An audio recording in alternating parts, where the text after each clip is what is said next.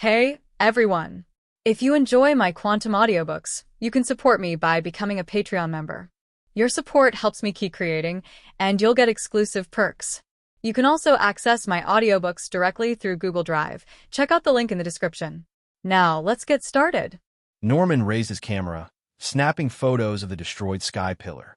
He sent the images back to the Moss Deep Space Center for analysis. After tidying his clothes, he prepared to enter the ruins to conduct a more detailed investigation, hoping to uncover even the smallest clue. The scene had been devastated, leaving little chance of finding anything useful. Still, no lead, no matter how insignificant, could be ignored. At the very least, he had to figure out who had captured Rayquaza. While Norman searched the ruins for clues, Luo, Yuan, and Matori had returned to Team Rocket's airship.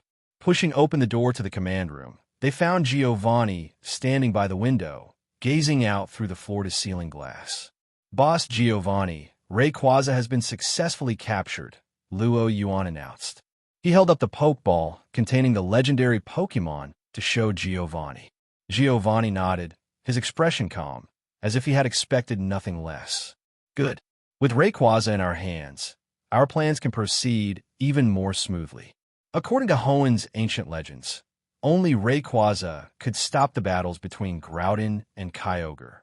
Having Rayquaza meant Team Rocket now held the upper hand. All that's left is to wait for those two fools, Maxie and Archie. Giovanni began, but his words were cut off by a loud roar from the ocean below. The sea beneath the airship churned violently, as if boiling. The entire expanse of water trembled, sending towering waves crashing in every direction. "Boss Giovanni, there's been an undersea earthquake," a Team Rocket researcher reported, rushing in. No one responded. There was no need. Anyone with eyes could see the dramatic scene unfolding below.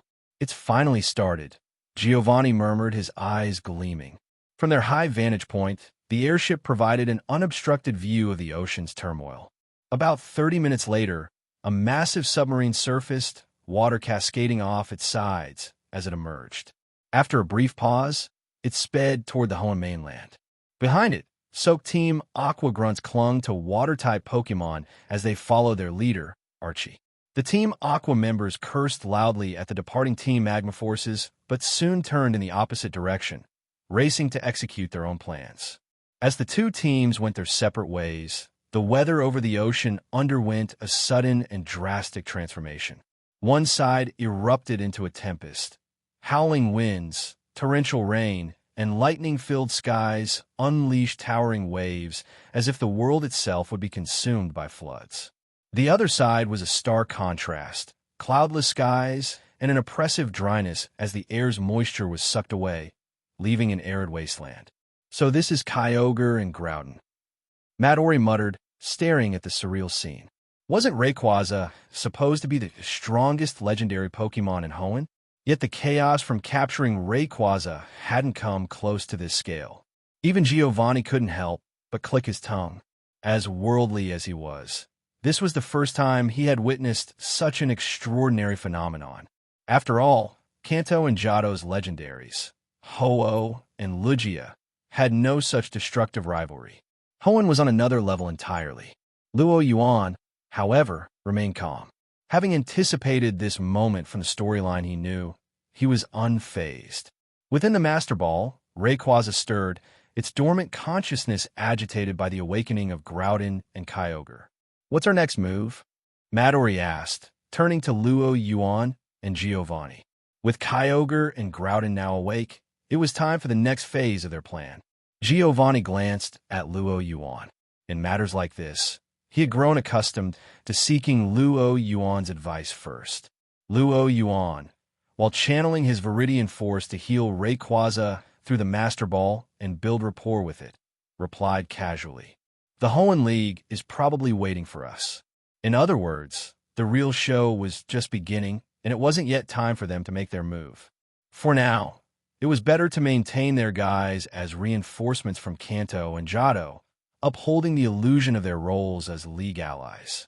After all, Groudon and Kyogre weren't going anywhere. Their inevitable clash would buy Team Rocket the time they needed. Giovanni agreed wholeheartedly with Luo Yuan's assessment. Moreover, it was indeed time for them to head to the Hoenn League. With that, Giovanni turned to Midori. Midori, Luo Yuan and I will head to the Hoenn League. In the meantime, you'll stay here and monitor Groudon and Kyogre. Report any changes to us immediately. I'll leave Mutuo to assist you. Leaving Mutuo served two purposes. Giovanni's public identity made bringing it along inconvenient, and it was a precaution in case anything unexpected occurred in their absence. As for Giovanni's personal safety, he trusted Luo Yuan's abilities implicitly. Let's move. 10 minutes later, a helicopter departed the airship, heading toward the Hoenn mainland. At the Moss Deep Space Center, now serving as the Hoenn League's temporary command center. What's the situation? Stephen Stone demanded, his expression grim as he faced a large screen displaying a map of the Hoenn region. Using satellite imaging, we've roughly pinpointed Groudon and Kyogre's locations, a researcher reported. Groudon is heading toward MT Chimney, while Kyogre is moving toward the southern seas. According to ancient records and legends, this is the precursor to a confrontation between land and sea. The researcher continued. In terms of climate, this manifests as extreme drought and flooding. He pointed to the screen. The map showed Route 123 as the dividing line. To the west, severe drought had caused water bodies to evaporate rapidly. Rivers and lakes were drying up, leaving water-type Pokémon struggling to survive. But the east presented a far greater danger. There, Kyogre's influence brought torrential floods, submerging vast areas of land and buildings. Thanks to Luo Yuan's discreet tip, the League had evacuated residents in advance, avoiding catastrophic loss of life. Winona, any news on Team Magma or Team Aqua? Stephen asked through gritted teeth. Both groups were the root cause of this chaos. Had they not awakened Groudon and Kyogre, none of this would be happening. Winona, one of Hoenn's gym leaders, shook her head. Not yet, she admitted before adding, but we do have some good news. What is it? Reinforcements from Kanto and Johto have arrived. Moss Deep City was now shrouded in torrential rain. Kyogre's awakening had caused sea levels in the surrounding areas of Hoenn to rise rapidly, flooding many low-lying parts of the city. Thankfully, the Moss Deep Space Center's construction had accounted for potential disasters, so the facility remained secure for now. Amidst this chaotic weather, a helicopter descended onto the rooftop helipad of the center's main building. Thud! Luo Yuan stepped out, gripping the door with one hand and planting a foot firmly on the ground. It was a surreal experience. He had visited Moss Deep Space Center countless times before, but never in this capacity. Just a year ago, he had been Hoenn's most wanted tech hunter. Now, he had returned as part of a rescue team to save the region from disaster. In front of Luo Yuan, Giovanni stepped forward to greet Stephen Stone, Hoenn's champion, who stood proudly in his signature cape. Thank you for coming, Stephen said solemnly. Although he had requested aid from Kanto and Johto, he hadn't held high expectations. Rumors of Team Rocket's recent resurgence had reached his ears, including their brazen raid on the Orange Archipelago. Given the situation, he had assumed Kanto and Johto's resources would be tied up defending against Team Rocket. Yet here they were, sending two Elite Four members to assist Hoenn. Little did Stephen know, the supposed reinforcements were none other than the heads of Team Rocket themselves. Hoenn's situation is far more urgent than anything happening in Kanto, Giovanni replied calmly. As the leader of Team Rocket, Giovanni controlled Kanto's criminal underworld with a single word. Whether the region's trainers worked overtime or took the day off was entirely up to him. Stephen, unaware of this truth, was moved by their display of international solidarity. At that moment, Luo Yuan turned to Stephen. Can you brief us on the current situation? Luo Yuan gestured toward the crashing waves visible in the distance. I saw the conditions on our way here. It doesn't look good. Stephen's expression darkened at the mention of it. Follow me. There's a strategy meeting happening shortly where everything will be explained. With a polite gesture, Stephen led the way inside. Behind him, Luo Yuan and Giovanni exchanged a subtle glance before following. According to our tracking, Groudon's position has been confirmed. It is currently inside the volcano at Mt. Chimney. Due to Groudon's presence, the volcano has become active. Residents in the surrounding area, including Fall Arbor Town, have been evacuated. Kyogre's exact location remains unknown. It is somewhere in the depths of the ocean, but we haven't pinpointed it yet. Meanwhile, Slateport City and Lily Cove City have been hit by tsunamis. Over half the docked ships have been destroyed, and coastal infrastructure has suffered extensive damage. Several temporary shelters have also been affected, resulting in injuries. We urgently need additional support. Finally, based on the latest report from Norman, we've confirmed that Rayquaza has been captured by an unknown group. Their identity and motives remain unclear. One grim update followed another, with no good news to be found. The only slightly positive development was Groudon's confirmed location, though that was mostly because the Pokémon made no effort to hide its movements. Steven exhaled deeply, turning to Luo, Yuan, and Giovanni. As you can see, this is the situation we're dealing with. Luo, Yuan, and Giovanni frowned in apparent concern. Of course, they had already known all of this. Hunter J's reports had provided them with even more detailed information, including the current whereabouts of both Team Magma and Team Aqua. Luo Yuan was mildly surprised, however, at how quickly the Hoenn League had dispatched Norman to investigate Rayquaza. Fortunately, he had left the Sky Pillar before Norman arrived, saving him the trouble of dealing with the gym leader directly. "What can we do to help?" Luo Yuan asked. As reinforcements, they naturally had to make themselves useful. Steven didn't hesitate. Retrieving a map, he laid it on the table. "We anticipated some of these developments and prepared accordingly, but Slateport City and Lily Cove City were hit harder than expected. Wallace and I will head to Mt. Chimney to confront Groudon, while Sydney and Phoebe are already en route to assist Lily Cove. Glacier remains in Sitopolis, and Winona is stationed here in Moss Deep. That leaves Slateport. Leave Slateport to us," Luo Yuan offered immediately. This arrangement suited him perfectly. If he were to act alongside the Hoenn League trainers, it would inevitably restrict his actions. He had prepared several contingency plans to deceive the League, but it seemed they wouldn't be necessary. Working with Giovanni would allow him to act freely, without needing to maintain pretenses. Moreover, Slateport's proximity to Sitopolis, where Groudon and Kyogre's final confrontation would occur, was an added bonus. Giovanni nodded in agreement. As one of the architects of their plan, he understood the strategic advantage of this arrangement. "Excellent. Then let's waste no time." Steven stood, his expression resolute. "Move out."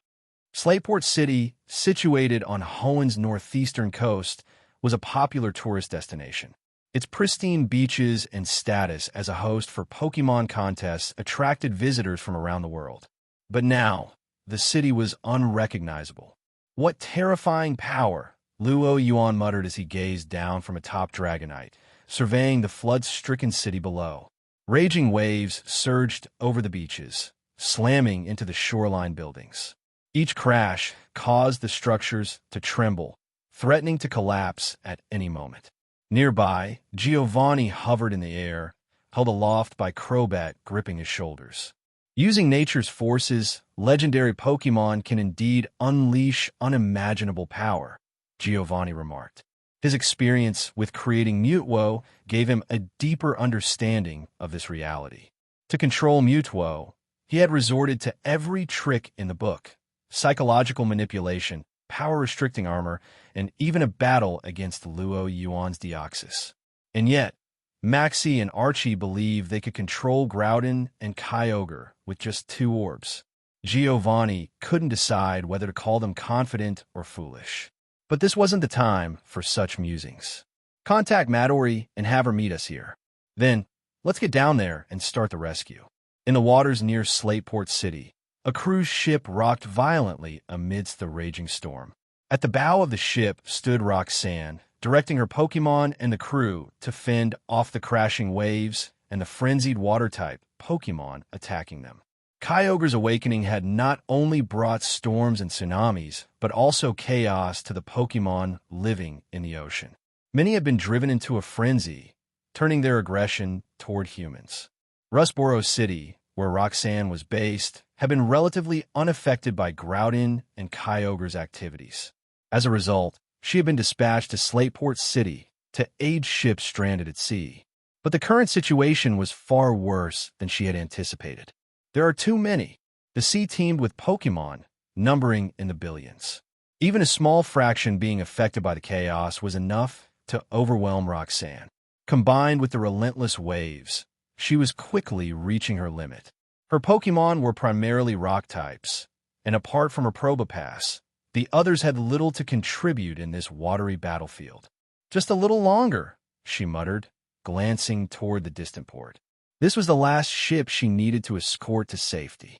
Once it docked, she could finally take a break. Wiping the sweat from her brow, Roxanne prepared to direct the crew to begin docking when a sailor's panicked voice broke through the noise. "Ms. Roxanne, what is it?" she asked, turning toward him instinctively. The sight that greeted her made her stomach drop. A tsunami. The other passengers and crew spotted it too. Technically, it wasn't a full tsunami, but the massive wave towering over 20 meters was still enough to terrify them all. Even if Roxanne's Pokemon were at full strength, there was no guarantee they could stop it. In their current state, "We're doomed," she whispered, dread sinking into her heart. The wave threatened to crush the entire cruise ship, reducing it to splinters. Her eyes darted toward her Probopass.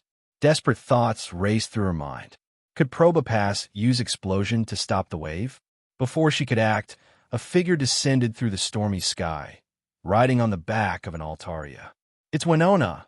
a crew member exclaimed, recognizing the gym leader perched atop her Altaria. Winona, clad in her signature sky blue flight suit, her purple hair tied neatly back, had arrived from Fortree City, the closest city to Slateport, to assist with the rescue. Roxanne's face lit up with relief at the sight of her. Winona wasted no time exchanging pleasantries.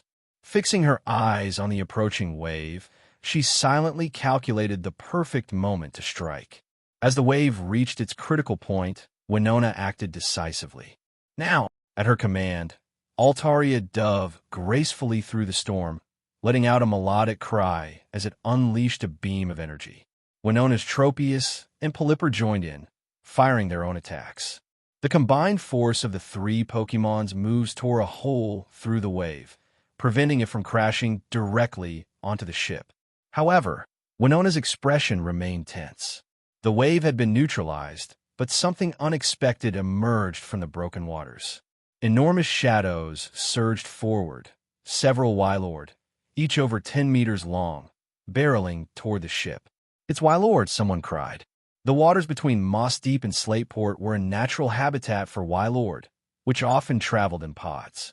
Their immense size and graceful breaches made them a popular attraction for tourists visiting Slateport City.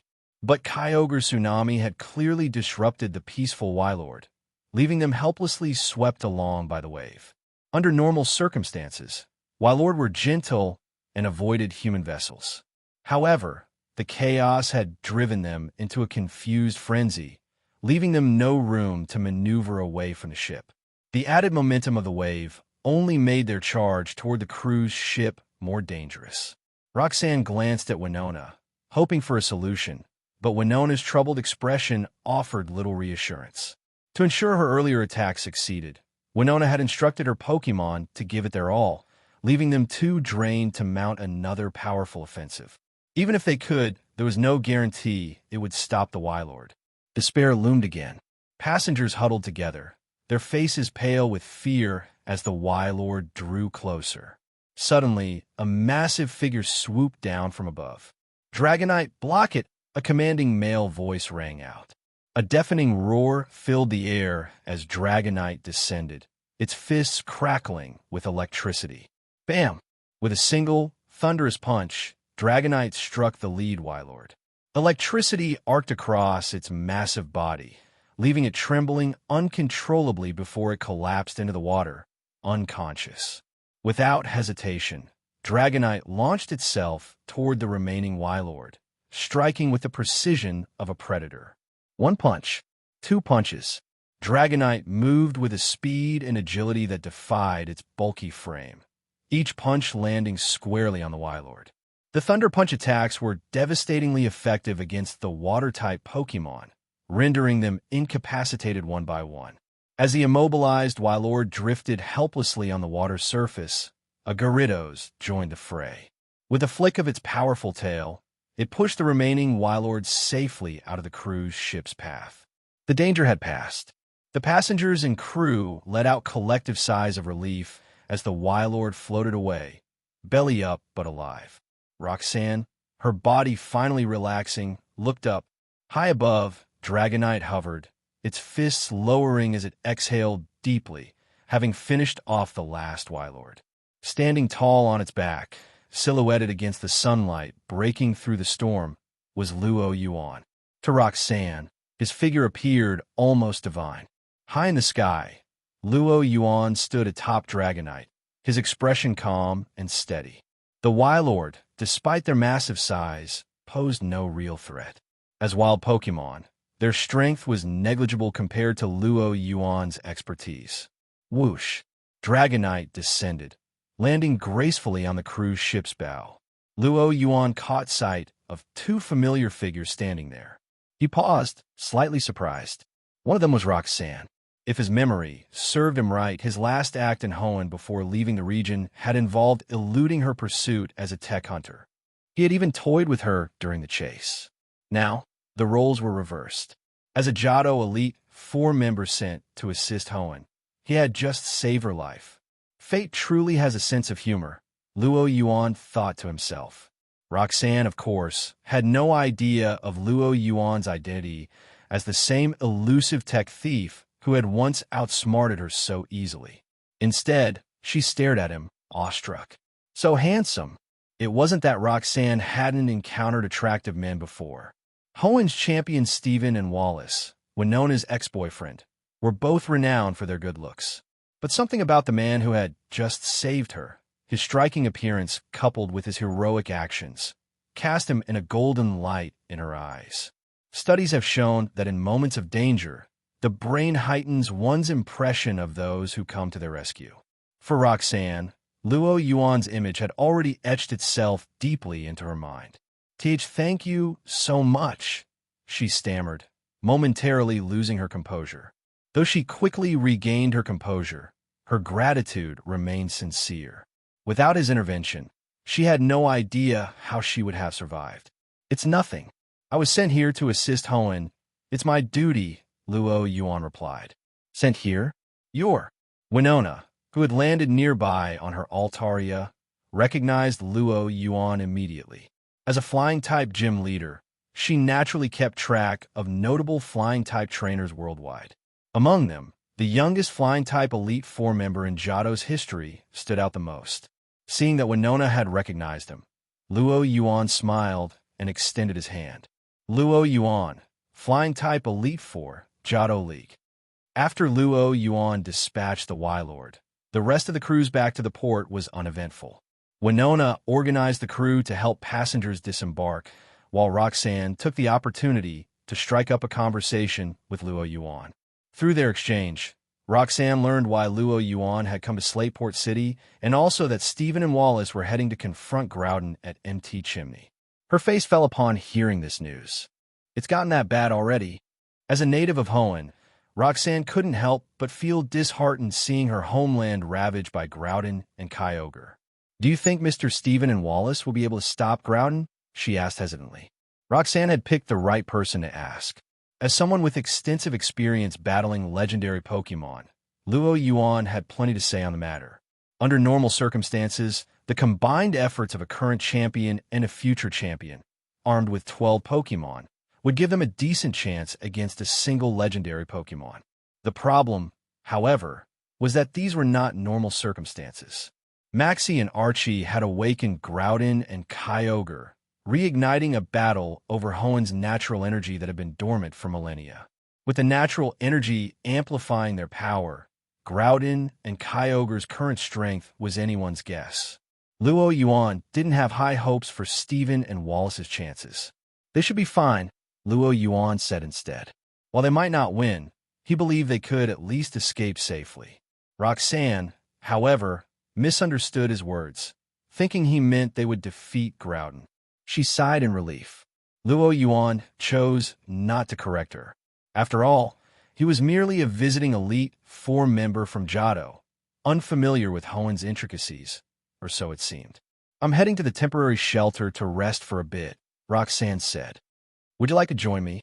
Her Pokemon were injured and needed treatment at a Pokemon Center before they could fight again. One moment.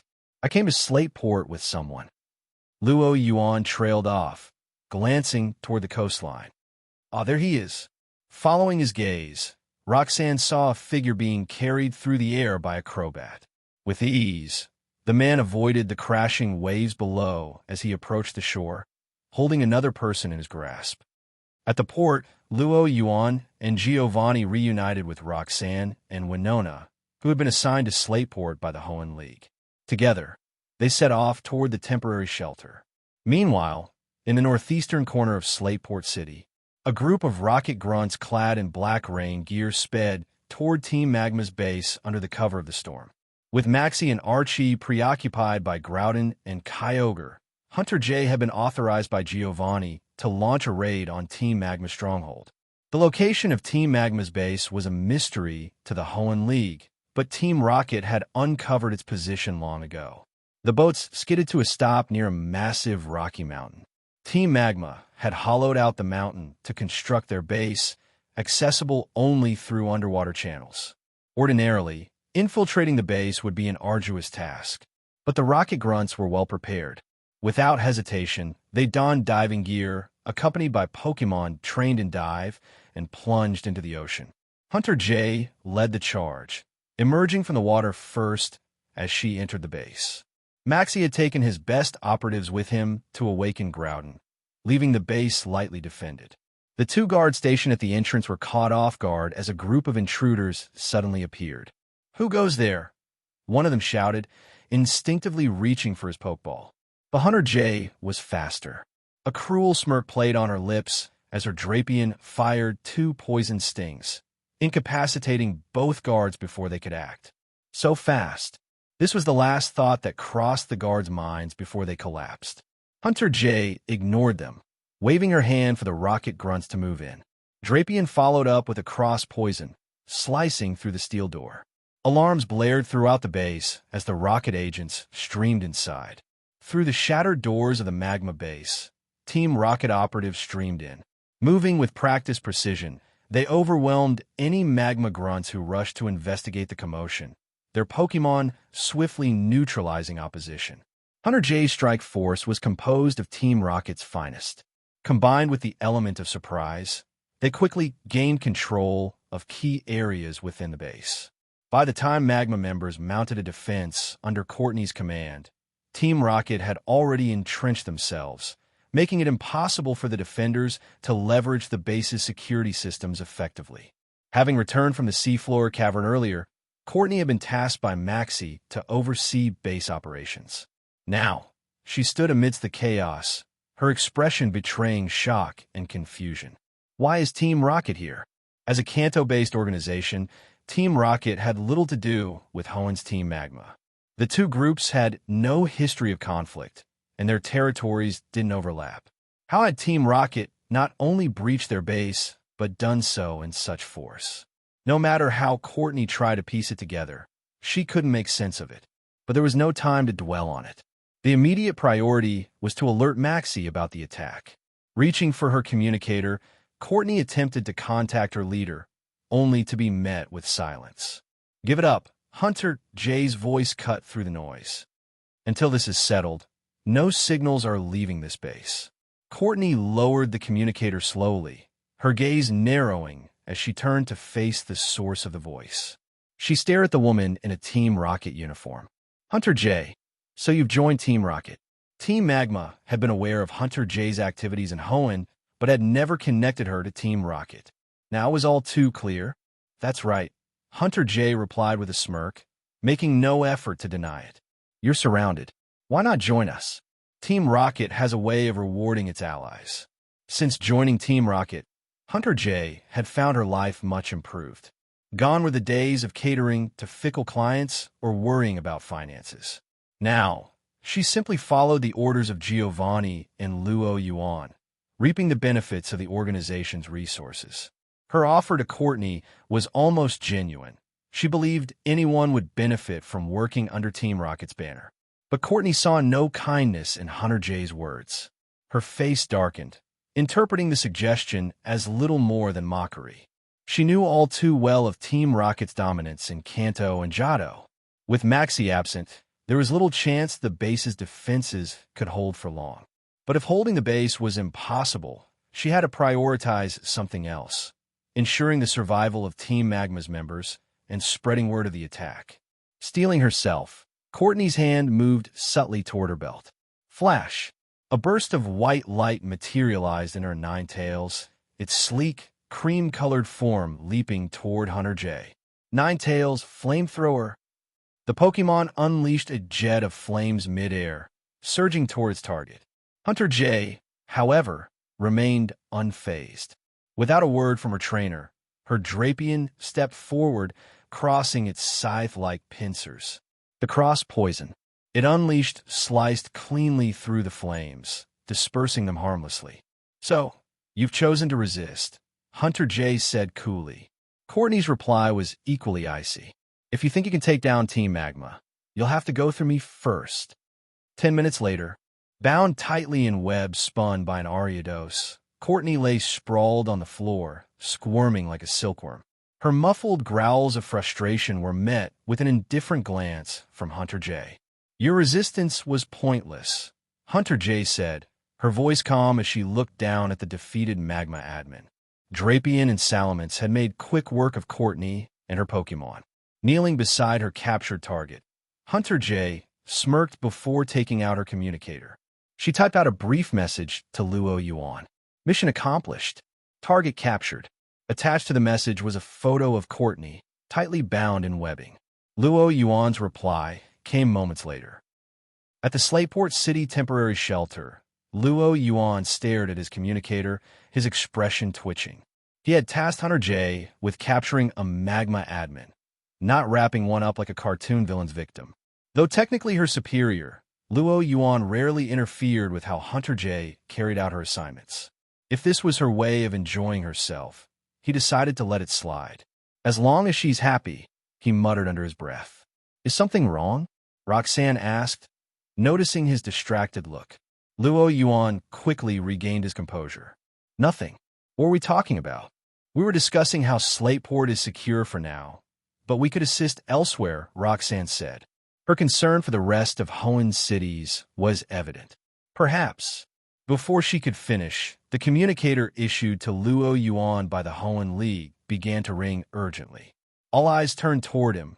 Giovanni, Roxanne, and even Winona, who had been sipping her coffee, paused. Luo Yuan answered the call. This is Luo Yuan. What's the situation? It's Steven. We've encountered a problem, came the reply. The plan to deal with Groudon has failed. It's left MT Chimney. The news stunned everyone except Giovanni and Luo Yuan, who had already anticipated this turn of events. And Luo Yuan prompted calmly.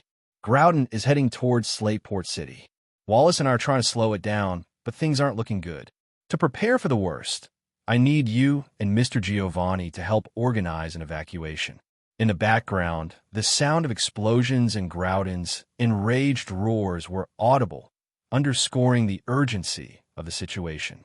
Roxanne and Winona froze, dread settling over them. Kyogre's residual effects had already devastated Slateport City. The thought of Groudon heading there next was almost too much to bear. Luo Yuan, however, remained composed. As an Elite Four member, it's my duty to assist, he said firmly. Thank you, Wallace, and I will delay Groudon as long as we can. The rest is up to you. The line went silent, leaving the room heavy with tension. The situation is clear, Luo Yuan said as he lowered the communicator. He turned toward Roxanne and Winona. Do you have any suggestions? As local gym leaders of Hoenn, their input was crucial in such a crisis. The two exchanged a glance before responding decisively. We need to evacuate the civilians immediately, Winona said. Roxanne nodded in agreement. If Groudon reaches the shelter, the consequences will be unimaginable. However, her expression turned troubled. But there's a problem. The number of people in the shelter is too large. Evacuating everyone will take time. Luo Yuan met Giovanni's gaze briefly. The corner of his mouth curved upward before he offered a solution. Don't worry about that. You two focus on organizing the evacuation. Mr. Giovanni and I will intercept Groudon and buy you the time you need. Wait, you're going to face Groudon? Roxanne blurted out, her voice laced with disbelief. Anyone who had witnessed the destruction wrought by Kyogre or Groudon would know how daunting such a task was. With Steven and Wallace already failing to contain Groudon, the idea of someone volunteering to confront it directly seemed almost absurd. And yet, here was Luo Yuan offering to take on the harder task. He and Giovanni had come all the way from Johto to help, and now they were willing to risk their lives to protect Hoenn's people. Roxanne hesitated, wanting to dissuade them, but she couldn't deny that this was the best course of action. Reading her conflicted expression, Luo Yuan spoke decisively. It's settled then. Time is of the essence. What Roxanne and Winona didn't know was that Luo Yuan's willingness to intercept Groudon wasn't out of pure altruism. It was all part of a plan he and Giovanni had devised beforehand. As new members of the Elite Four, both needed achievements to solidify their reputations and positions. Facing Groudon provided the perfect opportunity. Additionally, their plan required them to act away from prying eyes. With a mix of admiration and urgency, Roxanne and Winona watched the two men depart before throwing themselves into organizing the evacuation. High above, Luo Yuan and Giovanni flew into the skies atop Dragonite and Crobat. As they ascended, a hatch opened mid-air, revealing the landing platform of a Rocket Team airship. Stepping off their Pokémon, the two landed to find Midori and Hunter J waiting with their subordinates. Giovanni, Midori greeted, her tone sharp and professional. "How are things progressing?" Giovanni asked, his attention shifting to Hunter J. The raid on Team Magma's base had been a key part of their strategy to strengthen Team Rocket's foothold in Hoenn. "It's a success," Hunter J reported. "We've captured all the Magma Grunts inside the base and completely severed their communications. Maxie likely has no idea what's happened." She smirked and gestured toward the captive Magma admin Courtney, bound and gagged nearby. "And we have her too." Courtney glared furiously, her eyes burning with humiliation as she struggled against her bindings. Despite her anger, her heart sank. As one of Team Magma's 3 admins, she wasn't foolish. From what Hunter J had said, the man standing before her, Giovanni, was the mysterious leader of Team Rocket. And now that she had seen him, the likelihood of her being allowed to leave alive seemed slim. Giovanni didn't spare her a second glance. Instead, he turned to Luo Yuan. His meaning was clear. "This is your territory. Handle it." As the man in charge of Team Rocket's operations in Hoenn, Luo Yuan was expected to take responsibility for decisions here. Luo Yuan nodded, stepping forward. "Keep her detained. Once the situation is over, I'll deal with her personally." Having absorbed the remnants of Team Flare through Malva, Luo Yuan was no stranger to integrating other criminal organizations. Hunter J gave a short nod and led Courtney away. Once she was gone, Luo Yuan turned to Midori. "Now it's your turn. I'll be appearing as the tech hunter, so I'll need you to pose as me to maintain my cover." This was the real reason Luo Yuan had chosen to split from Roxanne and Winona. Midori arched a brow but nodded. She was one of the few people who understood Luo Yuan's mannerisms well enough to impersonate him convincingly. Moreover, with her current assignments mostly complete, she had the time to spare. Luo Yuan led her to the preparation room, where he released his Ditto. "What's this?" Midori asked, intrigued. "Ditto's transformation ability," Luo Yuan explained. The gelatinous Pokémon wrapped around Midori, its malleable body molding itself into Luo Yuan's likeness. In moments, she was a perfect replica of him. Luo Yuan handed her a voice modulator and adjusted its settings. When Midori spoke again, her voice matched his precisely. Looking at the mirror, Luo Yuan was satisfied. With his Pokemon, Dragonite, Mimikyu, Charizard, and Gyarados entrusted to Matori, no one would be able to tell the difference. "You're good to go," he said. Matori smirked, tossing a Pokeball in imitation of his usual demeanor. "So, I'm really supposed to stop routing?" "Not really," Luo Yuan replied. "Just stall for time and let Wallace and Steven take the brunt of it." He reassured her further. "If anything goes wrong, Mimikyu will protect you, and Dragonite will fly you to safety. Groudon doesn't stand a chance of catching you." With Matori ready, Luo Yuan donned his own disguise as the tech hunter. Black armor, helmet, and mask concealed his identity. Flanked by Dragapult and the shadowy presence of Gengar, he radiated an intimidating aura. On his belt were Master Balls containing Rayquaza, Deoxys, and Mewtwo. "Stay in contact, Matori. Update me on Groudon's movements and Steven's actions." With that, Luo Yuan left the preparation room. "Time to make my move," he said, stepping on a Dragapult's back and vanishing into the sky. As he disappeared, Giovanni stood. "Let's move." He and Luo Yuan followed, leaving the rocket airship to rejoin the unfolding chaos. After disembarking from the airship, Luo Yuan didn't head directly to Satopolis City. Although he had anticipated Groudon and Kyogre would likely engage in their final battle there, it would still take some time before both arrived at the battlefield. In the meantime, Luo Yuan decided it was necessary to have a proper conversation with Rayquaza. After all, his previous method of capturing the legendary Pokemon had been rather forceful. If he didn't address this, it might lead to a rift between them, which would be problematic. As for how to communicate with Rayquaza, Luo Yuan already had an idea. When it came to the top of Rayquaza's grudge list, apart from himself, it undoubtedly had to be the Hoenn Pokemon Research Association. Had it not been for an accident back then, Rayquaza would likely still be locked up in a research lab. By attacking the association's research facility to avenge Rayquaza, Luo Yuan figured this would be an excellent way to open the door to normal communication. "What do you think?" Luo Yuan asked, shaking the Master Ball in his hand.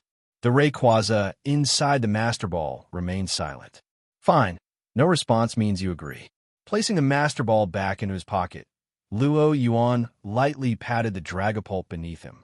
"Let's go." With a piercing cry, Dragapult transformed into a gray-green streak of light, carrying Luo Yuan toward the Pokemon Association headquarters in Slateport City. In the Pokemon world, the structure of alliances varied from region to region. In the Kanto and Johto regions, dominated by Team Rocket, the League's authority rested in the hands of the Champion and the Elite Four. The Champion and Elite Four managed the League's overall affairs, while gym leaders assisted in the local management of cities through League branches. The Galar region, on the other hand, was entirely different. Chairman Rose and his Macrocosmos Corporation held the lifeline of the entire Galar region. With his dictatorial control and the entertainment-focused nature of the League tournament, Galar's champion and gym leaders were reduced to little more than celebrity idols, stripped of significant power. As for the Hoenn region, it had its own unique system. Hoenn adopted a dual system of Pokemon Association governance alongside the Champion Elite structure. In Hoenn, gym leaders were treated as civil servants, while the Pokemon Association wielded the majority of the League's authority. The association was headed by a chairman responsible for overseeing daily operations, including managing local trainers, selecting gym leaders, and distributing their salaries. Though the Champion and Elite Four still held power in Hoenn, their influence was significantly diminished compared to their Kanto counterparts. They mainly handled major crises. This diminished power of the Champion Elite system was the reason why the Pokemon Association could coordinate with Devon Corporation and Mauville Holdings to capture Rayquaza in the past. Only the Hoenn Pokemon Association possessed such extensive resources. Luo Yuan's target this time was the Hoenn Pokemon Association headquarters in Slateport City. "We're here."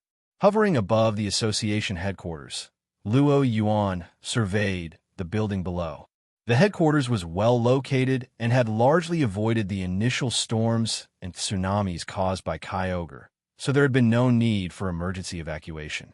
However, upon receiving word that Groudon was headed straight for Slateport City, the entire association building sprang into action.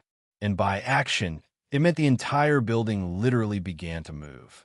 The headquarters upper section revealed enormous dirigible balloons as the Pokemon Association activated its mobile system, transforming the headquarters into an airship named Baku. Running away, are we? Luo Yuan chuckled, watching the Baku from above. He patted Dragapult on the back, signaling his intent. With a subtle flick of its tail, Dragapult shot forward like a missile toward the Baku. At that very moment, alarms blared within the airship. Something was approaching at high speed. Inside the Baku, the chairman of the Pokemon Association frowned deeply. Before he could fully grasp the situation, a resounding crash echoed through the air. Reinforced glass, designed to withstand extreme impacts, shattered into fragments as two figures, man and dragon, burst into the command center. Tap! Black boots touched the floor with a menacing finality, sending a chill through the hearts of everyone present. It's been a while, hasn't it? A modulated voice came from behind a mask. The chairman immediately recognized the intruder. Tech Hunter. It had been a year since the Tech Hunter last appeared, and now, amidst the turbulent times rocking the Hoenn League, he had chosen this moment to strike. Worse yet, his target was none other than the association's headquarters. The audacity was unprecedented. It was as though he regarded them as nothing more than ants. The chairman didn't bother asking why the Tech Hunter was here. Considering the circumstances, it was pointless. What mattered now was capturing him. Seize him.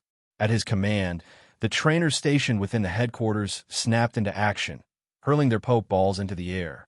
Hoenn's distinctive Pokemon emerged, charging at Luo Yuan. Too weak, Luo Yuan muttered, glancing at the Pokemon before him. Not a single elite trainer, let alone a champion? What a delusion. Not that it would change anything if they were here. With a wave of his hand, he signaled Dragapult. Roar! With a deafening growl, Dragapult unleashed a Shadow Ball.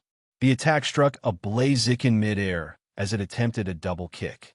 The resulting explosion consumed the Blaziken, the shockwave toppling nearby Pokemon and their trainers alike.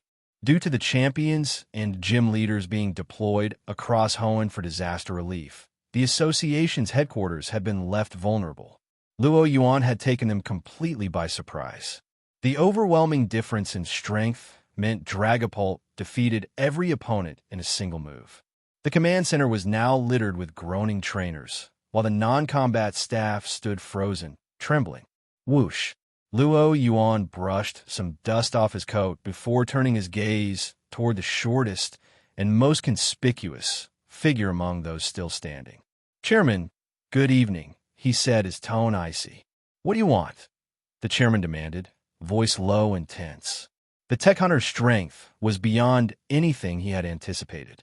The power imbalance forced him to reconsider his approach. I'm here for something, Luo Yuan replied coldly. At this moment, the chairman wanted nothing more than to remain silent. However, seeing the trainers from his side sprawled across the floor, he abandoned the idea. Besides, he was eager to learn the true purpose behind the Tech Hunter's sudden attack. What are you after? The chairman asked cautiously. He had heard rumors about the Tech Hunter's activities in Kanto. What could have possibly driven this elusive figure, missing for over a year, back to the Hoenn region? Luo Yuan noticed the probing tone in the chairman's voice, but didn't mind. He had no intention of concealing his purpose. The Hoenn Pokemon Association once spearheaded a project known as the Rayquaza Capture Plan, correct? Luo Yuan stated. The chairman's face changed immediately upon hearing those words. Of all the things the Tech Hunter could have mentioned, he hadn't anticipated Rayquaza being brought up. A flood of thoughts rushed through his mind. Not long ago, there had been a report from Four Tree City about the destruction of Sky Pillar during a fierce battle. At the time, he assumed it was an isolated incident, but now it seemed likely that the Tech Hunter was involved. Digging deeper, it became evident that many of the tech hunters targeted from a year ago were companies that had participated in the Rayquaza capture plan. Had the tech hunter been collecting information related to this project all along? The realization sent chills down his spine. Unbeknownst to him, Luo Yuan wasn't privy to the chairman's imaginative connections, though he certainly wouldn't mind if it added to the man's unease. Seeing the chairman's silence, Luo Yuan spoke again. After capturing Rayquaza back then, your association created an emerald orb. Hand it over, and I'll leave. This raid on the Pokemon Association headquarters had two purposes: avenging Rayquaza and obtaining the emerald orb. The emerald orb was an artificial gemstone crafted under the leadership of Professor Yanasi Burlich, a scientist from the Burlich family, after Rayquaza's initial capture. Its purpose was to control the legendary Pokemon. Though the project had been abandoned after Rayquaza's escape, and the orb remained incomplete, it still retained some functionality. Now that Luo Yuan had captured Rayquaza, he didn't need the orb to control it. However, he couldn't risk leaving such a dangerous tool in the association's hands. The chairman's expression darkened upon hearing the demand for the emerald orb. This was one of the association's most closely guarded secrets. If not for extensive investigation, it would have been impossible for anyone to know about it. This only confirmed the chairman's belief that the tech hunter had meticulously planned this attack. But surrendering the emerald orb was out of the question. If the tech hunter already had Rayquaza in his possession and managed to acquire the orb as well, the consequences would be catastrophic. With this in mind, the chairman's expression steeled. No matter the cost, he resolved not to reveal the orb's location. Luo Yuan noticed the shift in the chairman's demeanor and smirked beneath his mask. He wasn't surprised. He hadn't expected cooperation to begin with. This was merely a shortcut. If the chairman refused, things would only get slightly more troublesome. Seeing the chairman firmly shut his mouth, Luo Yuan's lips curled into a faint smile. Gently, he tapped the Master Ball on his belt. Schwupp! Deoxys materialized in front of Luo Yuan, its alien form radiating an unsettling presence. The chairman's heart sank the moment he saw the Pokemon. Before he could react, Luo Yuan snapped his fingers. Deoxys. Boom! Deoxys' eyes glowed blue, and its psychic waves penetrated the chairman's mind with a unique resonance. Where is the emerald orb? Luo Yuan asked. Third floor.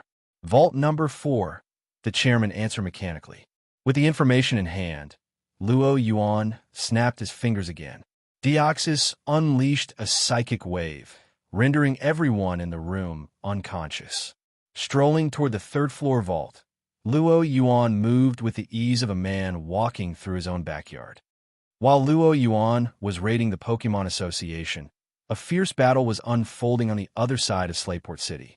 On one side stood Groudon, recently awakened and having replenished its energy within the volcanic depths of MT Chimney. On the other was a team led by Steven, which included Wallace, Giovanni, and Luo Yuan. The battle had raged for over 10 minutes on the outskirts of Slateport, as the group attempted to intercept Groudon's advance. Groudon rampaged through the battlefield, its immense power baking trees to ash, cracking the earth, and spreading magma in all directions. The legendary Pokemon was furious. It had an urgent meeting to attend, only to be obstructed by a group of human trainers. Roar! With a ferocious roar, Groudon's eyes gleamed with murderous intent as it swung a fiery punch towards Steven's Metagross. This wasn't just any fire punch. It was a punch wreathed in molten lava, befitting Groudon's nature. Magma oozed from the grooves on its massive fist, distorting the air with intense heat. Even at a distance of several meters, the trainers felt the scorching waves. Not good. Fire-type moves were doubly effective against steel types. At Groudon's level of power, a direct hit would spell doom for Metagross, even as Steven's ace Pokemon. Steven understood this all too well. But there was no retreat. As a primary defender of Slateport City, he couldn't allow Groudon to advance toward the populated area. Protecting the citizens of Hoenn was his responsibility as champion. Gritting his teeth, Steven prepared for Metagross to endure the blow. Metagross. Before he could issue the command, Giovanni's voice cut through. Leave it to me. Rhyperior, Fisher. Stephen barely had time to react as Giovanni's Rhyperior charged fearlessly at Groudon. Fisher. With a mighty stomp, Rhyperior split the ground beneath it. The earth cracked open, forming a massive chasm that spread toward Groudon. The ground shook violently, and Groudon's balance faltered mid-swing. Its fiery punch narrowly missed Metagross.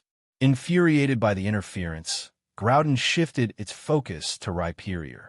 Just as it prepared to attack, a confident smile appeared on Giovanni's face. Dugtrio dig. Boom! The ground beneath Groudon collapsed suddenly, one of its massive legs sinking into a hidden pit. The legendary Pokémon toppled to the side, roaring in frustration. Meanwhile, Giovanni's Rhydon, which had been waiting for its moment, charged forward with its horn glowing. Megahorn. The thunderous stomps of Rhyperior's hooves shook the battlefield, like a war drum pounding relentlessly. With the force of a tank, Rhyperior charged into Groudon, slamming its massive body into the legendary Pokémon and toppling it back into the pit. The ground trembled under the impact, echoing a resounding boom. Stephen stood stunned, his gaze fixed on the sight of Rhyperior taking down Groudon. Comparing Giovanni's capabilities to his own, he came to a startling realization. Giovanni might actually be stronger than him. Are all Kanto's Elite Four this powerful? There was Lance, who was hailed as the strongest elite, then the youngest elite, Yuan, and now Giovanni, recently promoted from Gym Leader to Elite Four, showing such astonishing strength. Kanto was truly a land of hidden dragons and crouching tigers. Giovanni, however, wasn't concerned with Stephen's thoughts. When he decided to become part of Kanto's Elite Four, he had no intention of hiding his strength. His sights were set on becoming Kanto's champion. Demonstrating his power now was merely laying the groundwork for his future ascension. Meanwhile, Groudon, though knocked into the pit by Rhyperior, wasn't seriously injured. Giovanni's sequence of attacks had achieved their intended effect, not to defeat Groudon, but to restrict its movements. As for why he didn't try to take down Groudon completely, first, Groudon had recently replenished its energy at MT Chimney and wouldn't be easily subdued. Second, Giovanni and Team Rocket aimed to reap the benefits once Groudon and Kyogre clashed, biding their time to swoop in. As Team Rocket's leader, Giovanni had no intention of making things more difficult for himself at this stage. With their attacks complete, Rhyperior, Dugtrio, and Rhydon all returned to Giovanni's side. On the other side, Groudon emerged from the pit, its rage boiling over. However, it quickly realized that these humans were no ordinary adversaries. Though it was confident in its power, Groudon understood it couldn't afford to waste energy on these trainers, not when it had an impending confrontation with Kyogre. Its sharp gaze swept across the group, lingering on Wallace long enough to make him shudder. Finally, Groudon chose to avoid Slateport City, taking a detour towards Satopolis City to meet Kyogre. As Groudon's massive figure disappeared into the distance, Stephen exhaled deeply, the tension in his chest easing. Turning to Giovanni, whose expression remained composed, Stephen couldn't help but feel both grateful and impressed by his calm demeanor. It seems the next champion of Kanto will undoubtedly be Mr. Giovanni, Stephen thought to himself before quickly shaking off the distraction. Wallace, contact Winona. Let her know the evacuation is no longer necessary. Also, inform the command center in Moss Deep City that Groudon is detouring towards Satopolis. Tell them to keep a close watch on its movements. Understood. Wallace nodded, rushing to carry out the instructions. Meanwhile, the disguised Yuan continued to lay low, avoiding unnecessary involvement. As Stephen prepared to head to Satopolis City to handle the impending clash between Groudon and Kyogre, the communicator at his waist buzzed suddenly. Answering the call, Stephen's expression, along with Wallace's, turned grim at the news. The Pokemon Association headquarters has been attacked? When did this happen? Yuan soared through the sky atop Dragapult, idly examining the emerald orb he had just acquired from the Pokemon Association. Calling it an orb was a bit of a misnomer. It was more of an octahedral crystal. As he toyed with the emerald orb, Yuan probed its structure with psychic energy. Through the orb, he could faintly sense a connection to Rayquaza, which was sealed inside its Master Ball. Of course, this connection wasn't exactly friendly. While his raid on the Pokemon Association might have lessened Rayquaza's resentment toward him, it had hardly won the legendary Pokemon's trust. After all, to Rayquaza, captivity was captivity, whether by the Association or by Yuan. The difference was that while the former had resorted to underhanded methods, Yuan had defeated it in an honorable, albeit overwhelming battle. Yuan fully understood Rayquaza's thoughts. He couldn't blame the dragon for its fury. If someone barged into his home, tore it apart, and dragged him away, he would have scattered their ashes to the wind. For Rayquaza, its anger was understandable.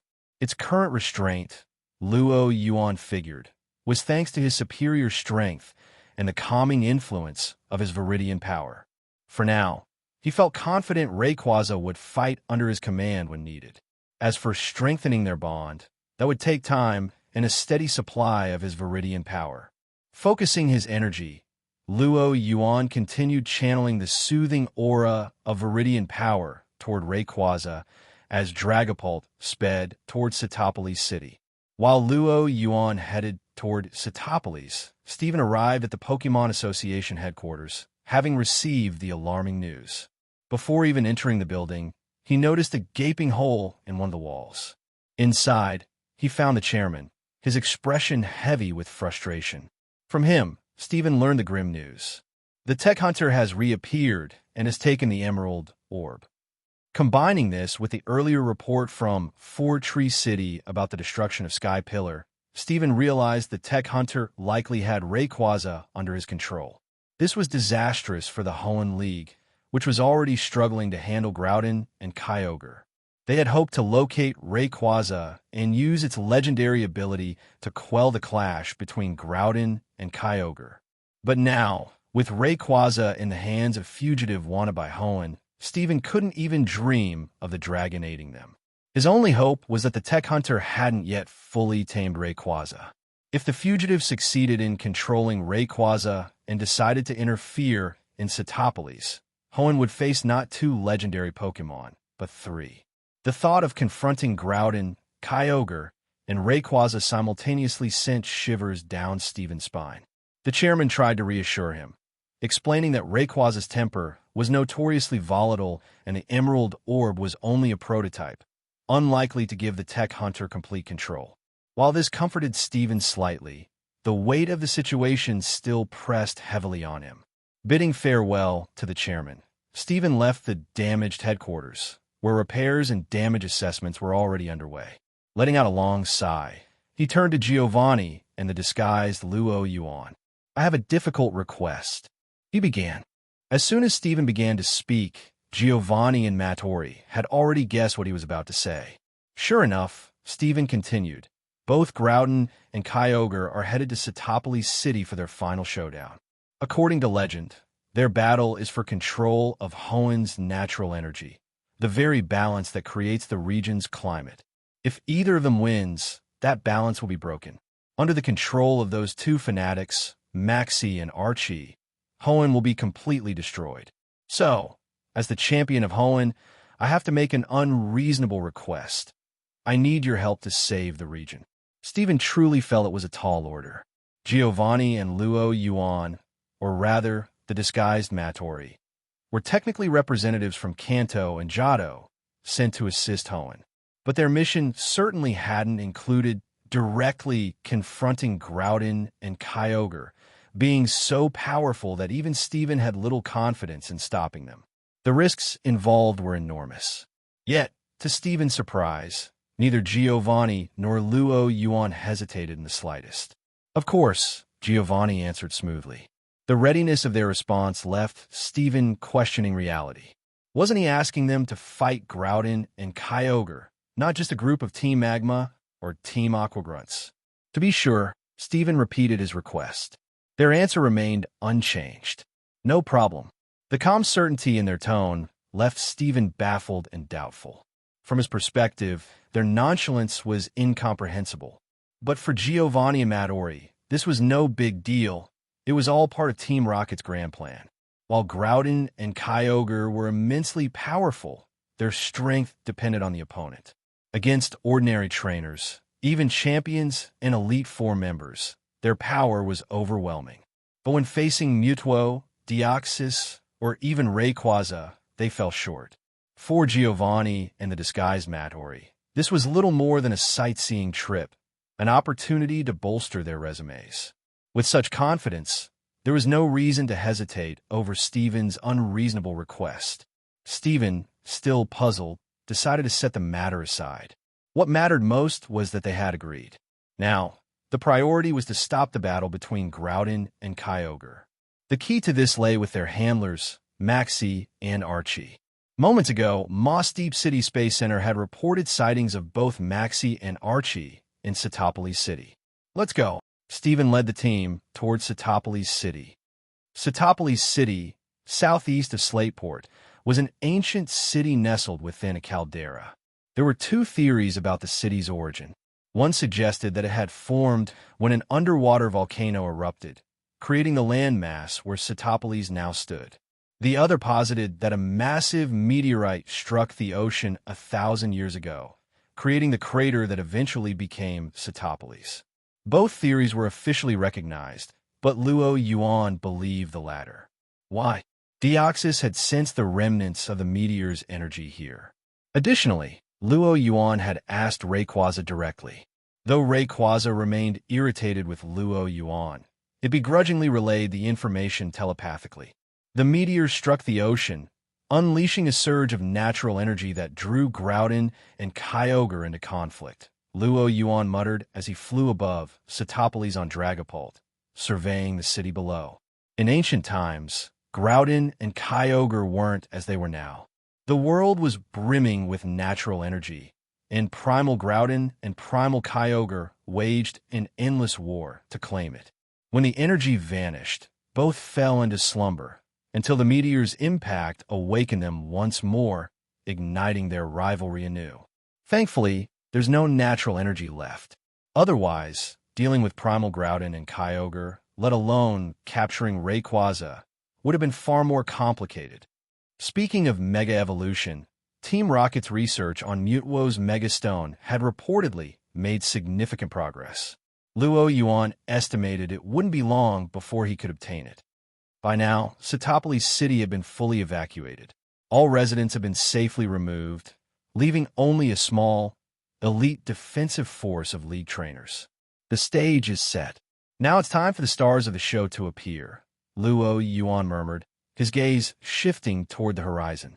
On one side, Groudon advanced through the sea, its massive body cutting through the waves.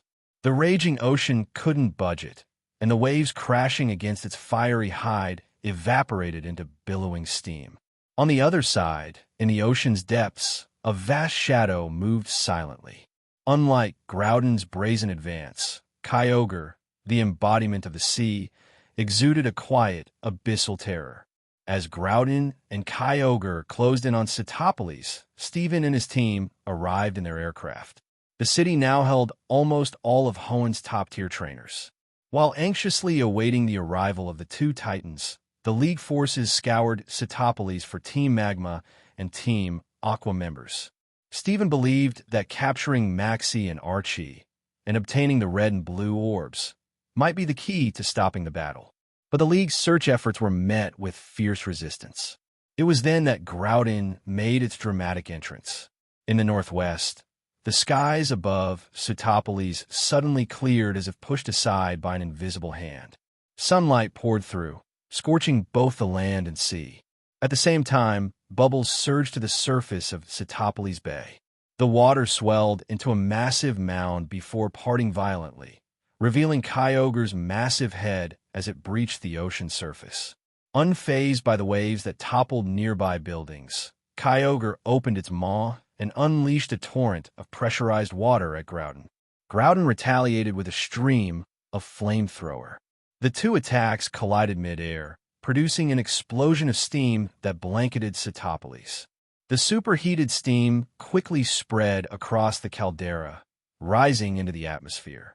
As it cooled at higher altitudes, it condensed into freezing rain, which fell in cold, heavy droplets, splattering against the faces of the trainers watching from a distance. Cold, cold raindrops slapping recklessly on my face. Luo Yuan's singing suddenly echoed in Matori's mind, nearly causing her disguise as Luo Yuan to falter. Watching the clash of the two legendary Pokemon had everyone, including her, on edge. Yet Luo Yuan still had the nerve to sing. Matori didn't know whether to laugh or cry. Still, his humor eased some of her tension. "How's it going on your end?" Luo Yuan asked casually, using the light-hearted moment to check in with Matori, all while keeping his gaze fixed on Groudon and Kyogre's battle below. Steven is organizing his people to hunt down Maxie and Archie. He hopes to use the red and blue orbs to control Groudon and Kyogre, Matori replied, dodging behind cover as a shockwave from the battle tore through the area. Luo Yuan chuckled softly. He's dreaming if he thinks two little orbs can stop this now. Can't the orbs control Groudon and Kyogre? Matori asked, confused. After all, both Rocket and Hoenn records suggested that the orbs could indeed control the two titans. Oh, they can? But it's all relative, Luo Yuan explained patiently. The orbs serve as a bridge, a central control mechanism. Humans can use them to command Groudon and Kyogre. But in turn, Groudon and Kyogre can also use the orbs to control their wielders. Then my guess was right. Giovanni's voice interjected suddenly. Matori jumped at his unexpected addition to the conversation, realizing only now that Giovanni had joined the chatroom. Exactly, Luo Yuan replied with a grin.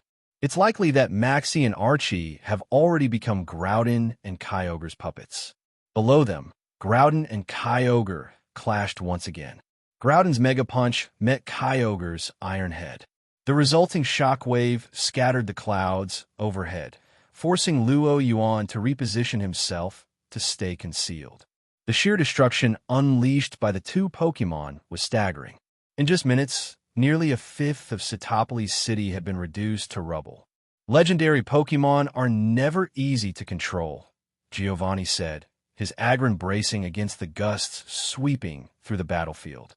As someone who had spent an immense amount of time and effort subduing Mutuo, Giovanni spoke from experience. Few understood the difficulty better than he did. If anyone in Team Rocket could wield the orbs to control Groudon and Kyogre without being overpowered, Giovanni reckoned Luo Yuan was the only one capable of it. He himself might barely manage, given his iron will, and perhaps Sabrina with her psychic abilities. So what's the plan now? Matori asked. We wait, Luo Yuan and Giovanni said in unison. Wait. Yes, Luo Yuan confirmed, his gaze piercing through the clouds below. We wait for the wind to rise.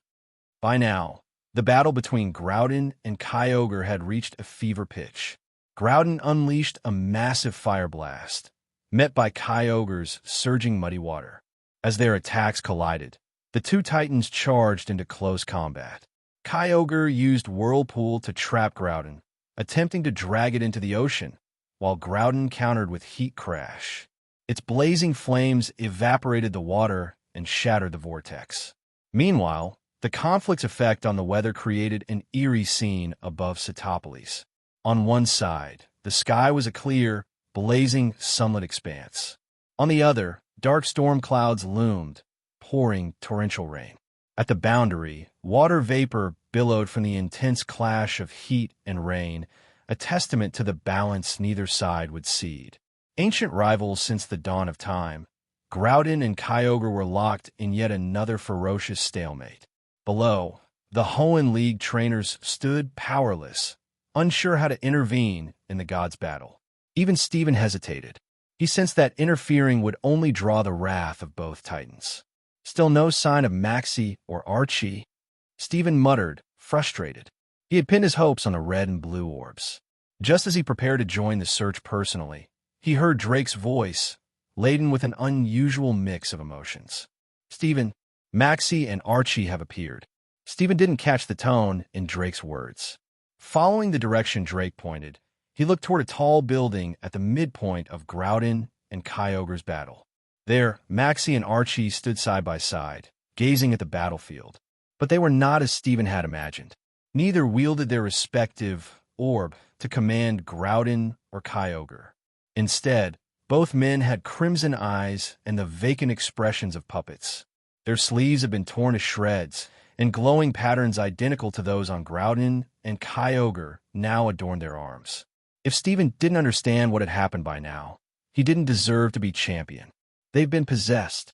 Groudon and Kyogre had turned the tables, using the orbs to take control of Maxie and Archie.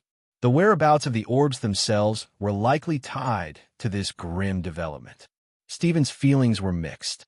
On the one hand, he found their fate satisfying, a fitting punishment for their arrogance. On the other hand, it left him uneasy, because now he faced a grim reality. If even the red and blue orbs can't control Groudon and Kyogre, what can I possibly use to stop them? The battle raged on, its aftershocks tearing through Setopolis. The league trainers below awaited orders, but their champion was at a loss. Meanwhile, high above, Luo Yuan's face broke into a smile as he sensed the tension in the air. It's time. Recalling Dragapult, Luo Yuan let his body float mid-air, held aloft by psychic energy. He removed the Master Ball from his belt, caressed it briefly, and then hurled it downward. Boom! A flash of white light illuminated the battlefield. Roar! A deafening dragon's roar echoed across Setopolis, turning all heads skyward. From the clouds emerged Rayquaza's imposing figure, its serpentine body slicing through the air. Perched atop its head, clad in a black mask, dark armor, and a flowing black cape, was Luo Yuan. With one hand resting on Rayquaza's horn, he descended to the heart of the battlefield. What is that? It looks like Rayquaza. There's someone standing on it. The massive head of Rayquaza emerged from the clouds, descending onto the battlefield. The Hoenn League trainers, who had been closely watching Groudon and Kyogre's clash, immediately noticed its appearance. Steven, still deliberating over their next move, heard the commotion and instinctively looked upward. What he saw stunned him. Luo Yuan, standing atop Rayquaza's head, entering the battlefield between Groudon and Kyogre. The Tech Hunter. Steven recognized the figure instantly. Luo Yuan's signature outfit left no doubt in his mind. This was the audacious figure who had raided his company for classified information multiple times and had just attacked the Pokemon Association's headquarters. And now, he had Rayquaza under his control. But how did he manage to tame Rayquaza? As a champion who had studied Rayquaza extensively, Steven knew all too well the immense difficulty of taming it. The sheer improbability of the feat left him utterly bewildered. The other trainers around him, however, paid little attention to Steven's expression. They had only caught the words Rayquaza and Tech Hunter. The last of Hoenn's legendary trio had been captured by a fugitive wanted across the region. The trainers, already unnerved, were now on the verge of despair. Did Hoenn still stand a chance? Meanwhile, Giovanni and Mattori remained unshaken. Luo Yuan, indifferent to the reactions below, focused entirely on the battlefield. Unlike the league trainers, Groudon and Kyogre reacted immediately to Rayquaza's appearance. The significance of Rayquaza was not lost on them. They had been mediated by it countless times before. But this time, their battle wouldn't stop merely because of its arrival. If anything, they were more determined to continue fighting. This time, they had come prepared. With a deafening roar, Groudon and Kyogre simultaneously shifted their attention away from each other and launched their attacks at Rayquaza. Muddy Water, Fire Blast. The trainers below were dumbfounded. No one had expected this twist. For a moment, it almost seemed as though Groudon and Kyogre had been baiting Rayquaza all along. Steven felt a surge of relief that he hadn't tried to intervene earlier. The thought of being the target of both Groudon and Kyogre's attacks simultaneously was terrifying.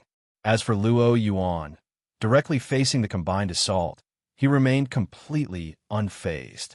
He had anticipated this reaction. Without the red and blue orbs to suppress their aggression, any interference was bound to provoke Groudon and Kyogre. But Luo Yuan wasn't worried. 2-on-1, he had faced worse. Holding onto Rayquaza's horn with one hand, Luo Yuan reached for his belt with the other, releasing 2 Pokeballs. Boom! 2 flashes of white light revealed Mewtwo and Deoxys, now standing beside Rayquaza. The 2 psychic Pokemon reacted instantly.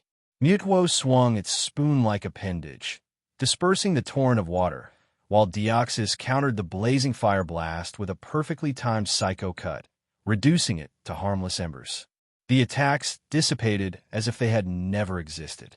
Rayquaza watched the scene unfold, a complex expression on its face. Not long ago, it had fought Mewtwo and Deoxys simultaneously and lost. Now it was standing alongside them as allies. Though the shift was jarring, it couldn't deny a strange sense of satisfaction. After countless battles where it had been outnumbered and ganged up on, it was gratifying to see its old rivals experiencing the same treatment. With that thought in mind, Rayquaza wasted no time. Slipping through the space between Mewtwo and Deoxys, it darted forward, confronting Groudon and Kyogre head-on. The 2 titans, momentarily stunned by the unexpected interference, froze. In that brief window, Rayquaza struck. Dragon Claw. Its claws extended, pressing down on Groudon and Kyogre's heads with immense force. Caught off guard, both legendary Pokemon were slammed into the water, sending massive waves crashing in all directions. But Groudon and Kyogre weren't about to back down. Even as they were forced underwater, they retaliated. Hammer Arm. Groudon swung its massive arm at Rayquaza's head, while Kyogre whipped up a wave with its tail, using Aqua Tail to strike at Rayquaza's body. Rayquaza, under Luo Yuan's command, anticipated the counterattack. With a swift motion, it soared into the sky, evading both strikes. Groudon's hammer arm smashed into a nearby cliff, sending a cascade of boulders tumbling down, crushing several buildings. Kyogre's Aqua Tail triggered a tsunami, submerging another section of the city. The destruction snapped Steven and the other League trainers back to reality. Steven immediately realized that analyzing the tech hunter's motives wasn't the priority. Whatever his ultimate goal, Luo Yuan was currently working to stop Groudon and Kyogre, a goal aligned with their own. For now, old enmities had to be set aside. Everyone, focus on containing the fallout. Prevent the damage from spreading. Steven barked his orders, casting one last glance at the enthralled Maxie and Archie before shifting his full attention to damage control. Giovanni and Matt Ori were more than happy to take a back seat, letting Luo Yuan take center stage. High above, Luo Yuan stood atop Rayquaza, flanked by Mewtwo and Deoxys. Seeing Steven rally his forces, a grin spread across his face. Finally, he muttered, "Time to go all out." 3-on-2. The 5 legendary Pokemon stared each other down, their tension palpable. The battle for Satopolis City was about to escalate into a full-scale war. Steven led the Hoenn League trainers in an effort to contain the aftermath of Groudon and Kyogre's attacks. Meanwhile, Luo Yuan stood atop Rayquaza, looking down at Groudon and Kyogre, who glared up at the Sky Dragon Pokemon with open hostility. "Seems they aren't too impressed by you," Luo Yuan commented, using telepathy to speak to Rayquaza. A wave of indignation emanated from Rayquaza's consciousness, and Luo Yuan could almost sense its embarrassment. Rayquaza had always considered itself the elder sibling of the trio of Hoenn legendaries. Now, as the supposed big brother, it couldn't keep its younger siblings in line and had even been attacked by them. To make matters worse, this humiliation was playing out in front of Luo Yuan. Roar! Irritated, Rayquaza let out a deafening roar and opened its maw, unleashing a radiant dragon pulse. The brilliant beam of energy shot forth, piercing the clouds and striking the ground below. The scene was both awe-inspiring and terrifying, captivating the Hoenn trainers who watched from a distance. Of course, Groudon and Kyogre were far from impressed. As Rayquaza launched its attack, Groudon and Kyogre sprang into action. Groudon plunged its sharp claws into the earth, tearing out a massive boulder, larger than itself, with a loud rumble. With a powerful swing, it hurled the boulder at Rayquaza. Rock Tomb. Kyogre was quick to follow. Rising from the water with the currents forming a pedestal beneath it, Kyogre opened its massive jaws and fired a high-speed hydro pump. The twin attacks streaked toward Rayquaza, converging midair. Rayquaza's Dragon Pulse shattered the incoming boulder into a rain of debris, but the attack lost momentum in the process. When it collided with Kyogre's hydro pump, it was quickly overpowered. Shards of rock and sprays of water rained down from the sky, creating an unusual rocky downpour. The trainers below could only stare in disbelief, their hearts pounding as they directed their Pokémon to intercept the falling debris to protect Satopolis City. Even as they scrambled to minimize the destruction, they couldn't help but glance back at the sky with conflicted expressions. Though the tech hunter was their enemy, they couldn't deny their hope that he would triumph, for humanity's sake. "You can do it," one trainer muttered under their breath. In the air, Yuan watched calmly as Rayquaza began to lose the beam struggle. There was no surprise on his face. This was exactly as he had expected. Rayquaza was undoubtedly powerful, one-on-one. Neither Groudon nor Kyogre was a match for it. But expecting it to dominate both at the same time was unrealistic. And so, Yuan decided to intervene. "Mewtwo," he said, glancing at the Pokémon hovering beside him. "Show them what you've got." Earlier, Mewtwo and Deoxys had deflected Groudon and Kyogre's attacks, but the two Titans had simply assumed they were unusually strong Pokémon. Neither Groudon nor Kyogre recognized Mewtwo and Deoxys as legendaries. To them, these two unfamiliar Pokémon were just strange newcomers. When Mewtwo, wielding its Psychic Spoon, charged at Groudon, the continent Pokémon was unfazed. It lazily swung an arm to swat the attacker away. A mistake. Brick break. With a sharp whoosh, Mewtwo's Psychic Spoon extended, smashing into Groudon's face with devastating force. Bang! The blow reverberated through Groudon's body, causing its hardened face to visibly distort from the impact. Staggering under the weight of its massive body, Groudon tipped to the side, crashing into the ground with a thunderous boom. For a moment, Groudon was dazed. Its head rang from the strike, and the humiliation of being toppled twice in a single day only deepened its confusion. It couldn't help but wonder. "I've only been asleep for 1,000 years. How are humans this strong now?" Nearby, Kyogre had been relying on Groudon to capitalize on Rayquaza's momentary weakness. But when it glanced over, it saw Groudon sprawled on the ground.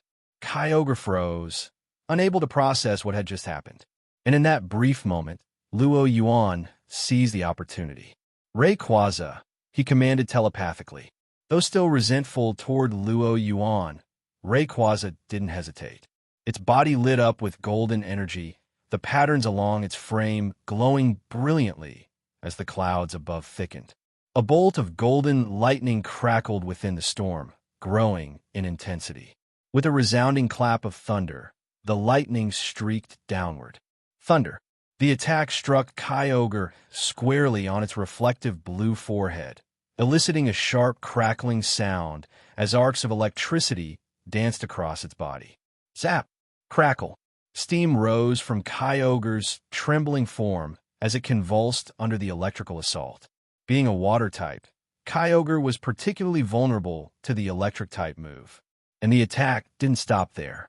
The surrounding water, now electrified, created a wide arc of crackling energy that continued to shock Kyogre while also preventing its escape. This sudden shift in momentum, initiated by Mewtwo's intervention, left the Hoenn trainers below in stunned silence. They stared, slack-jawed, at the battlefield. The same Groudon and Kyogre that had left the entire Hoenn League helpless were now being handled so decisively. How is this even possible? Why is there such a gap between trainers? Rumors about the tech hunter's exploits began circulating among the trainers. Wasn't he being hunted down just a year ago? How could he have grown so powerful in such a short time? Steven, 2, was struggling to process the rapid turn of events. The seemingly hopeless situation had been flipped on its head. Where he had braced for a desperate struggle, Luo Yuan had turned the tide effortlessly. The sheer number of reversals in a single day left Stephen feeling drained, even entertaining for the first time the thought of stepping down as champion. But the battle wasn't over yet. The battle was far from over. For Groudon and Kyogre, legendary Pokemon who had fought since ancient times and survived countless clashes, their defining trait wasn't skill. It was sheer endurance. While Groudon was still standing strong, even Kyogre, after taking the super effective Thunder, managed to shake off the attack and rise again, albeit unsteadily. Kyogre wobbled for a moment, then refocused its gaze on the battlefield. On the other side, Groudon had adjusted its stance, glaring warily at the hovering Mewtwo. "Looks like this isn't over yet," Luo Yuan muttered, standing atop Rayquaza's head. One look at Groudon and Kyogre's determined expressions was enough to confirm their resolve. One defeat wasn't enough to force either of them to submit. Luo Yuan didn't mind, though. If one setback wasn't enough, he'd hit them with 2. If 2 didn't work, he'd go for 3. Patience was something he had in abundance. With that thought, Luo Yuan waved his hand. Rayquaza. Rayquaza, connected to Luo Yuan's thoughts via telepathy, growled its displeasure, but still obeyed. With a powerful roar, it dove toward the battlefield below. As Rayquaza descended, Groudon and Kyogre reacted quickly. Kyogre's glowing patterns lit up as it summoned a swirling aqua ring around its body. The shimmering rings of water provided both a defensive buffer and a gradual recovery for its earlier injuries. Groudon, on the other hand, opted for a more aggressive approach. Its crimson markings glowed intensely as it flexed its massive muscles, activating bulk up to enhance its attack and defense. A reddish steam began to rise from its body, the surrounding air warping from the heat. Groudon was preparing for overheat. At that moment, Rayquaza swooped down. "Dragon Claw," Luo Yuan commanded. Rayquaza's claws slashed toward Kyogre, which countered by swinging its massive fins to intercept. Boom! The resulting shockwave rippled outward, sending towering waves crashing into the nearby buildings. The Hoenn trainers, already stretched thin, scrambled once more to contain the collateral damage. Groudon, seeing the clash between Rayquaza and Kyogre, prepared to intervene.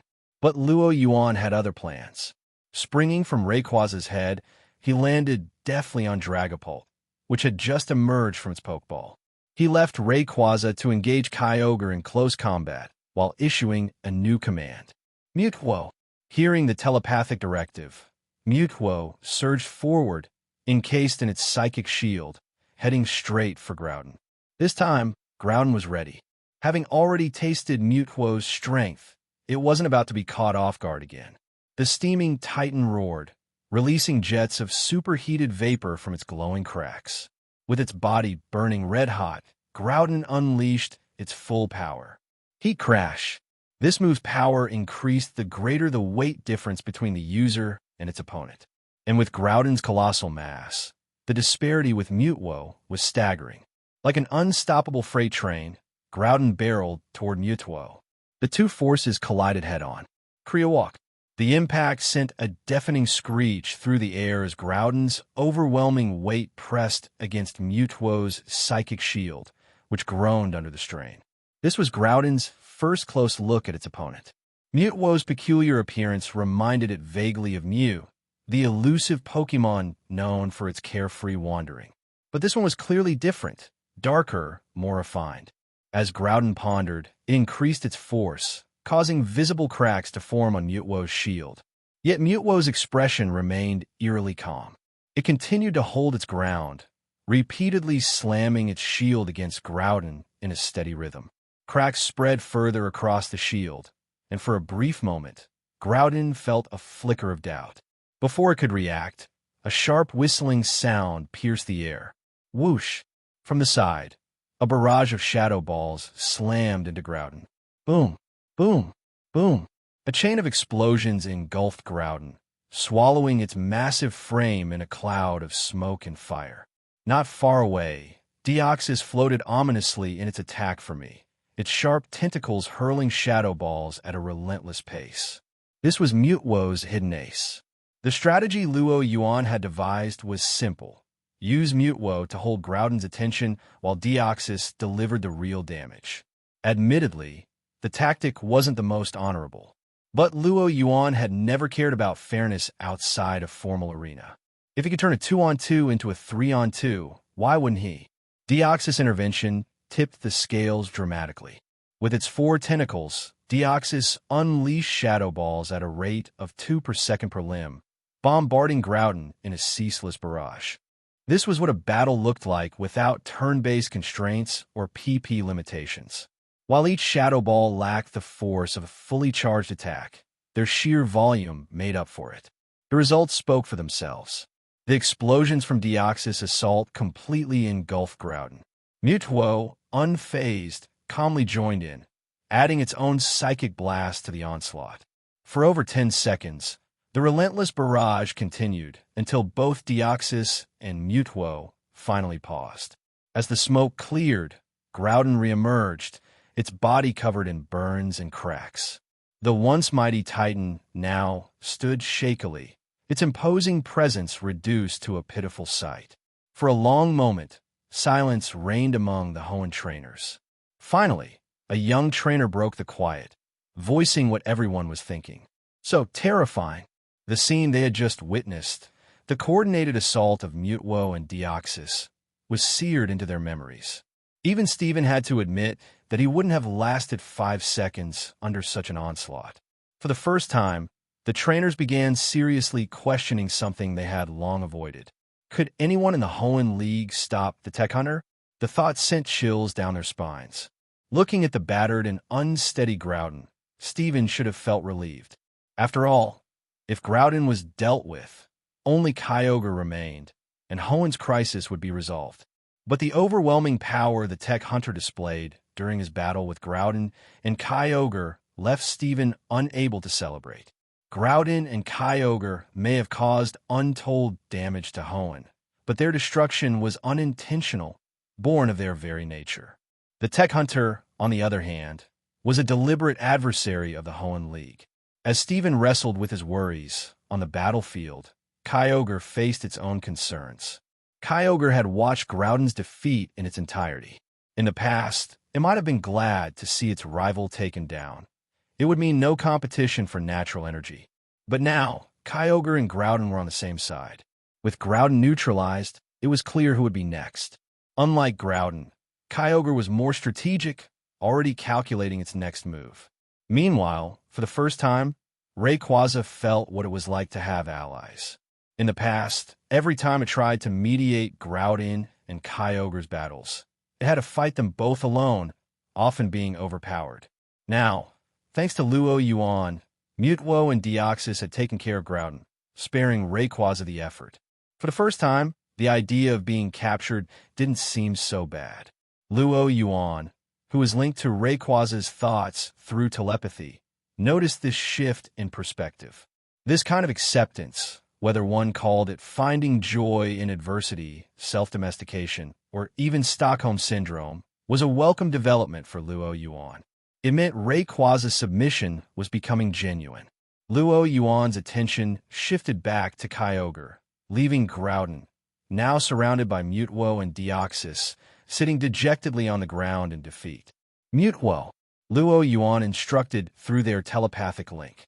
Deoxys remained to monitor Groudon, while Mutwo teleported to Kyogre's side, Psychic Spoon raised for an attack. But just as Mutwo prepared to strike, something unexpected happened. In a move faster than the eye could follow, Kyogre raised its fins and struck a distinct pose. It was a salute, a surrender. Kyogre's gesture was unmistakable. No more fighting. I give up, it seemed to say, directing its plea not just to Mutwo and Rayquaza, but especially to Luo Yuan. This decision was no spur-of-the-moment act. With Groudon defeated, Kyogre knew it couldn't stand alone against Rayquaza, Mutwo, and Deoxys. It had no desire to end up like Groudon. The scene left Luo Yuan momentarily stunned. The Hoenn trainers, still bracing for the next devastating clash, were equally dumbfounded. Watching the two titans, one seated on the ground, the other raising fins in surrender, they found themselves for the first time thinking Groudon and Kyogre looked cute. Of course, that couldn't be true. The wreckage of Satopolis City, half of which lay in ruins, was a sobering reminder of the destruction they had caused. But there was no denying that their current behavior underscored just how powerful the Tech Hunter was. If even Groudon and Kyogre were reduced to submission before him, what chance did anyone else have? Luo Yuan's calm voice broke the silence. Surrender. He descended from Rayquaza, landing lightly on the ground between the legendary Pokémon, with Mutwo and Deoxys at his sides. 5 legendary Pokémon stood together, with Luo Yuan at the center of all. This pointless battle ends here, he declared, delivering his verdict on the fight. Truth be told, even Luo Yuan hadn't anticipated this outcome. Groudon and Kyogre's personalities were far more straightforward than Rayquaza's. They surrendered without hesitation. The unexpected development left him pondering how to handle them. Capturing them? The idea was tempting, but Luo Yuan had only brought 1 Master Ball and 1 GS Ball, reserved for capturing Celebi. While he had found another Master Ball in the Pokemon Association's vault, courtesy of Devon Corporation, he didn't trust their technology enough to risk using it. And capturing one without the other would leave a lingering imbalance. After some thought, Luo Yuan decided to let them go. The impression he had left on them during this battle was deep enough. If he ever decided to capture them in the future, he doubted they would, or could, resist. But before releasing them, he would heal their injuries. He wouldn't want anyone else taking advantage of their weakened states. With that decision made, Luo Yuan approached Groudon and Kyogre. Both titans flinched under his gaze, despite their massive size. As he placed his hand on their foreheads, Viridian force coursed through his palms and into their bodies. Though their outer appearances remained battered, their strength quickly returned to normal. Anyone attempting to exploit their weakness now would be in for a nasty surprise. Groudon and Kyogre exchanged glances, their gazes lingering on Luo Yuan with a newfound mix of respect and fear. Luo Yuan didn't acknowledge their stares. After patting their heads lightly, he rose into the air, lifted by Rayquaza. Standing atop Rayquaza, he surveyed the Hoenn trainers below. With his voice amplified through a vocal distorter, he proclaimed, I, the Tech Hunter, hereby declare that from this day forward, Team Rocket will officially expand into Hoenn. While Luo Yuan communicated with Groudon and Kyogre, Steven and the other Hoenn League trainers stood by, watching in silence, their feelings a mixture of relief and unease. They were grateful that the catastrophic disaster threatening to destroy all of Hoenn had been averted. But the fear lingered that the Tech Hunter might exploit Groudon and Kyogre to create an even greater disaster. After all, unlike Maxie and Archie, who had tried and failed to control the 2 legendary Pokemon, the Tech Hunter had defeated them outright through sheer strength. If he truly intended harm, there was little they could do to stop him. When Luo Yuan ascended into the sky without attempting to capture Groudon or Kyogre, everyone, including Steven, breathed a collective sigh of relief. If the Tech Hunter left quietly, that would be the best possible outcome. But Luo Yuan's next action quickly shattered those hopes. His words were a hammer, freezing the faint smiles on their faces. I hereby declare, his amplified voice boomed across the battlefield, that from today forward, Team Rocket officially expands into Hoenn. Team Rocket, the Tech Hunter, and Team Rocket? The trainers struggled to connect the dots. Steven, Wallace, and the other high-ranking league members had previously received intelligence suggesting a potential collaboration between the Tech Hunter and Team Rocket. But collaboration was one thing. This public declaration of Team Rocket's expansion, with the Tech Hunter acting as its figurehead, was a completely different matter. Steven's heart sank as an ominous thought took shape. What if the Tech Hunter has been a Team Rocket executive all along? If true, it would explain everything. The lack of any prior records, the sudden emergence of someone with such overwhelming strength. It made sense if he had been hiding under the guise of anonymity, operating as a Rocket executive from the start. The realization chilled Steven to his core. Team Rocket's invasion of Hoenn had been meticulously planned. With Hoenn's criminal organizations, Team Magma and Team Aqua, fully mobilized to awaken Groudon and Kyogre, their hold over the region was at an all-time low. A preemptive strike against their bases would allow Team Rocket to uproot these deeply entrenched groups with minimal effort. The League trainers, normally vigilant against external threats, had been wholly occupied with the Groudon and Kyogre crisis, leaving them no room to guard against Team Rocket's incursion. Steven didn't need further investigation to know the truth. Team Rocket had already infiltrated Hoenn during the chaos.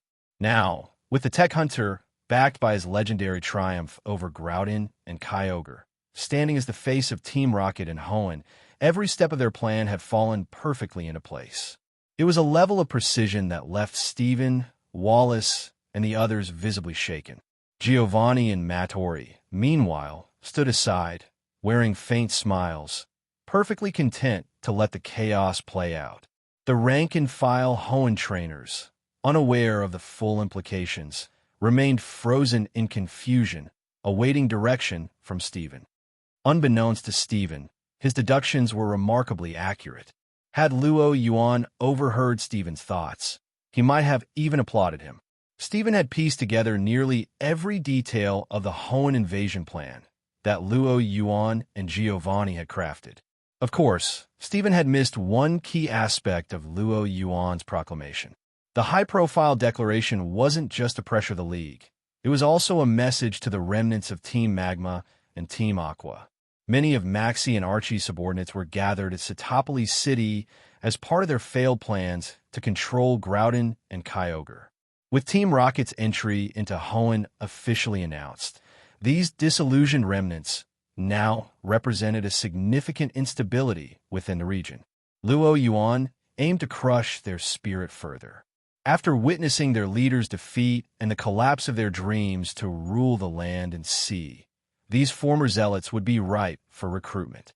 And judging by the hollow expressions on the faces of the Team Magma and Team Aqua members below, Luo Yuan's plan was progressing smoothly. Luo Yuan didn't linger. He turned his attention to Groudon and Kyogre, transmitting a telepathic message to both. The legendary Pokémon responded without hesitation. Their glowing markings pulsed in unison, and the bodies of Maxie and Archie, still standing in a trance-like state nearby, trembled violently. Two glowing orbs, the red orb and the blue orb, emerged from their bodies, floating into Luo Yuan's hands. With their connection to the orbs severed, Groudon and Kyogre lowered their heads respectfully before retreating. One climbed over the mountains, while the other slipped beneath the ocean waves, both returning to their ancient dwellings. Luo Yuan tucked the orbs into Jengar's cavernous belly for safekeeping. Retracting Mutuo and Deoxys, he mounted Rayquaza and ascended into the clouds, vanishing from sight. All that remained was the aftermath of the battle. Ruined buildings, smoldering rubble, and Maxie and Archie, who had just regained consciousness. What just happened? Where is everyone? Maxie and Archie looked around warily, each watching the other as they searched for their subordinates. But most of their followers, shaken by Luo Yuan's overwhelming display of power, had abandoned their former leaders. Many had fled Satopolis City to avoid being captured by the League, hoping to take their chances with Team Rocket instead. The few loyalists who remained were quickly rounded up by Giovanni and Mattori. Before Steven and the others could react, Giovanni intercepted Maxie and Archie, a polite smile on his face.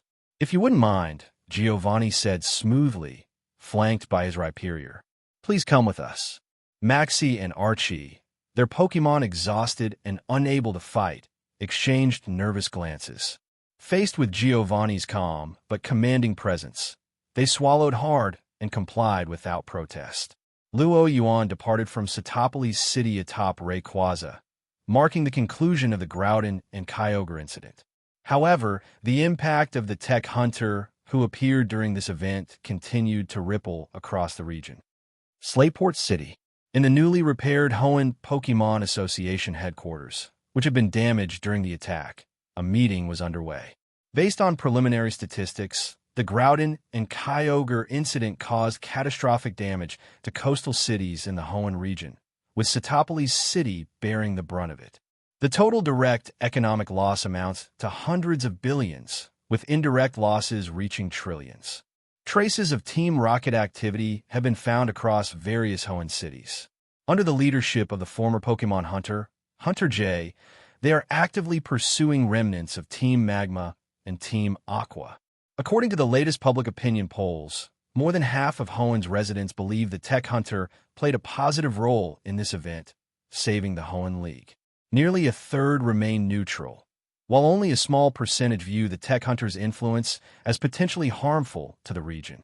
Groudon and Kyogre have returned to slumber in their respective underwater caves. The masterminds behind this incident, Maxie and Archie, were captured by Elite Four Luo Yuan and Giovanni. They are currently imprisoned. As for the Tech Hunter, we have yet to locate their whereabouts. At the head of the conference table, Steven was summarizing the recent developments using a PowerPoint presentation. Seated around the table were the chairman of the Hoenn Pokemon Association, the Elite Four, 8 gym leaders, and both Luo Yuan and Giovanni, who had resumed his identity as a champion in the Kanto region. Luo Yuan listened to Steven's briefing with a composed expression, as though the Tech Hunter who caused all this had nothing to do with him. Giovanni, seated beside him, couldn't help but glance at Luo Yuan, impressed by his poker face. Of all the attendees, Luo Yuan and Giovanni were undoubtedly the most relaxed. Their operation had not only achieved all its objectives, but had also exceeded expectations in several areas. Take recruitment, for example. Initially, Luo Yuan and Giovanni had planned to recruit 1,000 trainers in the Hoenn region to join Team Rocket. Ideally, about 500 of these would be elite members from the remnants of Team Magma and Team Aqua, a goal they would have been satisfied with. But after Luo Yuan's public declaration, Hunter J alone had recruited over 1,000 former Team Magma and Aqua members. The number of trainers willing to join Team Rocket was simply overwhelming. Faced with financial constraints, Mattori had to implement a selection process, ultimately handpicking the most elite 1,500 trainers to expand Team Rocket's presence in Hoenn. Unlike Team Magma and Team Aqua, which relied on extortion and theft to sustain themselves, Team Rocket in Hoenn was entirely funded by the Kanto headquarters.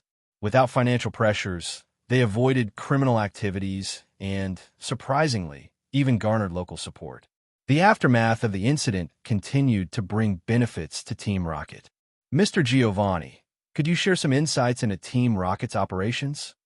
Steven suddenly directed a question at Giovanni. Luo Yuan, momentarily caught off guard, froze.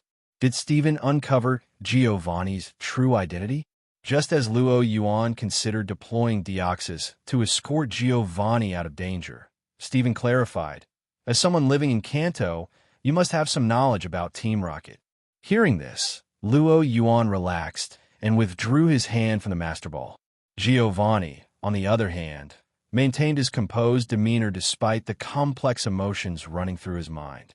If Champion Steven wishes, I'd be happy to oblige, Giovanni replied, exuding an air of authority. I am quite familiar with Team Rocket. In fact, no one here knows more about them than I do. The Kanto League has been dealing with them for years, and they are indeed formidable. For the first time, Giovanni analyzed Team Rocket from the perspective of an outsider. Drawing on publicly available information, he provided an in-depth and comprehensive overview of Team Rocket, from their meticulous organizational structure to their revolutionary technological advancements. Unlike the chaotic fanaticism of Team Magma and Team Aqua, Team Rocket was a tightly run organization with a clear hierarchy. They prioritized scientific research and consistently produced groundbreaking technologies. Their goals were pragmatic, focused on steadily expanding their influence rather than pursuing dramatic, world-ending schemes. By the end of Giovanni's analysis, the attendees had gained a newfound respect for Team Rocket.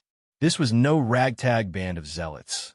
It was a well-oiled machine, possibly more organized than the League itself. The implications were daunting. Harboring this concern, Sydney was the first to speak up. Mr. Giovanni, how does the Kanto League deal with Team Rocket? Surely you have effective strategies. Kanto's sustained peace suggested they had valuable experience in handling Team Rocket. Surely Hoenn could learn from them. Under the expectant gazes of everyone present, Giovanni paused before answering.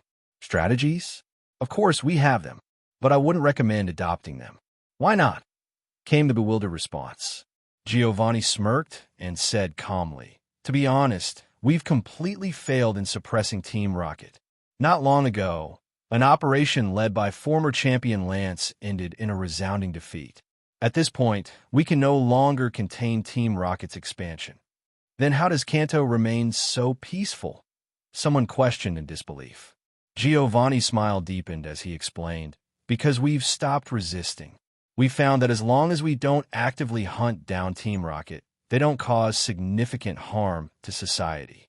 These days, Team Rocket has transitioned from outdated practices like Pokemon theft to legitimate businesses and technological investments.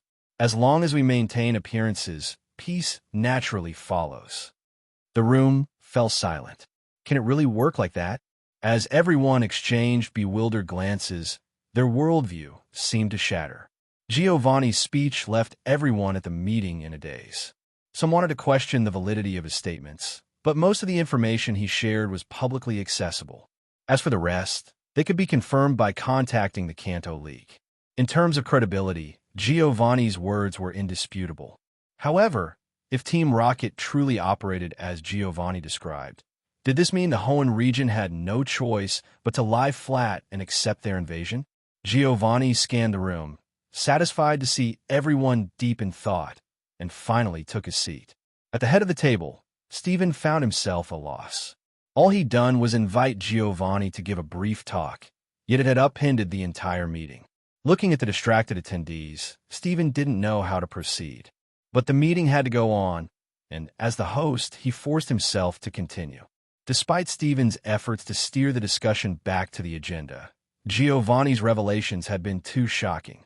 Everyone was preoccupied, contemplating how to deal with Team Rocket's presence in Hoenn. In the end, the meeting concluded hastily. After the meeting, Stephen approached Giovanni and Luo Yuan, who were packing up their things. Mr. Giovanni, about what you said during the meeting. Stephen hesitated. He wanted to complain, but Giovanni had traveled all this way to help Hoenn fend off Groudon and Kyogre. It didn't feel right to voice his grievances. Giovanni, noticing Stephen's somewhat resentful expression, offered an apologetic smile. I must apologize. I should have phrased things more delicately. My bluntness disrupted the meeting. I'm terribly sorry for that. Luo Yuan, standing nearby, couldn't help but marvel at Giovanni's performance. His boss's acting skills were truly Oscar-worthy. As Team Rocket's second-in-command, Luo Yuan would never believe that Giovanni's remarks hadn't been deliberate. But Stephen had no idea. Believing Giovanni's bluntness to be unintentional, Stephen's resentment subsided significantly. Shifting the topic, Stephen asked, Mr. Giovanni, is Team Rocket really as you described? His primary reason for seeking Giovanni out wasn't to complain, but to verify the information shared during the meeting. If it were true, he needed to prepare in advance. Not entirely, Giovanni admitted after a brief pause, bringing Stephen some relief. In his mind, Stephen began to imagine that Giovanni had exaggerated Team Rocket's threat to make Hoenn take them seriously. However, Giovanni's next words made Stephen's heart sink. In fact, I left out some key details about Team Rocket during the meeting, Giovanni continued.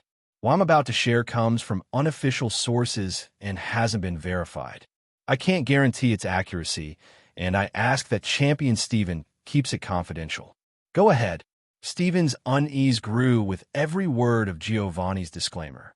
Did you notice the Pokemon known as Mutwo that appeared alongside the Tech Hunter in Satopolis City? Giovanni asked. Of course. Ever since that battle, the Hoenn League, led by Professor Birch and a team of Pokemon researchers, had been analyzing footage of the 3 legendary Pokemon used by the tech hunter. Mutwo's ability to face Groudon head-on had left them all astounded. After consulting with Professor Oak, Birch concluded that Mutwo's power was second only to Rayquaza. According to my sources, Giovanni continued, that Mutwo might have been created by Team Rocket using genetic engineering, reverse-engineered from Mew's DNA fragments. The simple statement sent shockwaves through Steven, a man-made legendary Pokemon. Steven, as champion, knew exactly what that meant. While the Hoenn League was still lamenting their failed attempt to control Rayquaza, and while Team Magma and Team Aqua were scheming to awaken Groudon and Kyogre, Team Rocket had already created their own legendary Pokemon. This revelation placed Team Rocket on a completely different level from the rest of them. At that moment, Steven finally understood why the Kanto League had chosen to surrender in the face of Team Rocket. Forget resisting Team Rocket. He now wanted to lie down and give up entirely. This is... Steven was at a loss for words. Leaving behind a mentally overwhelmed Steven, Giovanni and Luo Yuan exited the Hoenn Pokemon Association headquarters. Their mission as league champions had officially ended. After reuniting with Mattori, Luo Yuan recounted the events of the meeting. Even with her usual stern demeanor, Mattori struggled to suppress her laughter. So what will the Hoenn League do? Mattori asked. If they could just stop resisting, that would be ideal, Luo Yuan replied. Don't be ridiculous. Lying down isn't an option for them. The Hoenn League is an officially recognized regional organization of the league, not some backwater like the Orange Islands, Luo Yuan explained. While Hoenn had suffered severe economic losses, their overall strength remained intact. However, after Giovanni's revelation about Mutwo, as long as we don't provoke them, they probably won't dare challenge us, Luo Yuan added. From Steven's reaction, it was clear he wouldn't move against Team Rocket anytime soon.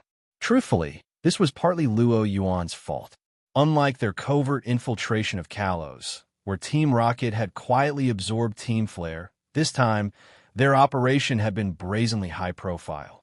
Luo Yuan's declaration in Satopolis City had undoubtedly boosted Team Rocket's prestige, but it also trampled all of the Hoenn League's dignity.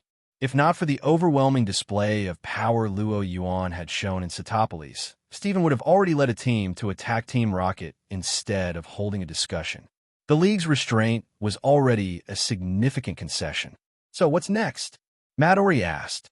She was accustomed to consulting Luo Yuan on such matters. These days, Giovanni typically relayed his instructions through Luo Yuan, leaving Mattori to communicate with him directly. Their close relationship was no secret. I feel more like Luo Yuan's secretary than Giovanni's, Mattori often complained. Giovanni will return to Kanto to handle internal affairs, Luo Yuan said. But I still have one more task to complete in Hoenn, finding Celebi. After the recent battle, the entire city lay in ruins. Due to the extent of the destruction, combined with Satopolis City's isolated location deep in the ocean, the Hoenn League decided to prioritize rebuilding coastal cities on the mainland first. Satopolis City's reconstruction would have to wait. Amidst the desolate ruins, a flash of vibrant green suddenly appeared. Having foreseen a great battle in the Hoenn region from the future, Celebi had traveled non-stop from Kanto in an attempt to stop it. But now, hovering over the ruins, Celebi wore a puzzled expression. It had clearly seen Groudon and Kyogre's clash in the Time Rift. Yet by the time it arrived, it seemed everything was already over. Suddenly, footsteps echoed nearby. The floating Celebi quickly darted behind a crumbling wall. From a distance, 2 trainers walked closer. The tech hunter is incredible. If it weren't for him, Groudon and Kyogre's battle would have destroyed more than half of Satopolis City, one trainer said with admiration. No kidding, his companion replied. That Team Magma and Team Aqua bunch caused so much trouble. If they hadn't disbanded, I'd love to teach them a lesson myself. Speaking of which, the first trainer said, rubbing his chin, what do you think of Team Rocket? I heard they haven't done anything bad recently, and their benefits are pretty good. The other trainer's eyes lit up. Sounds great. I heard new recruits get one of the Team Rocket starters. Why don't we give it a shot? Let's go together." Their footsteps faded into the distance as Shelebi emerged from its hiding spot, its face full of confusion. From the trainer's conversation, Shelebi learned that someone called the Tech Hunter had stopped Groudon and Kyogre's fight. Though Shelebi had never met this Tech Hunter, its pure heart immediately deemed him a good person. But then there was mention of Team Rocket, the same Team Rocket that had once chased it in Johto. How was this Tech Hunter associated with them? Good people and bad people were on the same team? Shelebi scratched its head, thoroughly baffled. However, Shelebi's cheerful nature prevented it from dwelling on the matter. It flitted through the city's ruins, gathering information. Finally, it soared into the sky, spreading its arms wide. As Shelebi flew over Satopolis, countless green lights rained down. Where the lights touched, withered grass regained vitality, growing into towering trees as thick as a person's embrace. This transformation occurred throughout the city, quickly blanketing the ruins in lush greenery. The residents clearing debris from the ruins stopped in their tracks, staring wide-eyed at the miraculous scene. "We just cleared that area. How are we supposed to build houses with all these trees in the way? My house was still standing a minute ago." Hearing the rising complaints, Shelebi froze midair, its expression stiffening. Had it done something wrong? Feeling a pang of guilt, Shelebi prepared to flee. But just as it turned to leave, a playful voice called out behind it. "Causing trouble and running away?" Startled, Shelebi jumped. Before it could react, it felt a hand grab the back of its neck, lifting it off the ground. Shelebi turned its head and saw a figure clad in black armor. A perfect match for the description the residents had given of the Tech Hunter. Remembering the stories it had overheard, Shelebi hesitated to escape. It had already decided the Tech Hunter was a good person. Hearing the figure's words, Shelebi nervously murmured, "Bye." It wasn't expecting him to understand, but it felt the need to defend itself. To Shelebi's surprise, the Tech Hunter seemed to comprehend. "Is that so? Well, I guess I can't blame you. Bye."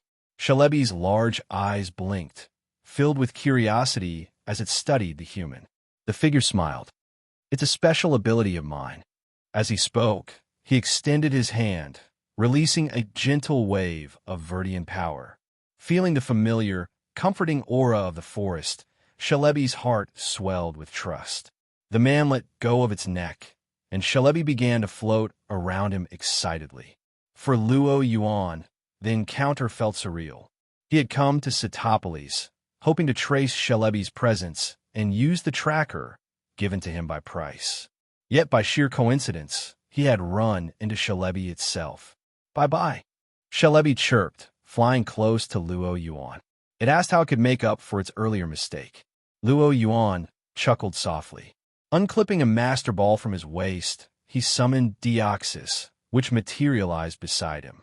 With a nod from Luo Yuan, Deoxys shifted into its speed form, becoming a streak of light as it darted across the city.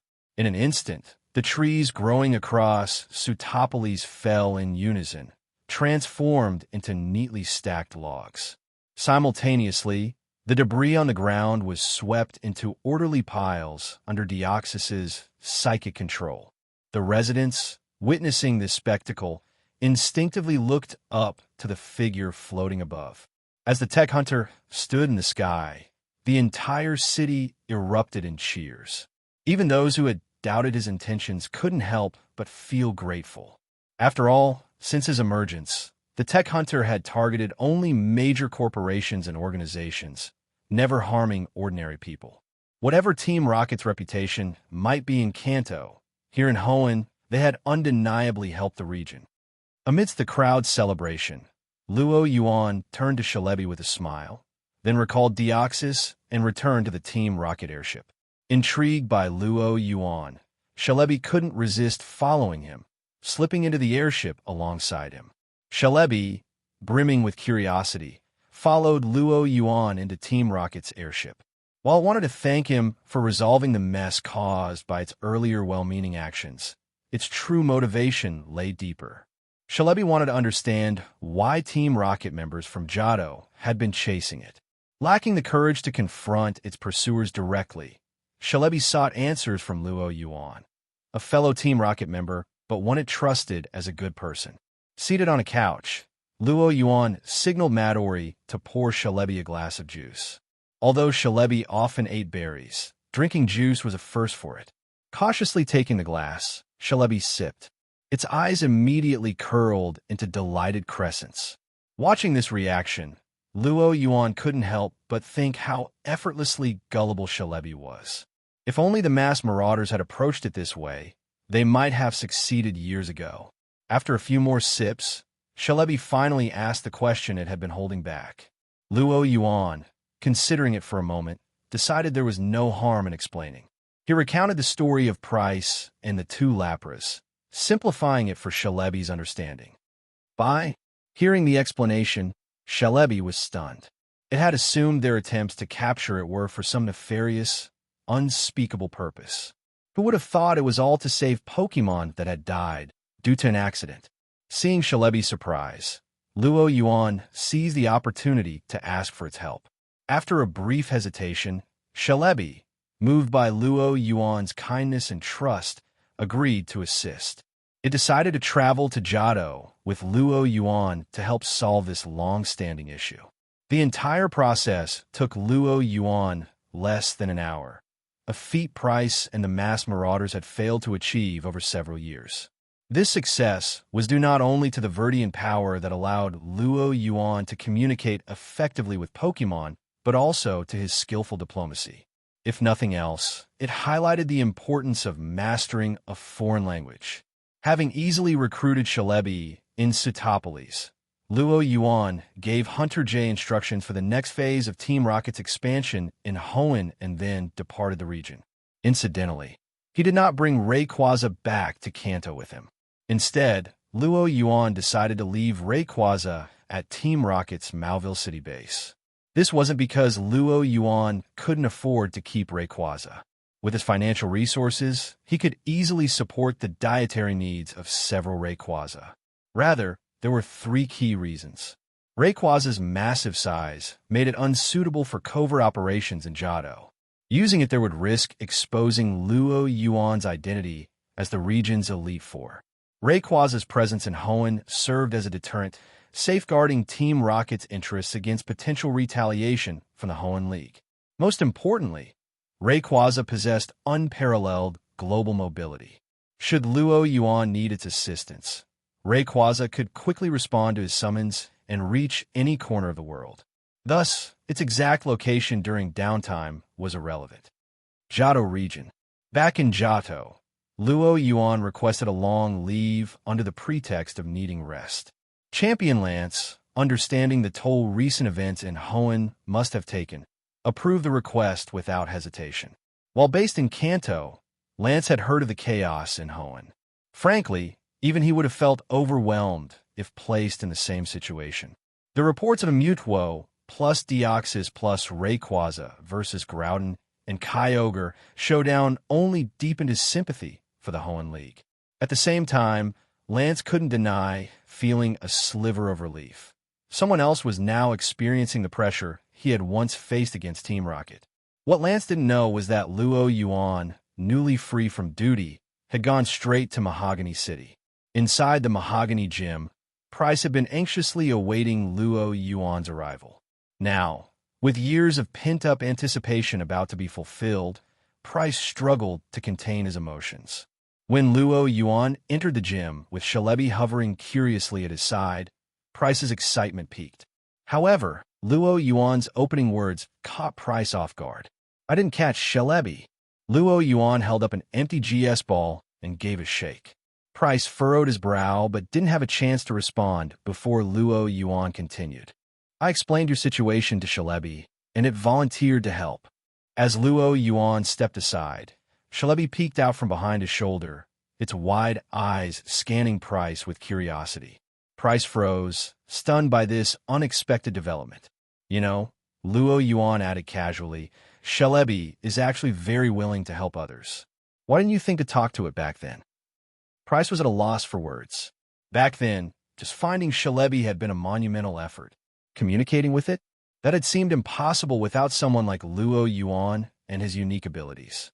Had Luo Yuan not demonstrated overwhelming strength in Hoenn, leaving even the regional league wary, Price might have been tempted to discuss the matter with him further. Not wanting to push too far, Luo Yuan refrained from teasing Price anymore. He respected the elderly and had no intention of bullying Price unnecessarily. "All right, let's begin," Luo Yuan said, turning to Shalebi. Price steadied his emotions and nodded, focusing on Shalebi. Under the watchful eyes of Luo Yuan and Price, Shalebi blinked its large eyes and suddenly glowed with a vibrant green light. Luo Yuan's heightened senses detected an immediate shift in the environment. Guided by Shalebi's powers, Luo Yuan and Price found themselves drawn into the rift of time. Shadows and light swirled around them as the scenery beyond the rift changed rapidly. Time was rewinding. Price, unable to contain his excitement, stared at the shifting landscape outside. Meanwhile, Luo Yuan kept an eye on both Shalebi and the surroundings. Beads of sweat began to form on Shalebi's forehead. "What's wrong?" Luo Yuan asked, his tone concerned. "Bye." Shalebi's voice was tinged with exhaustion. It gazed at Luo Yuan with weary eyes. For Shalebi, traversing time was second nature, a pastime it often indulged in as it sought peaceful eras to inhabit. Even carrying 1 or 2 passengers wasn't a challenge. But this time was different. Shalebi hadn't anticipated how much energy it would take to transport Luo Yuan. "Is it because of me?" Luo Yuan pondered aloud before realizing the issue. It was likely due to the sheer number of Pokemon he carried. Shalebi's time-traveling capacity had been overloaded. Most trainers carried at most 6 Pokemon, while Luo Yuan traveled with a veritable army, 10 to 20 Pokemon at any given time. Having identified the problem, Luo Yuan quickly devised a solution. "Let me help you," he said, placing his hand gently on Shalebi. Luo Yuan placed his hand on Shalebi, activating his Viridian power. The infusion of energy immediately halted Shalebi's dwindling reserves and quickly replenished them. The shifting light and shadows around them, which had begun to slow, now accelerated once more. Finally, everything froze on a single scene. The howl of icy winds rushed from the image, revealing a vast frozen expanse before Luo Yuan, Price, and Shalebi. The scene depicted a younger Price and 2 Lapras falling from a cliff. "This is it." Staring at the sight, Price's face reflected a complex mix of emotions: self-loathing for his younger self, regret for his mistakes, and excitement at finally fulfilling a long-held wish. Whoosh! Luo Yuan acted decisively. Deoxys streaked forward in a blur, its tendrils wrapping around the falling Lapras. In the blink of an eye, it returned to the rift, carrying them safely. The 2 Lapras, who had believed their lives were at an end, looked at Price with cautious familiarity, letting out a tentative call.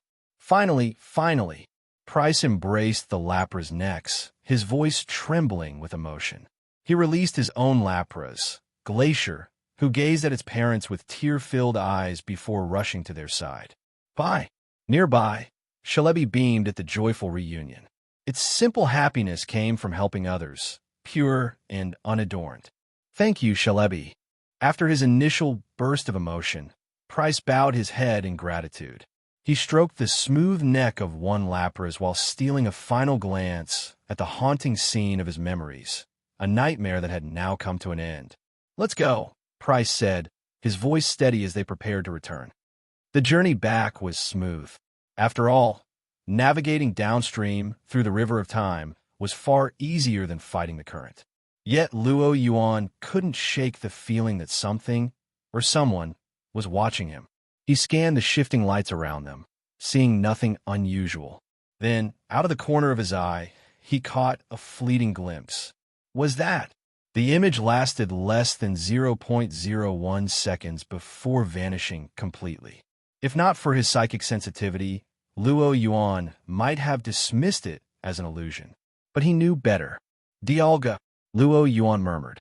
If his eyes hadn't deceived him, the figure he saw was none other than the legendary Pokemon of time. According to legend, Time itself was born with Dialga, flowing with each beat of its heart.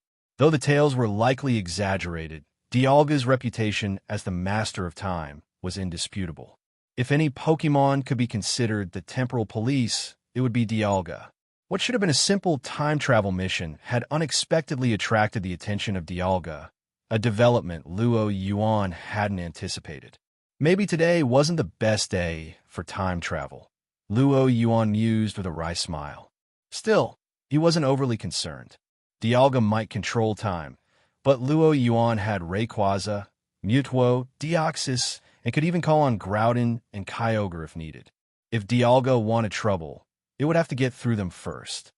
By the time these thoughts had passed, Celebi had returned Yuan and Price to their original timeline. To onlookers, Yuan and Price had never left. The only difference was the sudden appearance of two Lapras by their side. Back in the present, Price exhaled deeply, glancing at the reunited Lapras family. "My wish has been fulfilled," Price said to Yuan. "As agreed, I'll disband the masked marauders and merge them into Team Rocket." This had been their arrangement from the start, and Price had no intention of reneging. But Yuan stopped him. "That won't be necessary." Price looked puzzled. "The masked marauders are only the masked marauders because of you," Yuan explained with a smile. "As long as the group formally joins under Giovanni's command, you'll still be their leader." "Giovanni's orders?" Price raised an eyebrow, then chuckled. "I underestimated his magnanimity." At his age, with his goal accomplished, Price had little personal attachment to leading the masked marauders. He had expected the organization to be dissolved after fulfilling its purpose. Giovanni's decision to let him remain in charge was a surprise, but a welcome one. "If Giovanni wishes it, I'll gladly continue," Price said, smiling as he clasped hands with Yuan. Watching the exchange, Celebi tilted its head, its wide eyes filled with confusion. It didn't understand the deeper implications of their conversation. As they walked back, Yuan turned to Celebi, who flitted around him in playful circles. "What do you plan to do next, Celebi?" he asked. "Bye." Celebi tilted its head again, a puzzled expression on its face. "I mean, eventually you'll leave," Yuan said. "But the world is a dangerous place. As human technology advances, there will always be people who try to capture you using machines. Not everyone you meet will have simple intentions like me or Price." "Bye." Celebi fell silent, deep in thought. It knew Yuan was right. Celebi's frequent time travel gave it a unique perspective on humanity's progress. It preferred peaceful eras, avoiding conflict whenever possible. But with technology advancing, finding safe havens was becoming increasingly difficult. Remaining in primitive times or eras without humans might be the only way to ensure its safety. But such isolation would be unbearably dull. Seeing Celebi's hesitation, Yuan decided it was time to act. "How about this?" he suggested. "Become my Pokemon. If I capture you, no one else can. You'll be free to go wherever you want, and I'll even assign Deoxys to protect you." Celebi's eyes sparkled with excitement at Yuan's words. Celebi's eyes lit up as it listened to Yuan's words. Though it hadn't thought deeply about the implications, the idea sounded appealing. Just as Yuan had said, if it were captured by him, no one else could capture it again. If Celebi had to choose someone, it would rather be Yuan, whose aura made it feel safe and comfortable. Besides, he wouldn't restrict its freedom, and he gave it delicious juice. It was simply perfect.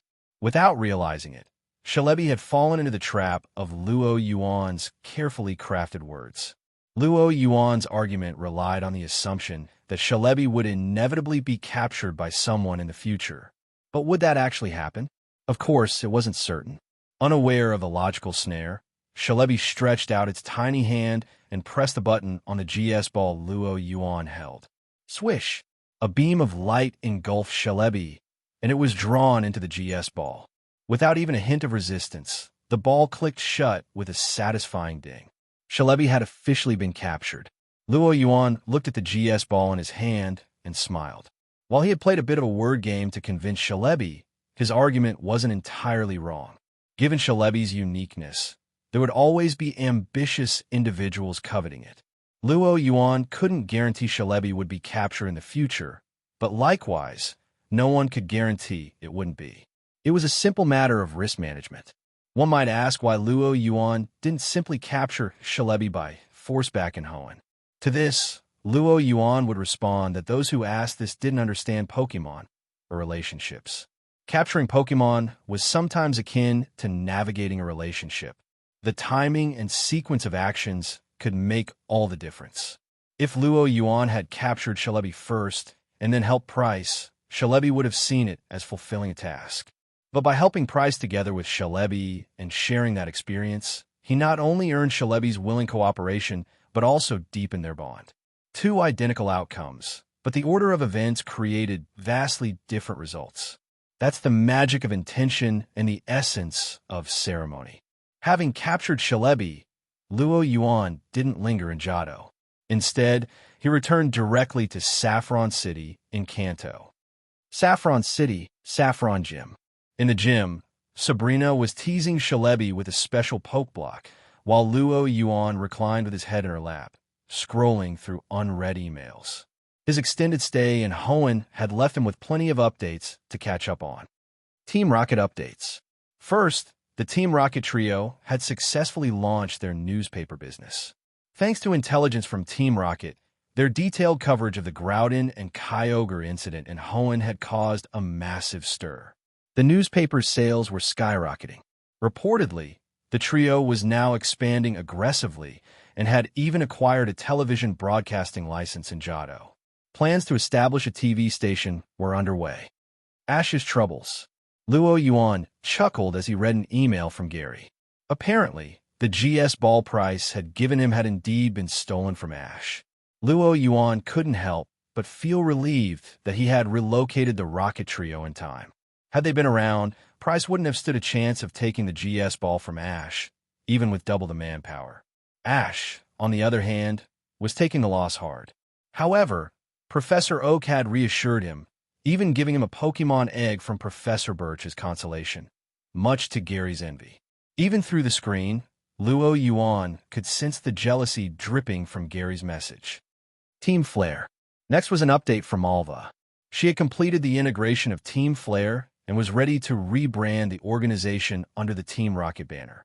Luo Yuan, mindful of Team Rocket's current high profile, advised her to delay the announcement until the Hoenn incident had cooled down. Misty's letter. Misty had written to complain about Luo Yuan neglecting her. Luo Yuan sent back a lengthy reply, appeasing her for the time being, with plans to visit her in a few days. Sylph Company's proposal. Finally, there was an intriguing proposal from President Sylph.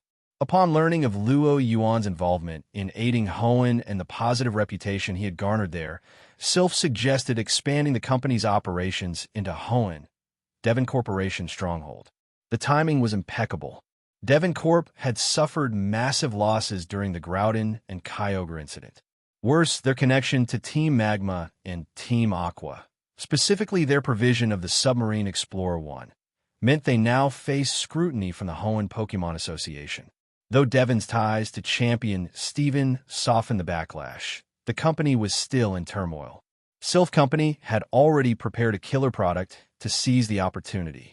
A next-generation all-in-one holographic communicator, developed in collaboration with Lysandra Labs, which outclassed Devon's PokeNav by a full technological generation. Once launched, it would devastate Devon's communications market. And with patents from both Lysandra Labs and Sylph Company forming an impenetrable legal barrier, any future counterattack from Devon would be futile. After reading the proposal, Luo Yuan couldn't help but admire President Sylph's sharp instincts. His approval was a no-brainer. Sylph Company's growth only benefited him as a shareholder. Silently, Luo Yuan offered a brief moment of sympathy for Devon Corp. At the bottom of his inbox, one last email caught Luo Yuan's attention. The Ether Foundation in Alola is inviting Sylph Company for a collaboration. When it came to the Ether Foundation, one couldn't overlook their president. When discussing the Ether Foundation, one couldn't avoid mentioning its president, Luzaman. Luo Yuan's mind conjured an image of the golden-haired, obsessive, and twisted woman who had become synonymous with the Foundation. The Ether Foundation's technological prowess was formidable, and its monopoly in the Alola region was well established. Yet, Luo Yuan couldn't discern their motive in reaching out to Sylph Company. Then again, nothing Luzamin did would surprise him. "You're thinking about something strange again, aren't you?" Sabrina's voice cut through his musings as she looked down at him, her expression slightly curious. From his vantage point, lying on her lap, a glimpse of white skin peeked from her neckline, her long hair brushing against his face. The faint floral scent that accompanied it tickled his nose, making him almost want to sneeze. "Don't mess with me," Luo Yuan muttered, brushing her hair back behind her ear and gently touching her cheek. "I'm reading an email from President Sylph. Having a psychic prodigy as a girlfriend did have its drawbacks, like never knowing when her intuition might unexpectedly kick in. Yet Luo Yuan found himself utterly captivated by Sabrina, flaws and all. Perhaps it was just the magnetic pull between two psychics. As he reflected on this, his hand instinctively slid down. By Shalebi, nibbling on a poke block nearby, glanced at the two humans. Its wide, inquisitive eyes reflected confusion. The atmosphere between them felt peculiar. The next morning, Luo Yuan paid a visit to Sylph Company. President Sylph himself walked him through the proposed plan to topple Devon Corp and claim a foothold in the Hoenn region. Luo Yuan took a moment to experience the new holographic communication device, a product combining Lysandra Labs' holography technology with Sylph Company's years of expertise. The device was polished and well-designed, far superior to the Pokemon Navigator that Steven had let Luo Yuan use during his time in Hoenn. This innovation was poised to crush Devon Corp's communications sector. After discussing the strategy further, Luo Yuan casually asked, "What's the situation with the Ether Foundation?"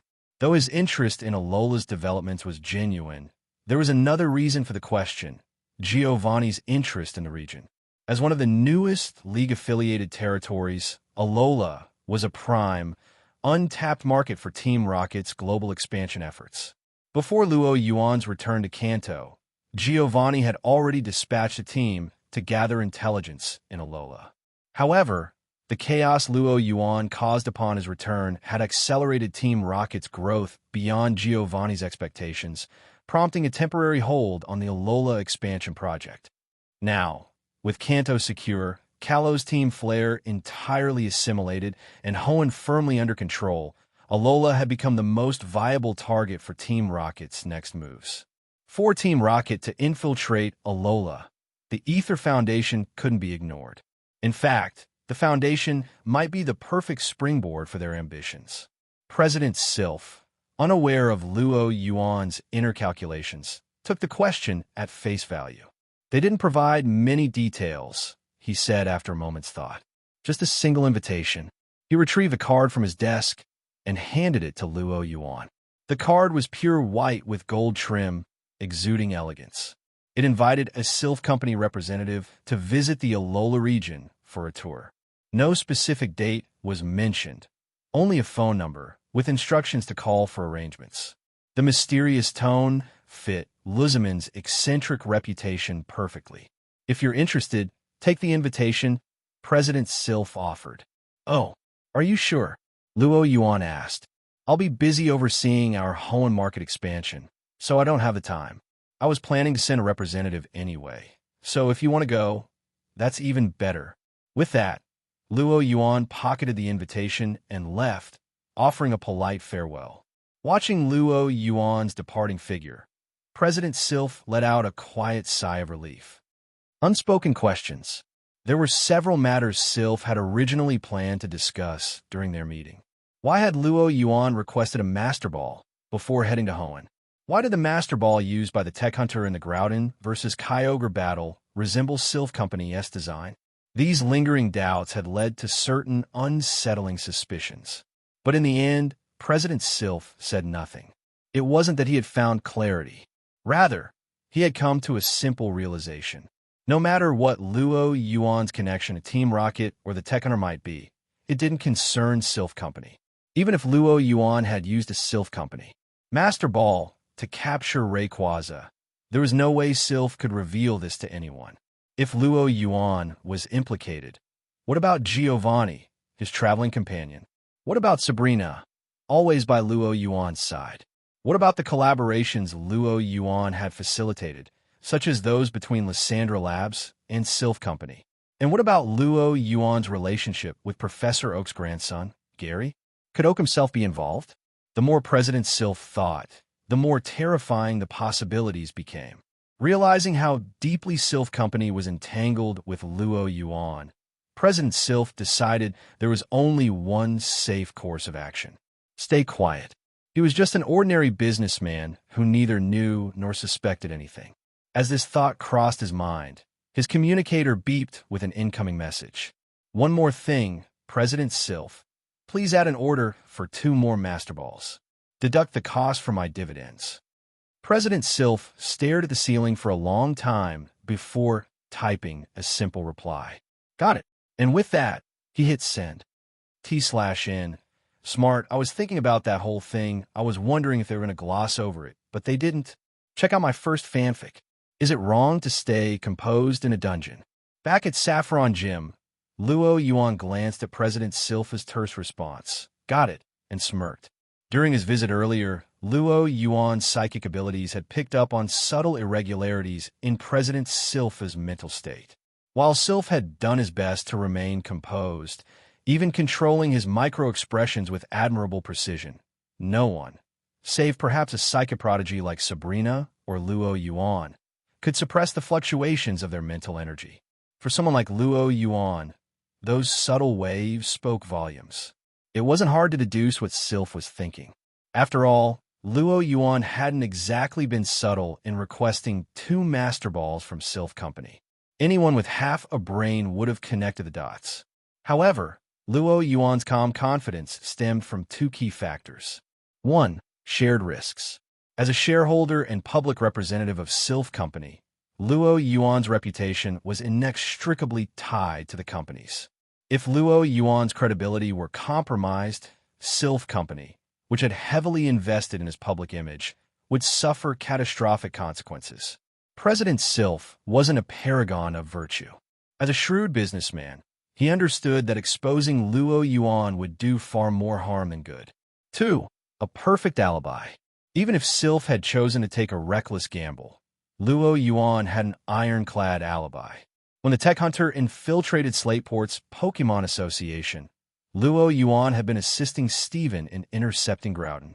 During the clash between Groudon, Kyogre, and the tech hunter, Luo Yuan had been helping Steven mitigate the battle's aftermath. By the time the tech hunter retreated, Luo Yuan and Giovanni had already captured Maxie and Archie, the incident's masterminds. Add to this his status as an Elite Four member, with fellow Elite Four Giovanni, Koga, Karen, and Malal in his corner, and one question remained. Who dares accuse a man with such impeccable credentials? Sylph, it seemed, had wisely chosen the path of self-preservation. This decision would undoubtedly smooth things for Luo Yuan moving forward. Why do you look so pleased? Sabrina's voice interrupted his thoughts as she stepped out of the bathroom, wrapped in a towel. Her damp hair cascaded over her shoulders, droplets trickling down her flushed face. She held a drowsy Celebi, freshly bathed, cradled in her arms. Nothing much, Luo Yuan replied. Just resolve the minor issue. Given his current standing, it really was a trivial matter. Sabrina gave a half-knowing nod, but her curiosity lingered as Luo Yuan pulled an invitation from his pocket. What's that?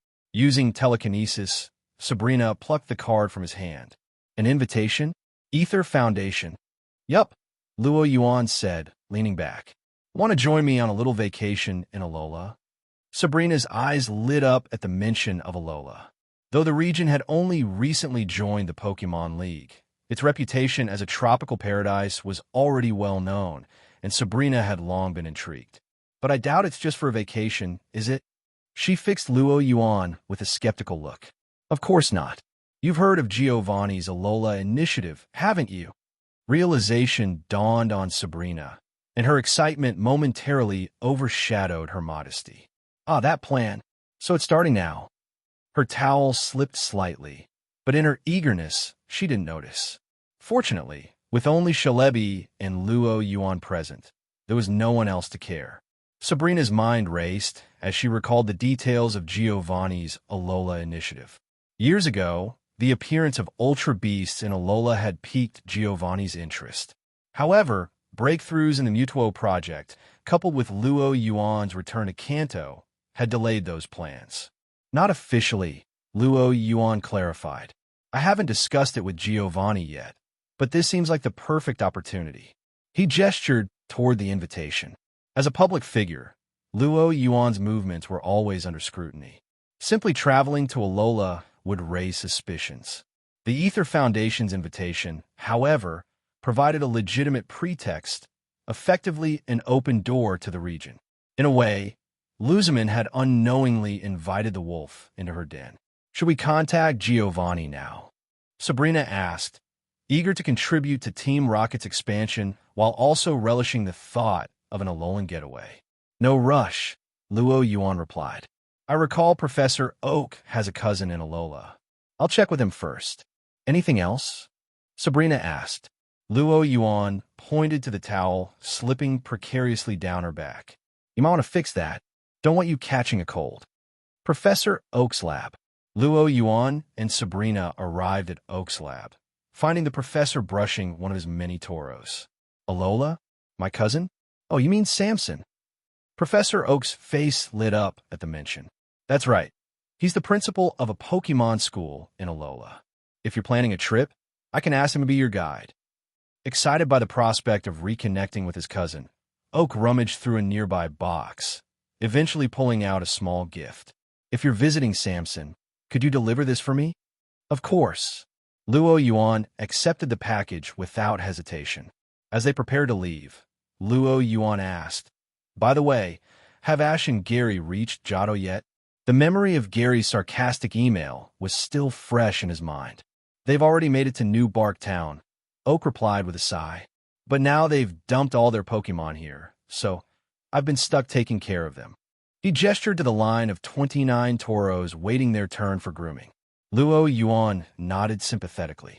Well, Professor, I'll leave you to it. I'll make sure Samson gets your gift when I reach Alola. I'll make sure this gets to Professor Samson Oak, Luo Yuan said, tucking the box into his spatial backpack. The box was unusually heavy, giving the impression it contained something like rocks. However, Luo Yuan wasn't one to pry, so he didn't bother scanning it with his psychic powers. Honestly, Ash and Gary are such a handful. If you've got some free time, could you help me? Nope, can't goodbye. Before Professor Oak could finish, Luo Yuan grabbed Sabrina and made a swift exit, leaving Oak to sigh at the 29 Toros still waiting for their grooming. Looks like it's all on me, Oak muttered, resigned to his fate. Thankfully, Ash had recently found an assistant for him. Although they hadn't officially started yet, Oak looked forward to handing over some of the workload. As Luo Yuan and Sabrina left Pallet Town, they ran into Delia Ketchum, Ash's mother. After exchanging greetings and graciously accepting Delia's thanks for looking after Ash, they headed to Viridian City's Team Rocket base. There, Luo Yuan met Giovanni, who was also on leave from his Elite Four duties. So that's the gist of it. I think now is the perfect time to restart the Alola initiative, Luo Yuan said. As Team Rocket's second-in-command, Luo Yuan had access to the classified details of Giovanni's Alola initiative. The plan was thorough, with a network of operatives already embedded in Alola, including some within the Ether Foundation. With the groundwork laid, infiltrating and taking control of the Foundation was only a matter of time. After hearing Luo Yuan out, Giovanni turned his attention to the invitation on the table. The timing was fortuitous. Before Luo Yuan's arrival, Giovanni had already been contemplating Team Rocket's next move.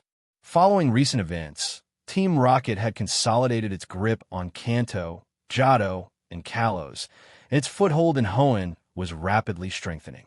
Despite this growth, Giovanni's cautious nature only heightened with the organization's expansion.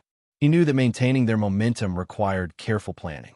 Two targets had been on his mind: Team Galactic The audacity of planting a spy within Team Rocket still stung, and Giovanni had been itching to settle the score. The Ether Foundation, Alola's Ultra Beast, presented an opportunity too tempting to ignore. Weighing the pros and cons, Giovanni decided the Ether Foundation was the smarter choice. Giovanni nodded. This is indeed a good time to restart the Alola initiative. I'll leave this task to you, Yuan. As the leader, Giovanni oversaw Team Rocket's operations on a macro scale, while Yuan, as the spearhead of their expansions, handled external missions. This dual-core leadership had accelerated Team Rocket's rise. I take it you can leave Johto without any issues? Giovanni asked. Yuan's tenure as Johto's Elite Four member had been notable for how little time he actually spent on league duties. Not a problem. I've already cleared it with Professor Oak. I'll also request an official exchange program status from Lance, so it'll look like a work trip. Yuan grinned. Using league resources to further Team Rocket's goals had become second nature to him. Giovanni, recalling Yuan's habit of expensing everything during earlier missions, couldn't help but feel both exasperated and amused. Well, if you're offloading costs onto the league, that's fine by me, Giovanni said after a pause. One more thing, Giovanni added. Before you leave, stop by New Island Base. New Island? Wasn't that place heavily damaged? Yuan asked, recalling the chaos of its earlier destruction. It's been rebuilt and expanded. Dr. Zager and Blaine's project on Mutwo Mega Evolution has made significant progress. You should check it out. Yuan raised an eyebrow. You mean they've completed the Mega Stone? Not entirely, Giovanni replied. They've managed to develop one of the two projected forms. Blaine calls it the Y form, optimized for extreme psychic power. Mega Mutwo Y, huh? Yuan mused. The forms sacrificed physical defense for speed, special attack, and physical attack. An unorthodox but highly effective build. For Yuan, this specialization was ideal. His battle strategies rarely relied on one-on-one matchups, favoring synergy and specialized roles instead. After fine-tuning the details of the Alola initiative with Giovanni, Yuan left the base, albeit with a lingering curiosity.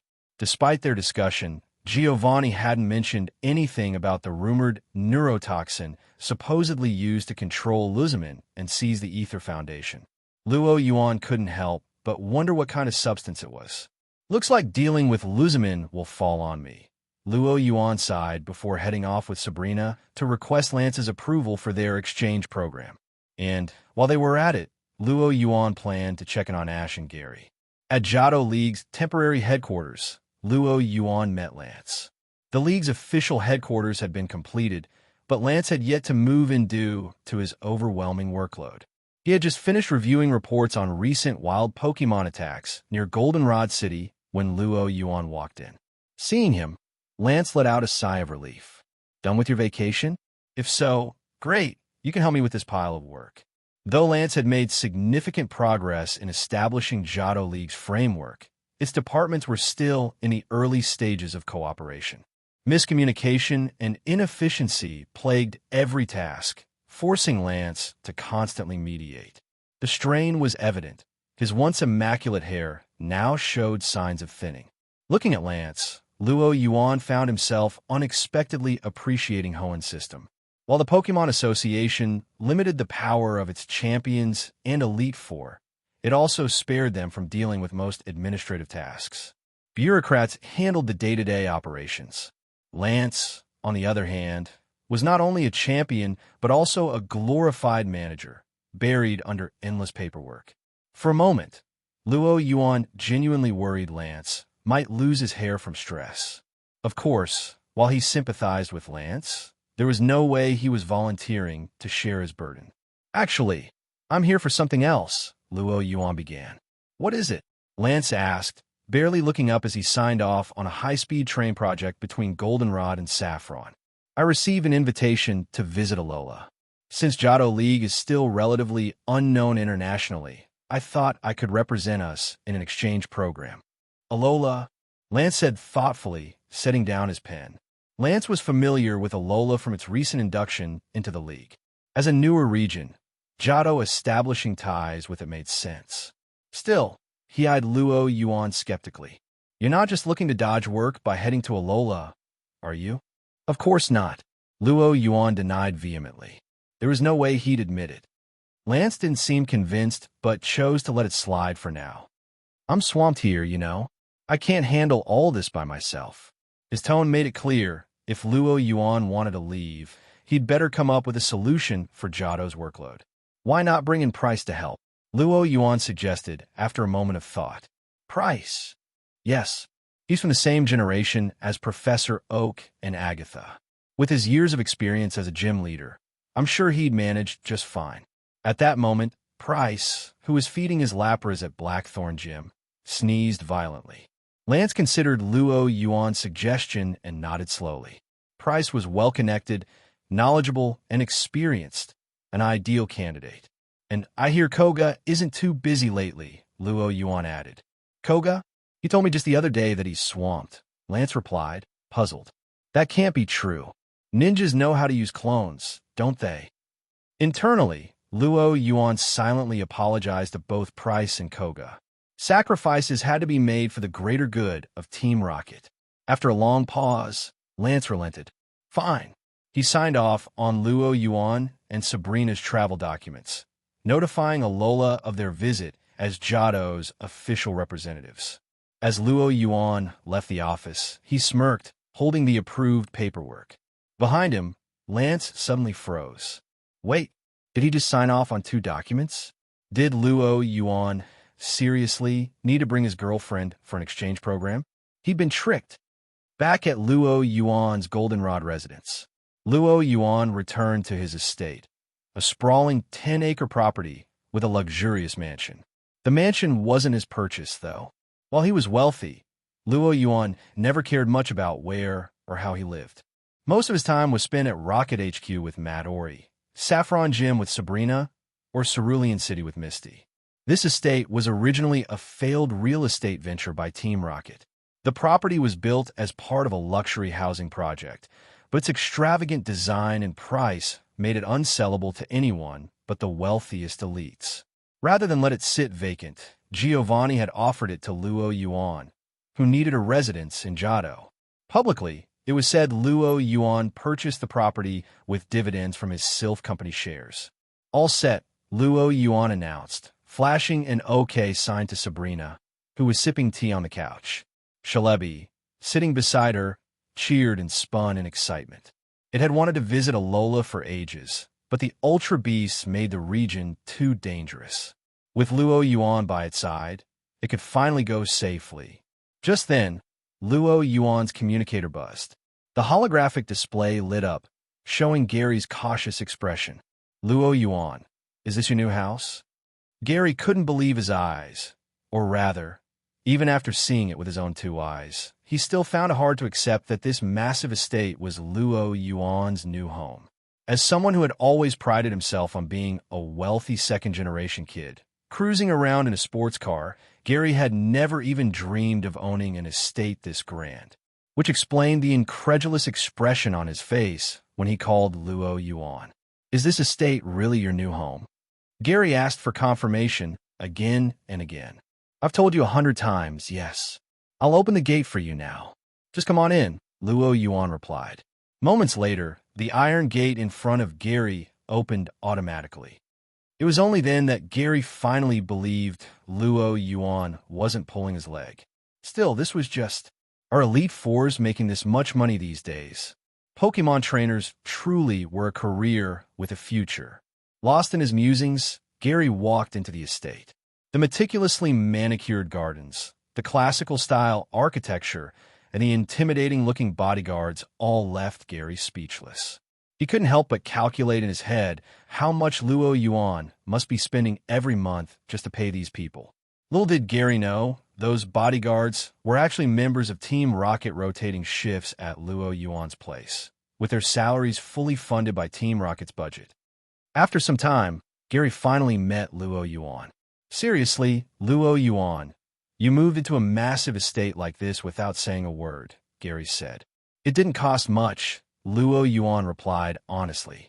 But to Gary, Those words were the ultimate humble brag. Deciding it wasn't worth the effort to argue, Gary greeted Sabrina, who was sipping tea nearby, before looking around. "Where's Ash?" Luo Yuan couldn't help but feel there was a sour undertone when Gary mentioned Ash's name. Clearly, Gary still hadn't gotten over the time Professor Oak gave Ash a special Pokemon egg, bypassing him entirely. "Don't you know him better than I do? Has he ever been on time for anything?" Luo Yuan retorted. Gary thought about it for a moment and nodded in agreement. "That's true. If Ash weren't late, he wouldn't be Ash. I've been reading about the big incident in the Hoenn region lately." "Luo Yuan, do you know anything about it?" Gary asked, curious. The events in Hoenn had drawn the world's attention, not just the regions. "Yeah, I just got back from Hoenn recently. I was there when it happened," Luo Yuan said. "Really? Tell me everything." Gary's face lit up with interest. He was eager to get some first-hand information from Luo Yuan to use as conversation starters with his girlfriend later. But before Luo Yuan could speak, the sounds of Ash and Pikachu came from outside. Luo Yuan shrugged at Gary. "He's here." Unlike Gary, Ash wasn't overly surprised by the estate. Gary, curious about Ash's reaction, tried dropping hints, but Ash remained unfazed. Instead, he found Gary's behavior strange. Gary even began to doubt himself. Was this estate really just ordinary? Luo Yuan, however, understood Ash's personality better. He figured Ash wasn't calm by nature. He simply had no concept of what made an estate impressive, so it didn't register with him. Casually, Luo Yuan tossed a bottle of ketchup and a packet of Poke Blocks, both brought back from Hoenn, to Pikachu. Then he turned to Gary and Ash. "I've got gifts for both of you!" Exclamation point. Under their puzzled gazes, Luo Yuan pulled out 2 Pokeballs from his belt. "These were a gift from Steven and Hoenn. I don't have much use for them, so they're yours," Luo Yuan explained. Inside the Pokeballs were 2 Aaron. While Aaron were fairly common in Hoenn's mountains, their final evolution, Agron, was incredibly powerful and worth raising. Steven had caught these while mining in the mountains, and they had decent potential. Luo Yuan wasn't interested in them, so he used this opportunity to gift them to his 2 friends. Given their close relationship, there was no need for formalities or words of thanks. "Aaron, huh?" Gary said as he released the Pokemon from its ball. Though he hadn't been to Hoenn, Gary knew of its notable Pokemon species, including the Aaron line. Ash, meanwhile, had his Pokédex out, scanning Aaron repeatedly. Finally, Brock couldn't take it anymore and began explaining Aaron's basic traits to Ash. While Ash listened intently to Brock, the Aaron he had just released, hungry for being cooped up, spotted Ash's clothes. Or, more accurately, the metal badge case in Ash's pocket. As Brock explained Aaron's diet of metal, the hungry Aaron crouched low and suddenly launched itself at Ash, latching onto his chest. Crunch! The famished Aaron bit down hard on the badge case. Ash panicked when he realized what was happening. He had only earned 1 badge in Johto so far, but it was still precious to him. In his panic, Ash instinctively shouted, "Pikachu, use Thunderbolt!" "Pika!" Pikachu, busy squeezing ketchup onto a Poke Block, reacted immediately to Ash's command and unleashed a Thunderbolt without thinking. Zap! The air filled with the smell of burnt fabric. Though charred black, Ash managed to wrestle the badge case out of Aaron's mouth. Luo Yuan watched the scene unfold, his eye twitching. He decided it might be better to keep his distance from Ash in the future to avoid getting caught up in his antics. Gary, meanwhile, couldn't bear to watch anymore. In the end, Gary had Blastoise give Ash a quick rinse, and Luo Yuan had Dragonite dry him off. Looking at the slightly less charred Ash, Luo Yuan turned to his friends. "I'm planning to head to the Alola region next. You probably won't see me in Johto for a while. Don't miss me too much." "TCH," Gary scoffed. "Who'd miss you? By the time you're back, I'll be challenging your Elite Four title." Gary's declaration was as typical of him as ever. It was best not to take him seriously. Meanwhile, Ash tilted his head, then quietly turned to Brock and asked, "Where's Alola?" When Ash posed his question, an awkward silence fell over the group. Although the Alola region had only recently joined the Pokemon League, Its reputation as a tropical paradise and the promotional campaigns during its induction had made it nearly impossible not to know about Alola. Sensing the strange atmosphere, Ash tilted his head in confusion. Finally, Brock stepped in to play the role of encyclopedia yet again, explaining the basics of the Alola region to Ash. "Oh, so that's how it is," Ash said, nodding as understanding dawned on his face. Gary watched Ash's reaction, silently questioning how this guy had somehow become his rival. Meanwhile, Pikachu covered its face with a paw, turning away to focus on squeezing ketchup onto its food, pretending not to know Ash. However, just as Pikachu was about to squeeze out more ketchup, it realized the bottle was missing. "Pika-Pie." Pikachu scratched its head and looked around. Giggle. A soft laugh floated down from above, drawing Pikachu's attention. Looking up, it saw Celebi floating in the air, holding the ketchup bottle. But before Pikachu could react, Celebi disappeared, and the ketchup bottle was back on the ground beside it. "Pika." Pikachu glanced at the bottle, then back up at the sky, scratching its head in bewilderment. Ash and the others spent the night at the estate and left early the next morning. After all, Ash and Gary were still actively challenging the Johto League and didn't have the luxury of sleeping in. Yuan remained optimistic about their chances in the Silver Conference. Gary, for one, had been refining his Pokemon training methods under the guidance of Yuan and Professor Oak. After reflecting on his failure in the Indigo League, he'd made noticeable progress. Ash, on the other hand, while still relying on a more haphazard training style, had an unparalleled bond with his Pokemon. That connection, coupled with the experience he'd gained since the Indigo League, had significantly improved his battle skills. Both of them should achieve decent results this time around. Yuan smiled at the thought. He gently moved his hand off Sabrina's chest, got out of bed, and went to freshen up. Just as he was about to let his Pokemon out for some exercise, his communicator buzzed. Answering the call, Yuan was greeted by a slightly exasperated voice. "Yuan, this is too much." It was you who told Lance I could use the shadow clone technique, wasn't it?" "Oh, that." Yuan wasn't surprised that Koga had come to confront him. Koga's voice grew more frantic. "Where did you even get the idea that all ninjas can use the shadow clone technique?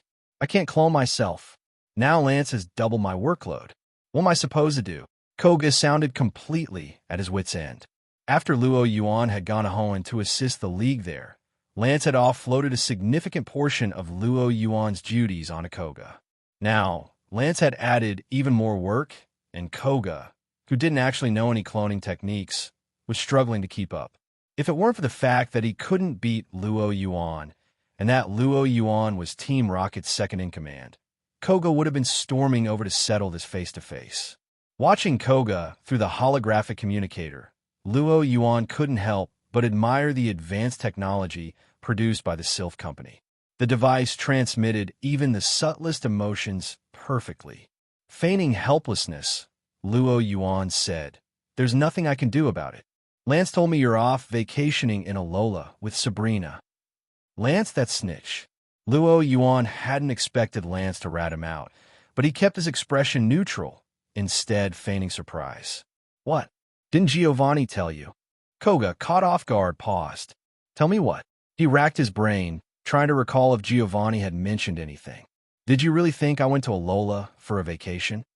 Yuan said, leaning closer to the holographic display. "Wait, you didn't? You're one of Team Rocket's senior executives. Surely, you've heard of the Alola project?" "Of course I have," Koga replied, his voice trailing off. The Alola project was one of Team Rocket's major initiatives before Yuan's return to Kanto. Now that Yuan had brought it up, Koga wondered if the project had been reactivated. Seeing Koga deep in thought, Yuan knew his plan was working. He adopted a more serious tone. "Koga, as a veteran member of Team Rocket, you should understand how critical the Alola project is to our organization. If I'm personally overseeing it, surely you can handle a few minor tasks for the greater good." "Minor tasks?"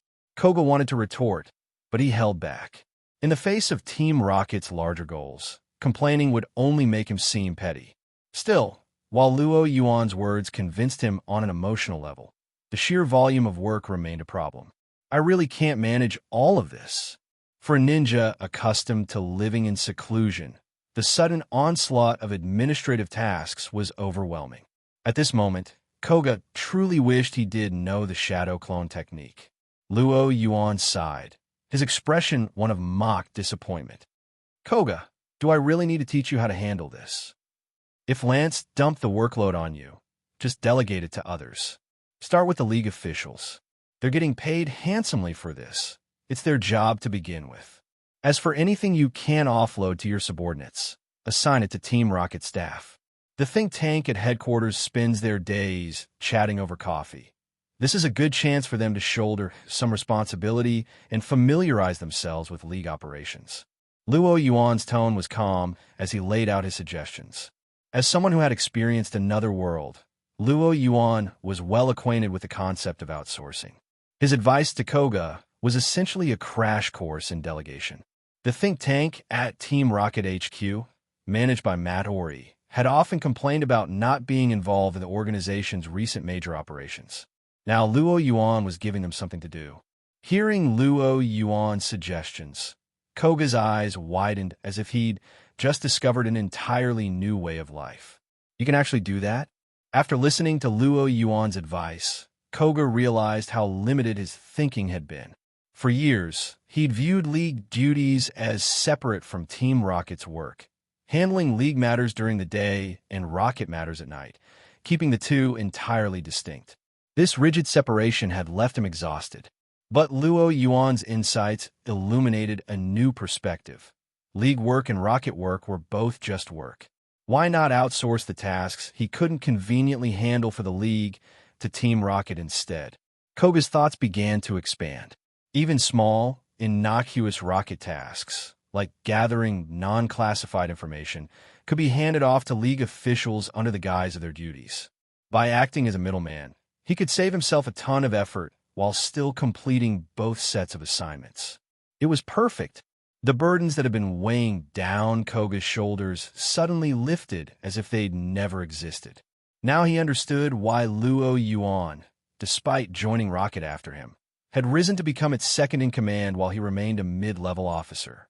I get it now, Koga exclaimed, his expression one of enlightenment, as though he'd just achieved mastery over a profound truth. He cheerfully ended the call and immediately went to work reorganizing his tasks. Sigh, being Rocket's second-in-command is no easy job, Luo Yuan muttered to himself as he poured a glass of milk, taking a long sip. Still, it was a relief that Lance hadn't burdened Lorelei with additional work. At least he respected his elders enough to avoid that. Southern Kanto Sea, Rocket's new island base. Compared to the new island base Luo Yuan had seen in the past, this one was far more expansive. To ensure the island's safety, fog generators have been installed, shrouding the island in perpetual mist to evade detection from League satellites. A hovercraft descended from the skies, its downdraft flattening the grass around the landing pad. As the craft touched down, Luo Yuan and Sabrina stepped out, flanked by 2 rows of saluting Rocket grunts. Their boots met the solid ground of New Island. Waiting for them at the base entrance was Matori. Really? Did it have to be this elaborate? Luo Yuan asked as he walked alongside Sabrina and Matori. He'd never been one for pomp and ceremony. I'm here to welcome Sabrina, Matori replied with a dramatic eye roll. She quickly moved to Sabrina's side and began chatting with her in a hushed tone. Luo Yuan blinked. So much for being the center of attention. Sabrina, noticing his expression, covered her mouth as she chuckled softly. Luo Yuan didn't mind. He had plenty of chances to turn the tables later. Matori, however, caught an ominous vibe from Luo Yuan's glance, sending a chill down her spine. Before she could ponder it further, Luo Yuan strode ahead into the base. The new island base was one of Rocket's largest research hubs. Including staff, security, and their families, over 5,000 people lived and worked there. Such a massive operation was only possible because Rocket owned several Kanto and Johto-based corporations, as well as investments in hotels and amusement parks, providing consistent annual revenue. Otherwise, just covering salaries would have bankrupted the organization. "Where's Blaine?" Luo Yuan asked, turning to Matori, who had returned to her usual professional demeanor.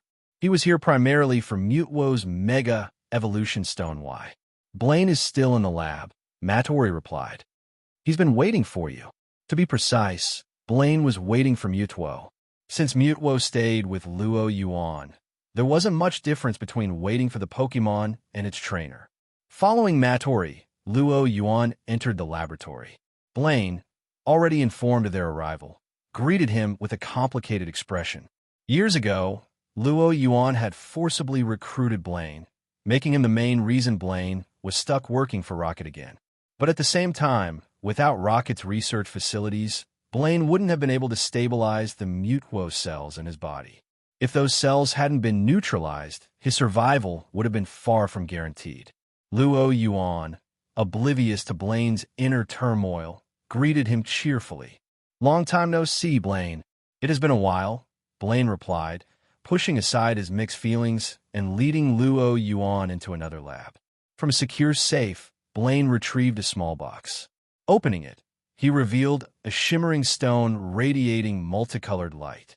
"This is, yes, Mutuo's Mega Evolution Stone.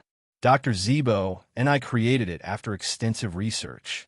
It allows Mutuo to Mega evolve into its Y form.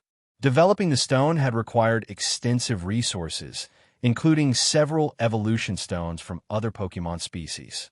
Its value surpassed that of any ordinary Mega Evolution Stone." Luo Yuan nodded, picking up the stone. It felt no different from a standard evolution stone in his hand. "Shall we give it a try?" Luo Yuan asked, glancing at Matori. Already anticipating his intentions, Matori led the group to the base's combat training grounds. The training ground had been cleared out in advance. Luo Yuan released Mutuo from its Pokeball. The psychic Pokemon emerged, holding a book in its hands. Even inside its Pokeball, Mutuo hadn't stopped its intellectual pursuits. Realizing it was outside, Mutuo looked around, pausing briefly on Blaine before turning to Luo Yuan. "What is it?" Though it had returned to its birthplace and seen one of its creators, Blaine, Mutuo's demeanor remained calm. Its vast study of philosophy and theology had left it with a deep, almost transcendent peace. Luo Yuan studied Mutuo, thinking that if it ever decided to renounce everything and attain enlightenment, he wouldn't be surprised. "Let's try this," Luo Yuan said, tossing the Mega Evolution Stone to Mutuo. Using its psychic abilities, Mutuo caught the stone, turning it over in its hand. Luo Yuan then activated his psychic connection with Mutuo, synchronizing their energies. With a flick of the keystone on his wrist, the synchronization triggered a response from the Mega Evolution Stone in Mutuo's grasp. Brilliant light enveloped Mutuo's body, its form shifting rapidly. Within seconds, the light dissipated, revealing Mutuo in its new, Y-shaped Mega Evolution form. As the light faded, Mutuo's new form appeared on the training ground. The transformed Mutuo was significantly smaller, its legs floating off the ground while its slender body seemed almost delicate. The tail that once extended from its lower back now sprouted from the back of its head, dyed a vibrant purple and resembling long hair. It worked! Blaine's eyes glistened with excitement as he stared at the newly evolved Mutuo Y. This was an unprecedented breakthrough in Pokemon evolution research. While other regions were still exploring how many Pokemon could achieve Mega Evolution, Team Rocket had already crafted a man-made Mega Evolution Stone for the artificial legendary Mutuo. If this accomplishment were ever revealed to the world, it would undoubtedly send shockwaves across the globe. However, the new island research base was a secret facility operated by the shadowy Team Rocket. Such achievements could never be made public, and the thrill of this success was theirs alone to savor, a bittersweet triumph for Rocket's secluded researchers. Mutuo was quick to notice the changes in its body. "What does the new form feel?" Luo Yuan asked through telepathy. "It's an unusual sensation," Mutuo replied, flexing its newly transformed hands. "My fingers are more dexterous, though I miss having a tail. The appendage on the back of my head seems to compensate for its absence, though." Like a product tester, Mutwo provided feedback on its experience with the new form. And your psychic power? Luo Yuan inquired. It feels stronger. My brain cells are more active than ever before. Closing its eyes, Mutwo focused.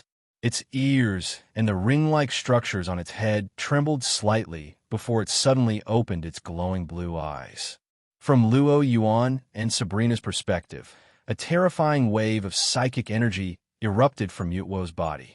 A massive steel cube, labeled 100T, floated effortlessly into the air as if gravity had ceased to exist. Mutwo manipulated the enormous object like a toy, lifting it with ease. With a slight flick of its arm, the steel cube was hurled sideways. Boom! The cube smashed into a target with devastating force, shattering it to pieces. The ground trembled from the impact, triggering a localized earthquake alarm across the base. Midori had to contact the base's control center to deactivate the alarms. I barely feel the strain. I'm not even close to my limit. Mutwo informed Luo Yuan through telepathy. Luo Yuan remained silent. If he had previously been able to compete with Mutwo in terms of psychic strength, this new form had rendered any such notion impossible. Better not provoke it, Luo Yuan thought grimly. While Luo Yuan was taken aback, Bane was utterly floored. He'd witnessed Mutwo's power during its initial creation, back when Giovanni had conducted a series of strength tests after capturing it. Those tests were still archived in Team Rocket's database. But seeing Mutwo's sheer might in person, Bane had to admit that no recording could ever capture the raw impact of witnessing it firsthand. Even compared to those old records, Mutwo's current power seemed far more ferocious. Bane recalled hearing that Luo Yuan had used Mutwo to fight Groudon and Hoenn, resulting in a stalemate. But if this was Mutwo, why? Bane had no doubt it could dominate Groudon in a fight. Luo Yuan proceeded to run Mutwo through a series of tests using the base's advanced equipment, assessing its speed, reflexes, and durability. The results matched his expectations. Mutwo's speed and special defense had significantly increased, though its physical defense had decreased. And its psychic power? Luo Yuan glanced at Mutwo, who was casually tossing the 100-ton steel cube like a beach ball. This boost is absurd. Still, it was a welcome development. With his trip to the Alola region looming, having Mutwo's enhanced strength would make his mission much easier. After Mutwo set the steel block down, Luo Yuan released Deoxys to conduct a combat test. No matter how impressive the power-up, its true value had to be proven in battle. As Deoxys emerged, it immediately noticed the unfamiliar yet strangely familiar figure before it. The aura was unmistakably Mutwo's, but its appearance was drastically different. This is Mutwo's new form, Luo Yuan explained. Deoxys, I need you to help test it. Deoxys nodded and instantly shifted to its defense for me. It could sense the overwhelming power emanating from Mutwo and wasn't about to take any chances. Mutwo, on the other hand, was eager to begin. Once both Pokémon were ready, Luo Yuan gave a signal. Whoosh! The two legendary Pokémon moved faster than the human eye could follow, clashing with incredible force. The air filled with the sharp screech of atmospheric pressure being torn apart. Neither Mutwo nor Deoxys could be seen. Only the explosive sounds of their collisions, the shock waves rippling through the battlefield, and the chaotic winds tearing at the surroundings gave any indication of the battle. Among those present, only Luo Yuan and Sabrina, using their psychic abilities, could track the combat in real time. Midori and Bane were forced to rely on slow-motion footage from cameras set up around the arena. The fight lasted a mere minute before Luo Yuan called it off. Mutwo had clearly dominated the encounter. Deoxys, despite its adaptability, was no match for Mutwo's enhanced psychic power. As for why Luo Yuan ended the battle early, he surveyed the ruined battlefield, the ground torn apart and the steel walls covered in deep gashes from their attacks. If this continues, they'll dismantle the entire base.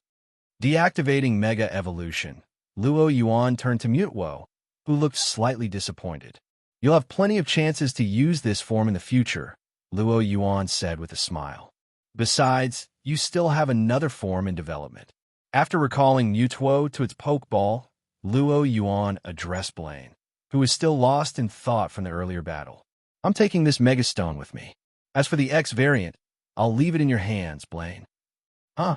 Oh, of course, Blaine replied, snapping out of his daze.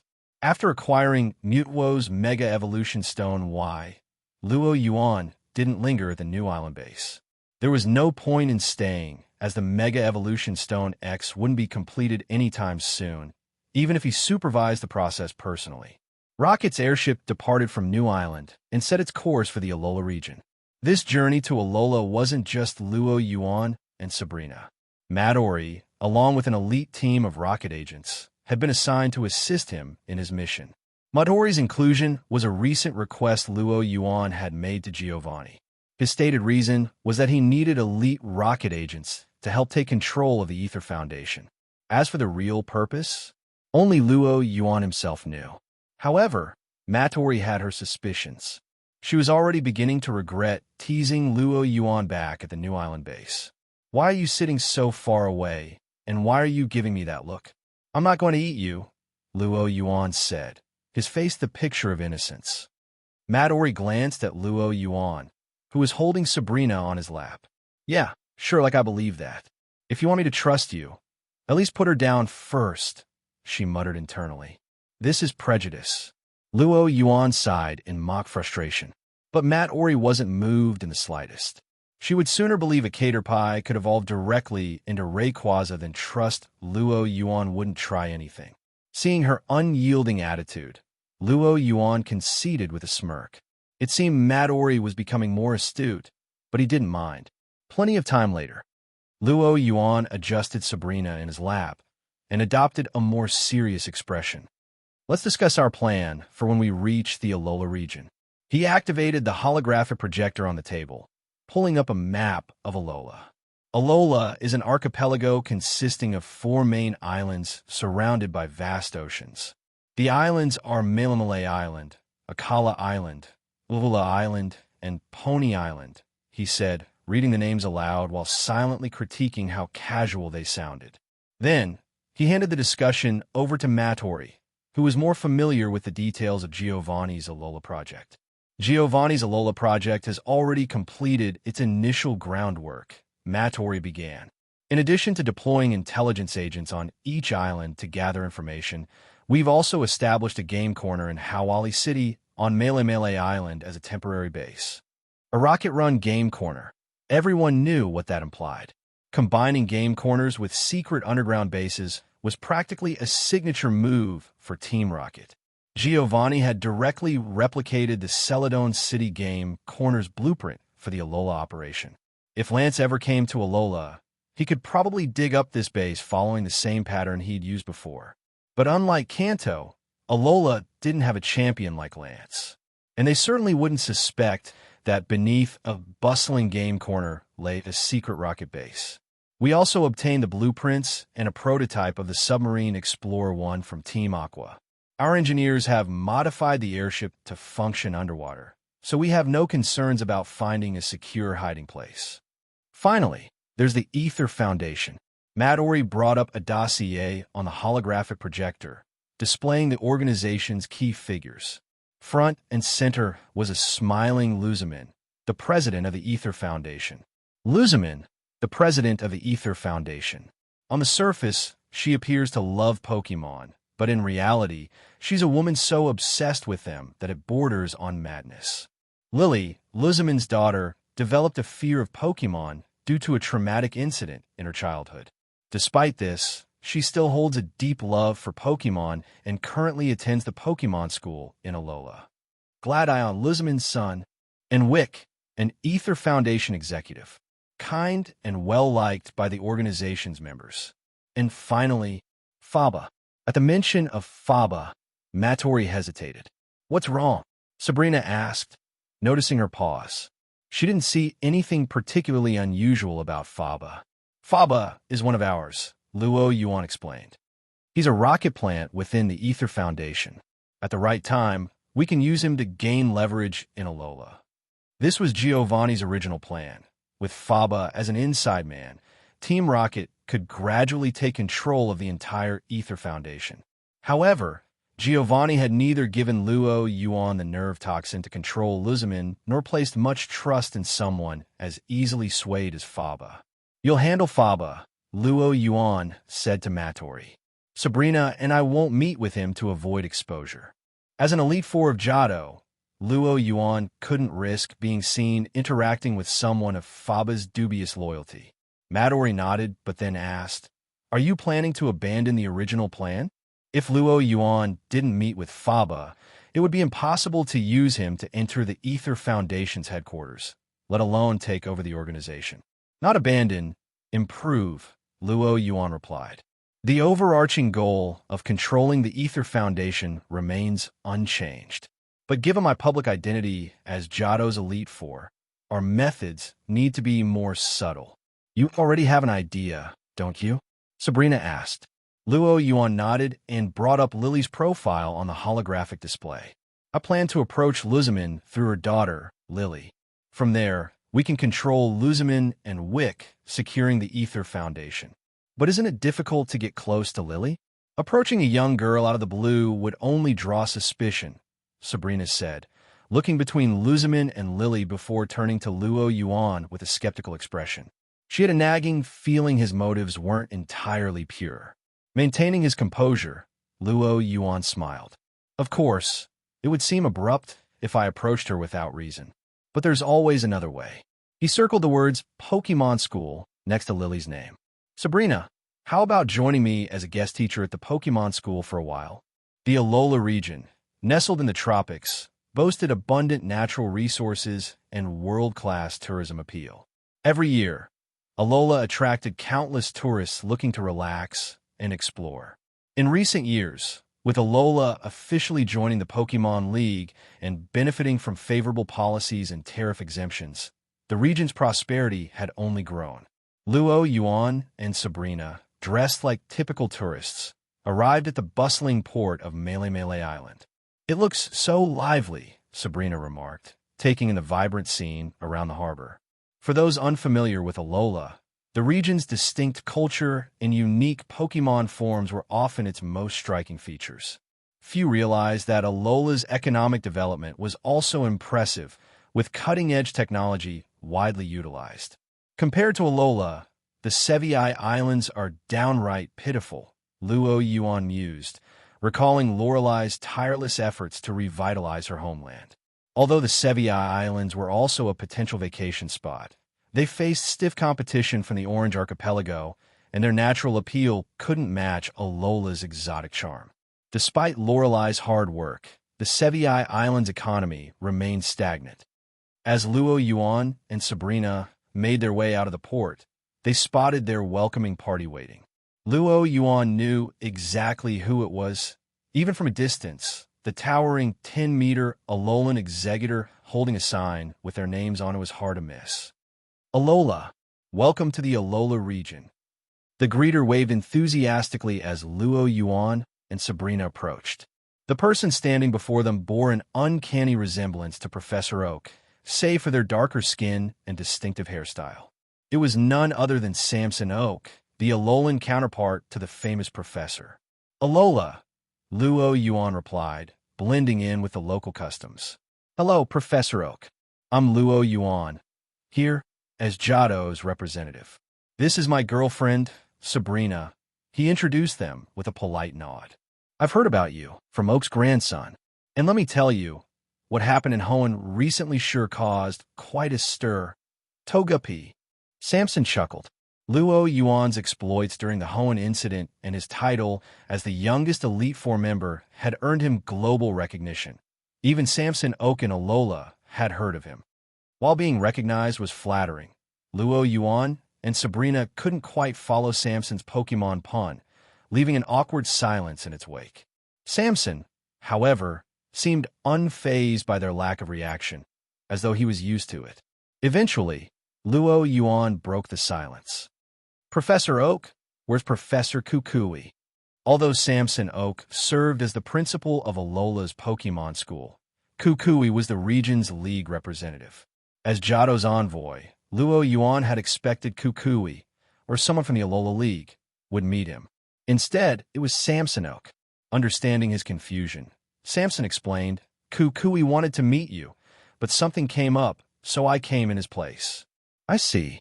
To be honest, Alola's League is still in its infancy, and we're short-staffed.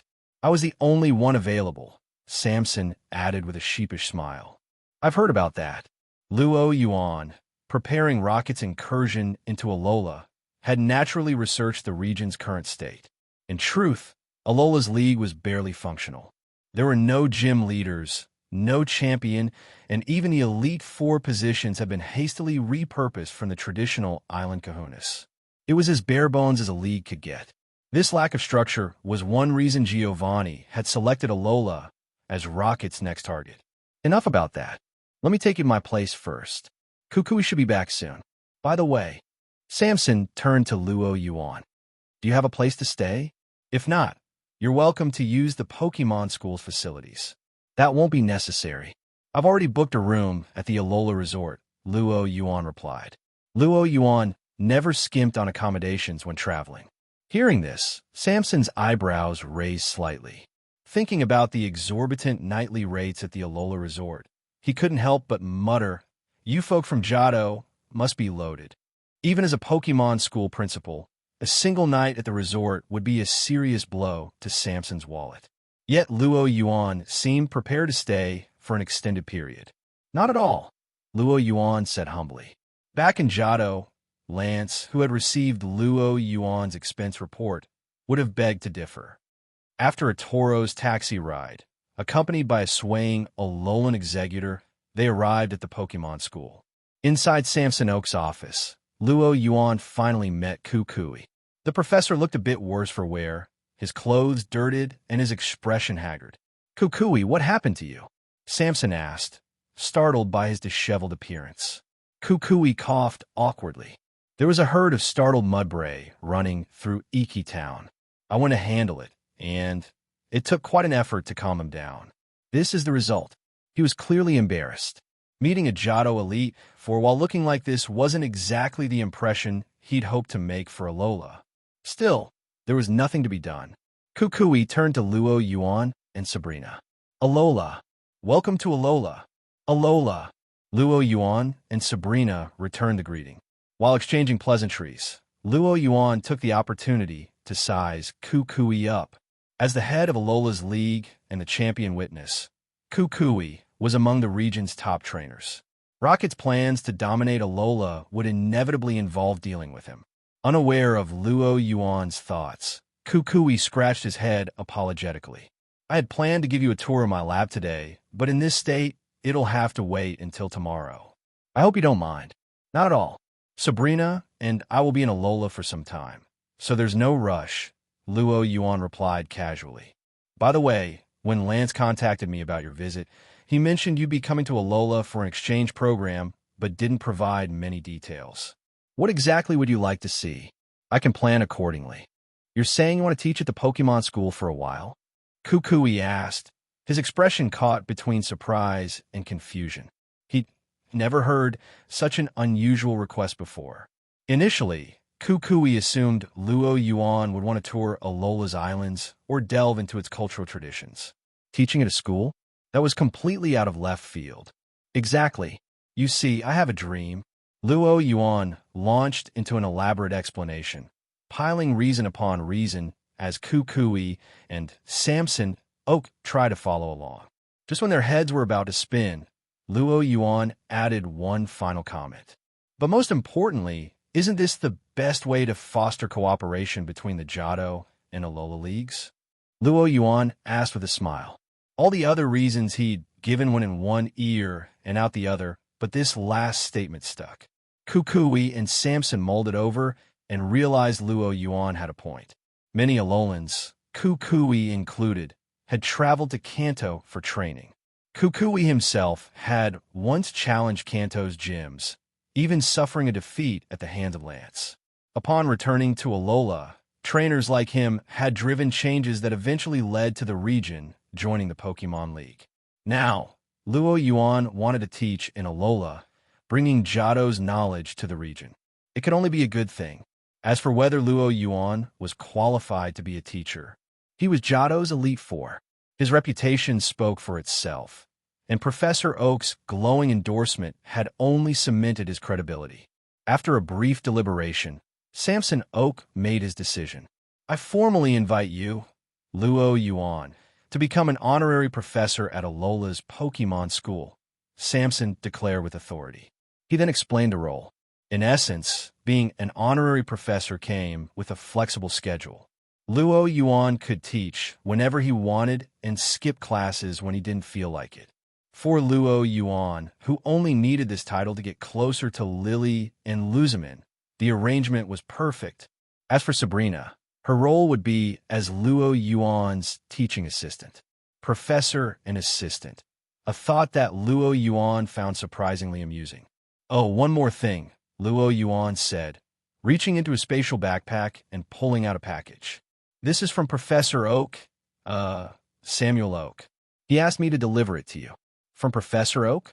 He didn't mention anything about it in his last call, Samson said, puzzled. Open it up and see. Kukui urged, curious about what the renowned Pokemon scholar had sent. Under Luo Yuan, Sabrina, and Kukui's watchful gazes, Samson Oak opened the package. Inside was an entire box of instant noodles. It was the kind of gift only Samuel Oak would send. His lifelong fondness for instant noodles hadn't faded one bit.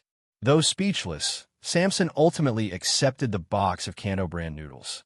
He made a mental note to send a box of Alolan coconuts back with Luo Yuan as a return gift.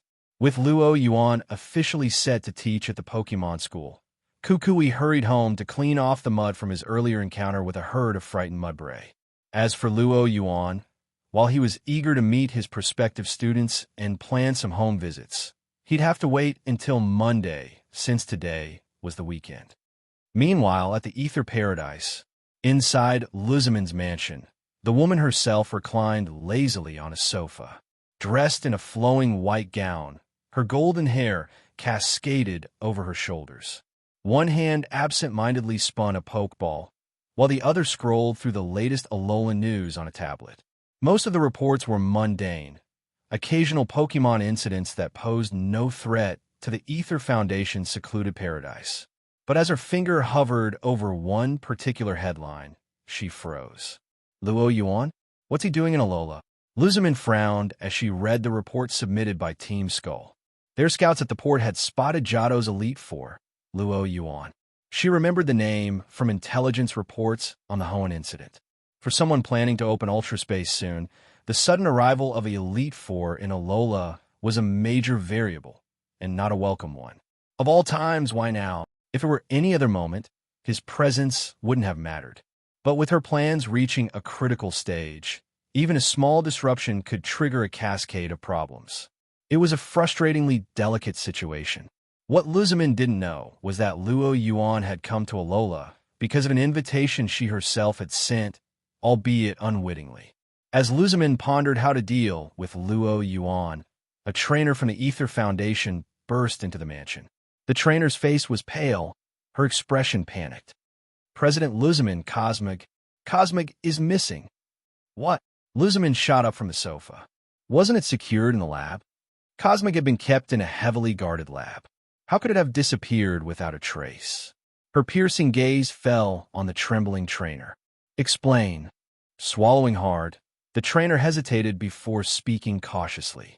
According to the surveillance footage, Miss Lily was the only one who entered the lab. Crack. The Pokeball in Luzamin's hand split under the pressure of her tightening grip. The mansion's atmosphere grew icy, and the trainer felt her legs nearly give out beneath her. Just as she thought she couldn't take any more, Luzamin spoke again. I understand. Leave. Relieved to escape, the trainer quickly exited the room. Luzamin's cold, lifeless eyes shifted to her communicator. She dialed a number. Guzma, find Lily and bring her back to me. After hanging up, Luzamin walked to the large floor-to-ceiling window, staring out at the distant sea. Her voice dropped to a whisper. Lily, what are you trying to do? As Luzamin issued her order to Guzma to capture her daughter, a different scene unfolded on the private beach of a luxury hotel. Luo Yuan, playing beach volleyball with Sabrina, received a call from Midori. You're saying Team Skull has been ordered to hunt down Lily across the entire Alola region. Just as Luo Yuan spiked the ball over the net, he paused mid-action, a strange expression crossing his face as Matori's voice came through his earpiece. That's correct. Our informants in Team Skull confirmed it. This directive is legitimate. Every Team Skull member in Alola is already on the move. Luo Yuan found himself bewildered by the situation in Alola. Initially, he'd assumed the region followed the anime's world building, especially since Lily was attending the Pokemon school. But now it seemed that things weren't as straightforward as he'd thought. Lily running away with Nebby while Luzamin ordered manhunt? That was straight out of the game's storyline. What's our plan now? Midori asked. The sudden development meant many of their original strategies might need adjustments. However, Luo Yuan seemed unbothered. The overall plan stays the same. We'll still approach Luzamin through Lily. We'll just tweak the method. And what changes should we make? Midori asked. Just as Luo Yuan opened his mouth to respond, a volleyball came flying toward him. On instinct, he teleported out of the way, only for the Slowbro behind him, serving as his teammate, to take the hit square on the head. Doof! Slowbro let out a dazed cry before collapsing dramatically onto the sand.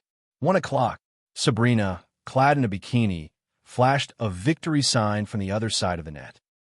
Luo Yuan glanced at Sabrina, then at the unconscious Slowbro behind him, and resigned himself to the reality. He'd lost this round of psychic volleyball. As the loser, he had to apply sunscreen for the winner. Walking towards Sabrina, who was already lying under a parasol, Luo Yuan replied to Midori through his earpiece. Have our people in Team Skull manipulate the situation so that Lily ends up in Hawali City. Keep tracking her movements and notify me if anything changes. Nightfall at Hawali City's Port District. Huff, huff. Lily, carrying a shoulder bag, ran through the streets, her face etched with panic. Stop right there. A shout echoed faintly behind her. Hearing this, Lily's expression turned even more frantic. Clutching her bag tightly with one hand and holding her hat in place with the other, she forced herself to keep running despite her ragged breaths. But before she could go far, 2 Team Skull grunts wearing face masks appeared in front of her, blocking her path. You're not getting away. Hand it over. Lily spun around, only to see more Team Skull members closing in from behind. Surrounded on all sides, the grunts finally relaxed, relieved to have cornered her.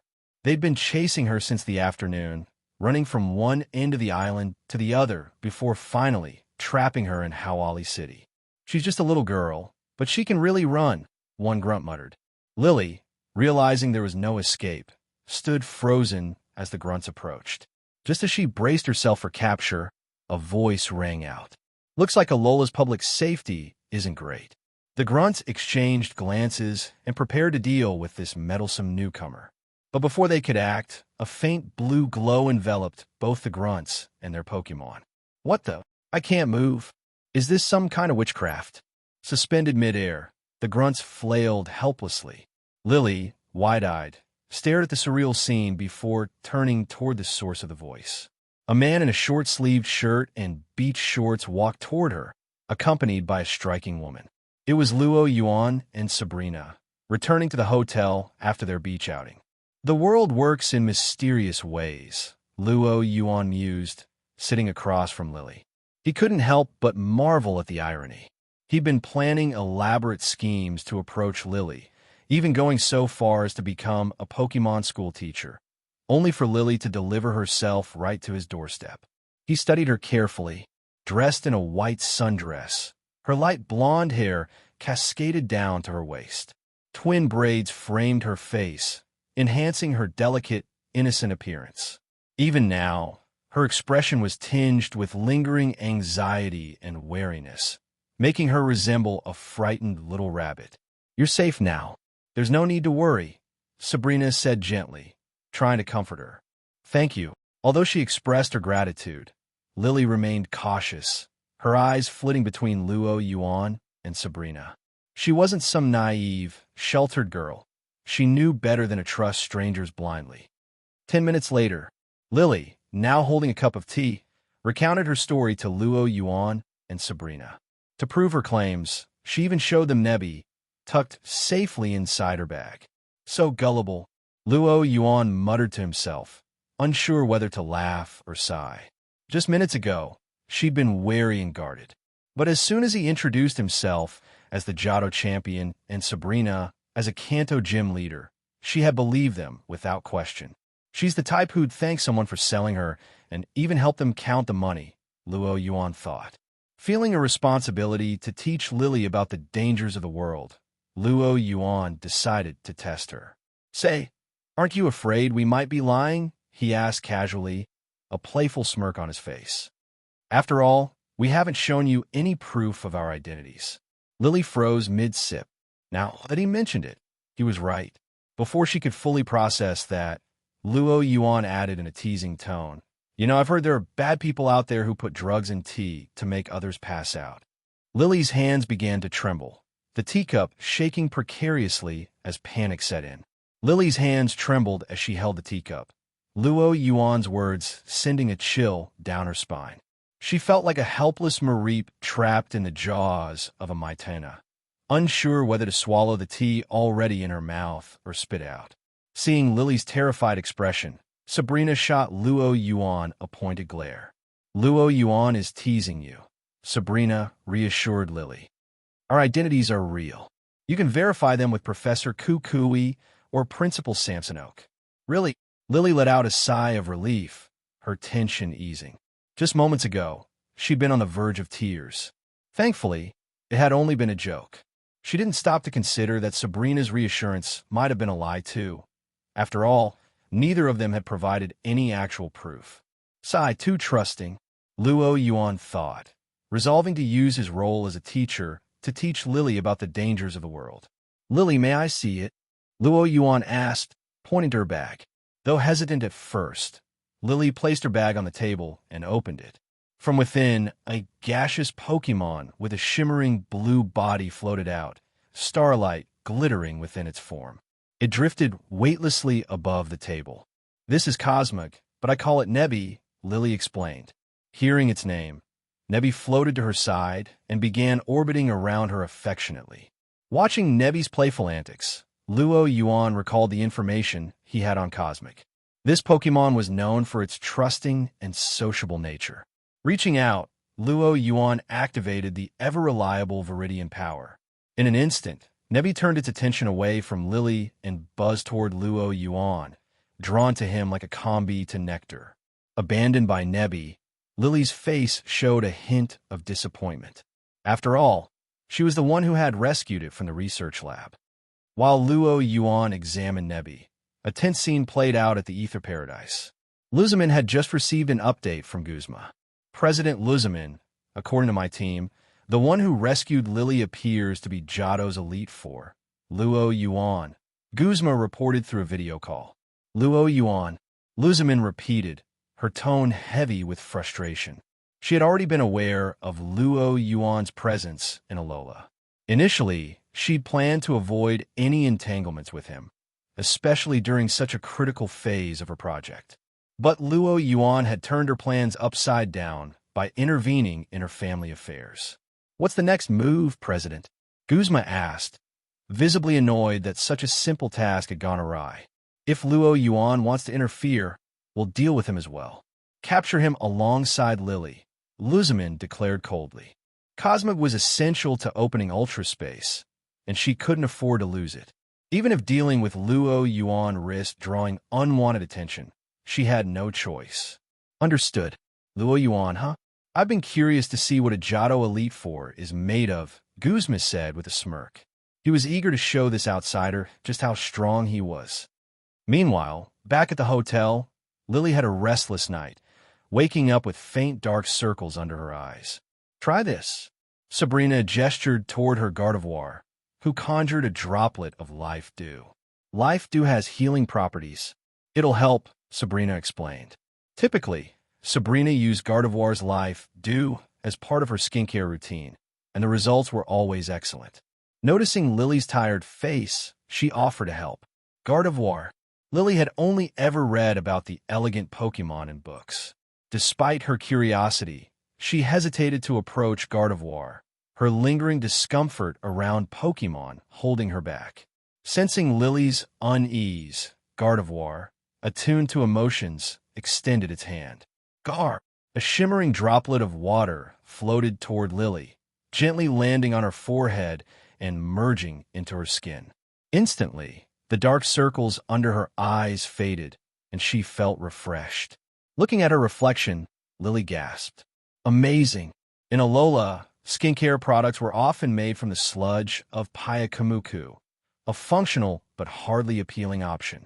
Sabrina's use of life dew was an entirely new concept to her. Although she admired Gardevoir, her fear of Pokemon kept her from getting any closer. Doof! A low-pitched sound came from behind her, startling Lily. She turned quickly to find Slowbro staring at her with its signature vacant expression. Slowbro. Her body froze in fear. Doof! Slowbro tilted its head, puzzled by her reaction. Sabrina, observing Lily's response, thought back to the reports mentioning Lily's childhood trauma, which had left her fearful of Pokemon. Slowbro, don't scare Lily, Sabrina said softly. Slowbro scratched its head, confused. Did I do something wrong? Before it could wonder further, Lily waved it off, forcing a smile. I'm fine, really. It's nothing. Her strained expression betrayed her words, a fact even Slowbro seemed to pick up on. She's quite the stubborn one, Sabrina mused, but didn't press further. She shooed Slowbro toward the pool, then turned back to Lily. Yuan left early this morning to prepare for his class at the Pokemon school, Sabrina said. I'll take you there now. He prepare for class? Lily stammered. Didn't I mention it yesterday? Sabrina asked, tilting her head. Seeing Lily's confused expression, she elaborated. Yuan is an honorary professor at the school. He'll be teaching here for a while. A teacher? Lily's eyes widened in disbelief. She hadn't expected Yuan to have such a role. That's right. Let's go. He's probably waiting for us. Sabrina brushed her hair back and smiled before leading the way. Standing at the podium on his first day as a teacher, Yuan felt an odd mix of excitement and novelty. Below him, the students sat with curious expressions, their faces all familiar. Kiawe, Mallow, Lana, Sophocles, along with Lily and Ash, the cast for the Sun and Moon arc was practically complete. While Yuan observed them, the students were busy scrutinizing him. The principal had told them that a new teacher named Yuan would be instructing them today. However, seeing how young he was, they couldn't help but feel skeptical. Yuan could tell by their faces that Samson Oak hadn't mentioned his title as Johto Elite Four, but he didn't mind. Soon enough, his teaching would prove to them that he was more than qualified. Still, where were Lily and Sabrina? Yuan glanced at Lily's empty seat. The other students had also noticed her absence. Lily, who had never been late before, was missing today. Concern began to grow among them. Did something happen to her? Just as they were starting to worry, the door swung open with a loud whoosh. Lily appeared, dressed in her signature white dress, but her expression was unusually tense. As she walked in, she kept glancing nervously behind her. Her behavior caught the attention of her classmates, who followed her gaze to the door. And then they saw something they would never forget. Sabrina, tall and elegant with her long hair flowing and heels clicking softly on the floor, entered the room. Behind her floated a dozen team skull grunts, their bodies stiff, their mouths unable to move, with only their eyes darting around wildly. They trailed behind Sabrina like balloons on invisible strings, eventually piling up in the classroom's trash corner. We ran into a bit of trouble on the way, which delayed us, Sabrina said with a radiant smile directed at Yuan. Her serene demeanor left the students wide-eyed. In their minds, Sabrina was instantly branded as beautiful, dangerous, and deadly. That entrance gets 82 points, Yuan sent through a telepathic compliment. Compared to his own bland introduction, Sabrina's arrival was spectacular. But the surprises weren't over yet. What's with these team skull grunts? Yuan asked, gesturing at the pile in the corner. He had just dealt with some of them the day before. Why were they causing trouble again? We encountered them blocking the road, so I brought them along, Sabrina said lightly, brushing a strand of hair from her face. But leaving them here might disrupt your lesson. True, Yuan agreed, noticing that all the students, including Lily, kept glancing uneasily at the heap of grunts. If they stayed like this, the class wouldn't get anywhere. I'll handle it, Sabrina said. The students braced themselves, expecting her to use the same method to float the grunts out. Instead, with a casual wave of her hand, a soft white glow enveloped the corner. When the light faded, the grunts were gone, replaced by a stack of chibi-style Team Skull plushies. The room fell into a stunned silence. That has to be magic. There's no way it's not magic. Finally remembering it was his first day as a teacher, Yuan turned to his shell-shocked students and said, I almost forgot to introduce her. This is my assistant, Sabrina. She'll be helping me with lessons for the foreseeable future. Before they could process this, Yuan smiled mischievously. I hope everyone will cooperate in my class. If not, well, I can't promise Sabrina won't step in. Even Kiawe, who prided himself on his bravery, broke into a cold sweat. He swallowed hard, not wanting to end up as a plush toy. The Alolan classroom's usual relaxed atmosphere vanished in an instant, replaced by a strict, almost Kanto-like discipline. Satisfied, Yuan nodded. Let's begin Alola's cultural exchange with the most effective teaching method, drills. Question: based on Professor Elm's egg group theory, Poliwag belongs to the Water 1 group, and Salamence belongs to the Dragon group. As a trainer, which Pokemon would you choose to breed with them to maximize efficiency in hatching Pokemon eggs? Lana, you answer this one. Lana's face paled as she racked her brain, desperately piecing together what she knew. Finally, she ventured a guess. Dragonair. It seemed like the logical choice, a Pokemon tied to both water and dragons. 80% of people would choose Dragonair for this question, Yuan said. Lana exhaled in relief, but then his tone shifted. However, this is a classic trap question. Lana froze. Most people jump to Dragonair because of the water and dragon connection, Yuan continued. But the question doesn't specify the genders of Poliwag and Salamence. What if one is male and the other female? Which gender of Dragonair would you pick? Then what Pokemon should be used, Professor? Lana retorted, unwilling to back down. Questioning assumptions is a good habit, Yuan praised. It's through questioning the known that humanity advances. But questioning just to vent frustration will only hinder your progress. The correct answer is Ditto. As a genderless Pokemon with its own unique egg group, Ditto can breed with any Pokemon except those in the undiscovered or Ditto groups. Lana's confidence took a direct hit, and her metaphorical ship sank. Next question. You're exploring a cave when 3 Pokemon block your path. A Zubat with a broken wing, an Exploud playing in the mud, and a Trapinch napping with its body buried in the ground. As a new trainer with only a Squirtle, how would you safely capture your first Pokemon? Kiawe, you're up. Battle questions were more Kiawe's style. He stood confidently, ready to answer. When it came to other questions, Kiawe might feel a bit uncertain. But when it came to battle strategies, his confidence soared. After a brief moment of contemplation, Kiawe confidently gave his answer. The 3 Pokemon mentioned in the question, although Zubat's wings are injured, it doesn't explicitly say it has lost its ability to fly, so I'll rule that out. Next, Exploud. While sneaking up on Exploud, playing in the mud might work for a surprise attack, it would undoubtedly provoke its fury. An angry Exploud would make a deafening noise, potentially attracting other Pokemon and putting us in danger. So, I'll have Squirtle attack Trapinch. As a ground-type Pokemon, Trapinch is weak against water types like Squirtle. And since Trapinch is dozing off, we can take this opportunity to land a decisive hit, capture it, and safely leave the cave. The more Kiawe spoke, the more confident he became. Your analysis up to that point was decent, but unfortunately, Yuan spread his hands with a shrug. You're still wrong. Why? Kiawe looked perplexed. His reasoning seemed flawless. You're correct that Zubat's injured wings don't mean it has lost its flying or battling ability, and that an enraged Exploud could indeed attract other Pokemon or even cause a cave collapse, Luo Yuan explained. But your judgment about Trapinch was off, he continued. I'm guessing you haven't read Secrets of the Earth, have you? In the chapter on Trapinch, it mentions its peculiar behavior. When it buries itself in the ground, it's not actually napping, it's hunting. Trapinch digs funnel-shaped pits in the sand or soil and waits for prey to stumble into the trap.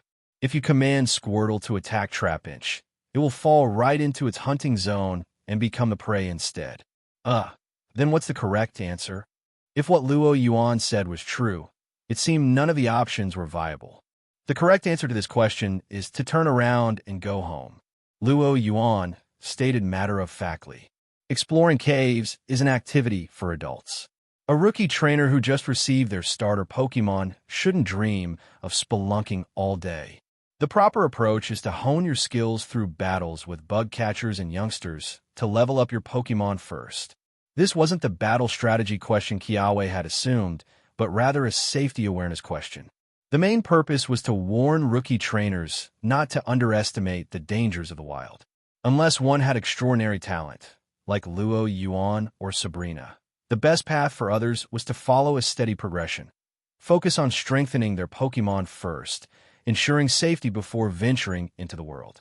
Even though the league reinforced safety education each year, there were always overconfident rookie trainers. The result? They often ended up spending several days bedded in Pokemon centers before they even made it to a gym.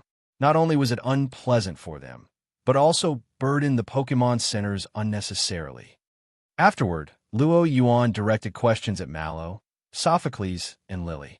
Only Sophocles managed to show a decent grasp of knowledge, while the rest failed miserably. The classroom sank into a somber atmosphere.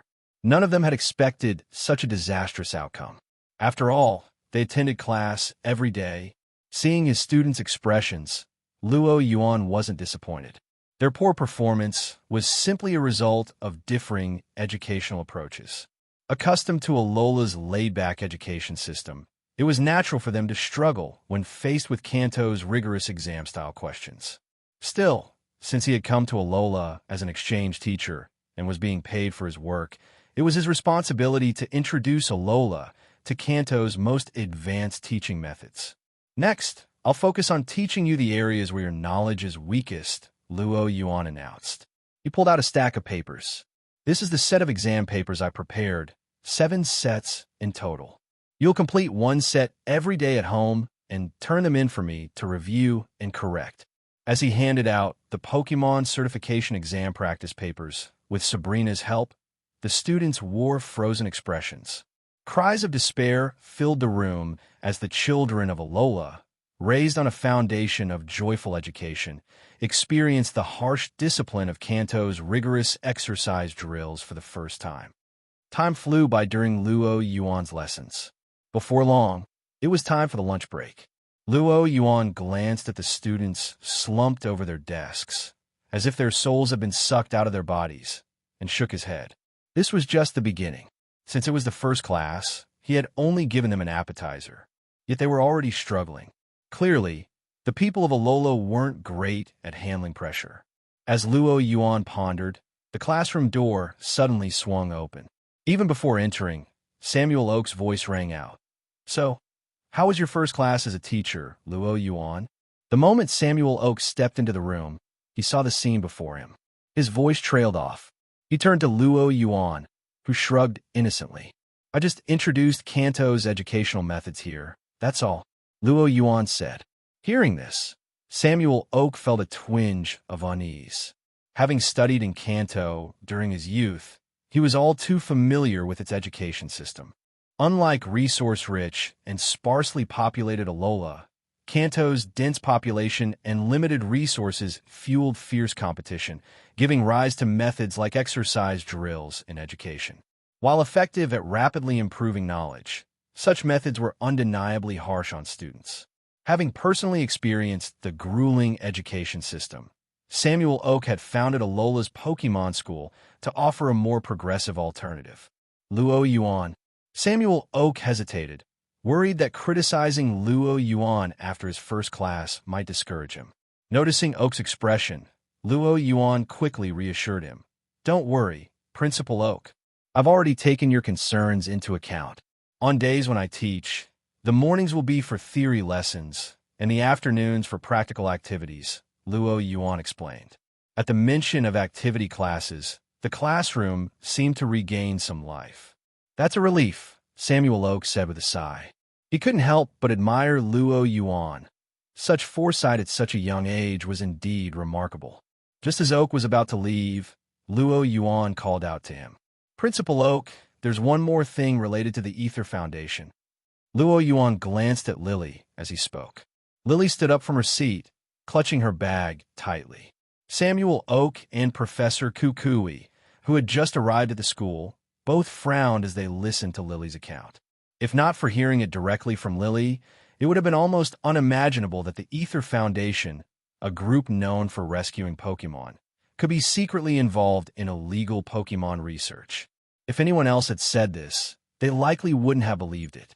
But since it came from Lily, the claim carried credibility. Here's a key question. Does President Luzeman know about this? Luo Yuan asked, cutting straight to the heart of the matter. To Kukui and the others, the critical issue now was whether Luzeman, as the president of the Ether Foundation, was aware of these activities. If she was unaware, it could mean rogue individuals within the Foundation were behind it. In that case, they could work with Luzeman to root out the problem. However, if Luzeman was not only aware, but actively participating, the situation would be far more complicated. Kukui turned to Lily, awaiting her response. My mom. I'm not sure, Lily said hesitantly.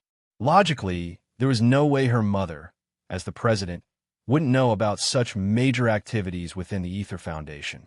Yet in Lily's heart, she believed her Pokémon-loving mother would never participate in something like this. If we can't determine her stance, this could be tricky, Kukui said, rubbing his chin as he frowned. Without clarity on Luzeman's position, they couldn't involve her in the investigation. And investigating the Ether Foundation would be no small feat. For one, with only Lily's testimony, they had no evidence to initiate an investigation. Even if they could, they would need enough resources to take on the Ether Foundation, a veritable giant. The harsh reality was that the Alola League was in a pitiful state compared to when the Johto League first formed. With only a handful of personnel at their disposal, even attempting an investigation felt like an impossible dream. Hearing this, Lily looked uncertain and lost. When she escaped the lab with Nebby, she hadn't thought it through. Her only hope had been that Principal Oak and Professor Kukui could solve the problem. She hadn't expected things to be this complicated. Now, she was being hunted by Team Skull, unable to return home. The situation left her feeling utterly homeless. Standing in the corner, Lily appeared weak, helpless, and pitiful. Just as Kukui was about to suggest that Lily stay temporarily at his research lab, Luo Yuan spoke up. Lily can stay with me, he said. As her teacher, it's my duty to protect my students. Since Luo Yuan intended to use this opportunity to get closer to the Ether Foundation, he wasn't about to let this chance slip away. Hearing Luo Yuan's offer, Kukui glanced at Sabrina, who was standing beside him. He had to admit that leaving Lily with Luo Yuan and Sabrina was more appropriate. After all, Kukui would need to contact the island Kahunas and Queens to discuss the issue with the Ether Foundation. He wouldn't have much time to look after Lily. On the other hand, Luo Yuan's strength and position as a teacher made him an ideal guardian. All right, I'll leave Lily in your care.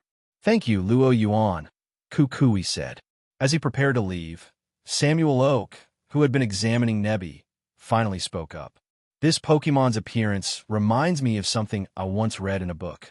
That was a long time ago, though, and I only recall it being related to Alola's ancient history, Samuel said, his tone uncertain. I'll need to search through my library and consult with other professors to confirm anything specific. Cosmog, known historically in Alola as the Child of the Stars, had been documented by the royal family at the time. Luo Yuan wasn't surprised that Samuel Oak had come across such records. I'll leave the research on this Pokemon to you, Professor Oak, Luo Yuan said. The sooner we have answers, the better. I'll go contact the island Kahunas. True to his reputation as both a Pokemon professor and a wrestler, Kukui wasted no time. After speaking with Oak, he left the Pokemon school in a hurry, leaving behind a troubled Lily. Luo Yuan walked over to her and gently patted her shoulder. "Don't worry. Everything will work out," he said. "But what if my mom really... If that happens, leave it to me. I'll convince her," Luo Yuan said with a smile. There was something reassuring about Luo Yuan's smile, imbued with the calming aura of Viridian force. Lily felt her anxiety ease. She assumed Luo Yuan was simply comforting her, unaware of how serious he was. Luo Yuan didn't elaborate further. Glancing at the time, he said, "Go grab lunch. We have activities this afternoon. Don't be late." At his words, Lily froze. The memory of the classroom exercises and the terror they invoked resurfaced vividly in her mind. But Team Skull. She started to voice her concern about being attacked, only to notice Sabrina's faint smile beside her. She immediately recalled the scene of Team Skull trainers being turned into dolls and wisely swallowed the rest of her sentence. With Sabrina around, perhaps Team Skull wasn't so scary after all. As Luo Yuan and Lily exited the principal's office, they saw Kiawe waiting outside. Kiawe, is there something you need? Are you interested in the exercises from class? If you'd like, I can give you a set to take home, Luo Yuan said with a grin. No, that's not it. Kiawe quickly shook his head, terrified that Luo Yuan might actually hand him a set of exercises. "I wanted to ask about the book you mentioned earlier in class, Secrets of the Earth. Where can I buy it?" Luo Yuan was surprised. He hadn't expected to meet a fellow enthusiast of Giovanni's work. "You're a fire-type trainer. Why the sudden interest in a book about ground types?" Kiawe opened his mouth to explain, but Luo Yuan cut him off. "No need to explain. It's good to enjoy reading.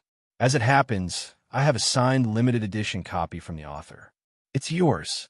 Luo Yuan handed Kiawe a copy of Secrets of the Earth, signed by Giovanni himself.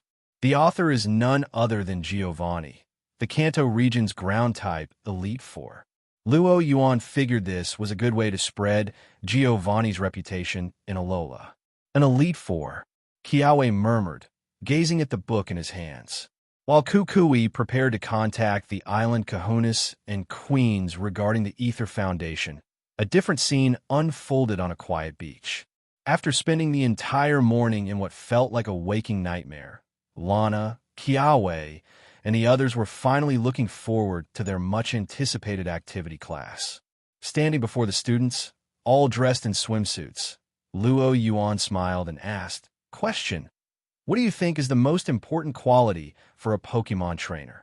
The mere mention of the word question made everyone flinch instinctively. However, realizing this was activity class, they collectively sighed in relief and began contemplating Luo Yuan's question. Knowing more about Pokemon, Sophocles ventured, thinking back to the morning's rigorous education. "Wrong. Knowledge is important, but it's not the most crucial thing," Luo Yuan replied, shaking his head. "Is it mastery of battle techniques?" Kiawe suggested, considering the context of an activity class.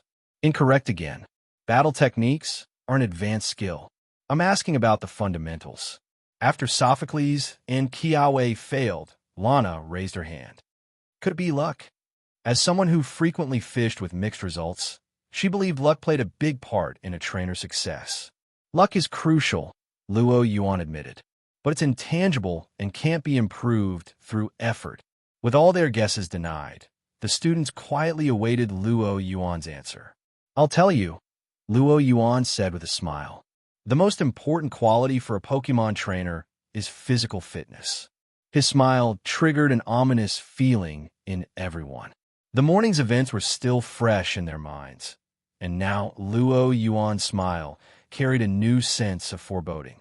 Being a Pokemon trainer doesn't just mean battling other trainers in stadiums, Luo Yuan began. You'll face all kinds of situations. In the wild, you could be ambushed by wild Pokemon. In cities, you might stumble upon secret dealings by criminal organizations and get attacked. Sometimes, danger might even find you a home. For example, Take the recent events in the Hoenn region involving Groudon and Kyogre. The battle's aftermath destroyed most of Satopolis City. What would you do if you found yourself in such a scenario? The students suddenly felt as though danger lurked all around them, as if a legendary Pokemon might appear at any moment to obliterate them. Luo Yuan continued. Of course, these are extreme cases, but a competent trainer must be prepared for such possibilities. Besides, excellent physical fitness can also help you capture Pokemon more effectively. As he spoke, Luo Yuan tossed a Pokeball into the air. Everyone instinctively turned to look. A flash of white light revealed a massive figure on the beach. Roar! The Gyarados, finally free to enjoy the sea breeze, let out a mighty roar, radiating an intimidating aura. Nearby, a Pyakamuku crawling onto the beach froze, then hastily retreated into the water. Is this our teacher's Pokemon? Lana asked in awe, craning her neck to gaze up at the enormous Gyarados. It's so oppressive. It feels even stronger than totem Pokemon. Kiawe exclaimed, the Gyarados' presence weighing heavily on him. For the first time, they truly grasped Luo Yuan's strength. It made sense. Sabrina, who could turn people into dolls, was merely Luo Yuan's assistant. How could their teacher be anything less than formidable? They watched as Luo Yuan extended a hand toward the Gyarados. To their surprise, the seemingly ferocious Gyarados closed its eyes, lowered its head, and rubbed against Luo Yuan's hand affectionately. The contrast nearly gave them whiplash. Was this the same Gyarados known for its violent temperament and frequent attacks on trainers? Or was its dignity as a ferocious Pokemon? There's no need to be so shocked, Luo Yuan said. If you demonstrate strength that earns a Pokemon's respect, even the most ferocious ones will become friendly. How did you manage to catch Gyarados in the first place? Kiawe asked. Back then, Luo Yuan thought for a moment, recalling how he'd used his newly evolved Charmeleon to subdue the Gyarados. Let's just say my method isn't one I'd recommend you try. Despite his words, the student's curiosity grew. Eventually, Luo Yuan gave in and recounted the story of his Charmeleon pinning the Gyarados down and beating it into submission. A newly evolved Charmeleon. They looked at the Gyarados towering before them, its sheer size and overwhelming presence, then glanced at its now docile demeanor around Luo Yuan. A single thought crossed their minds. It wasn't the Charmeleon. It was definitely you who did the heavy lifting. Still, having witnessed Luo Yuan's accomplishments firsthand, they couldn't deny the importance of physical fitness for trainers. Even if they could never match Luo Yuan's strength, being even a tenth as capable would be enough to support their own journeys as trainers. Satisfied with their reactions, Luo Yuan felt his efforts were paying off. After all, he'd spent considerable effort obtaining Bruno's exclusive training regimen, a rare treasure even in Kanto. Though teaching was partly a guise to connect with Lily, Luo Yuan was genuinely dedicated to his role as an educator. Let's officially start the activity class, Luo Yuan announced. Begin with a 1,000-meter jog to warm up, followed by swimming training under Gyarados' supervision. With Gyarados overseeing the training, Luo Yuan finally had a moment to relax.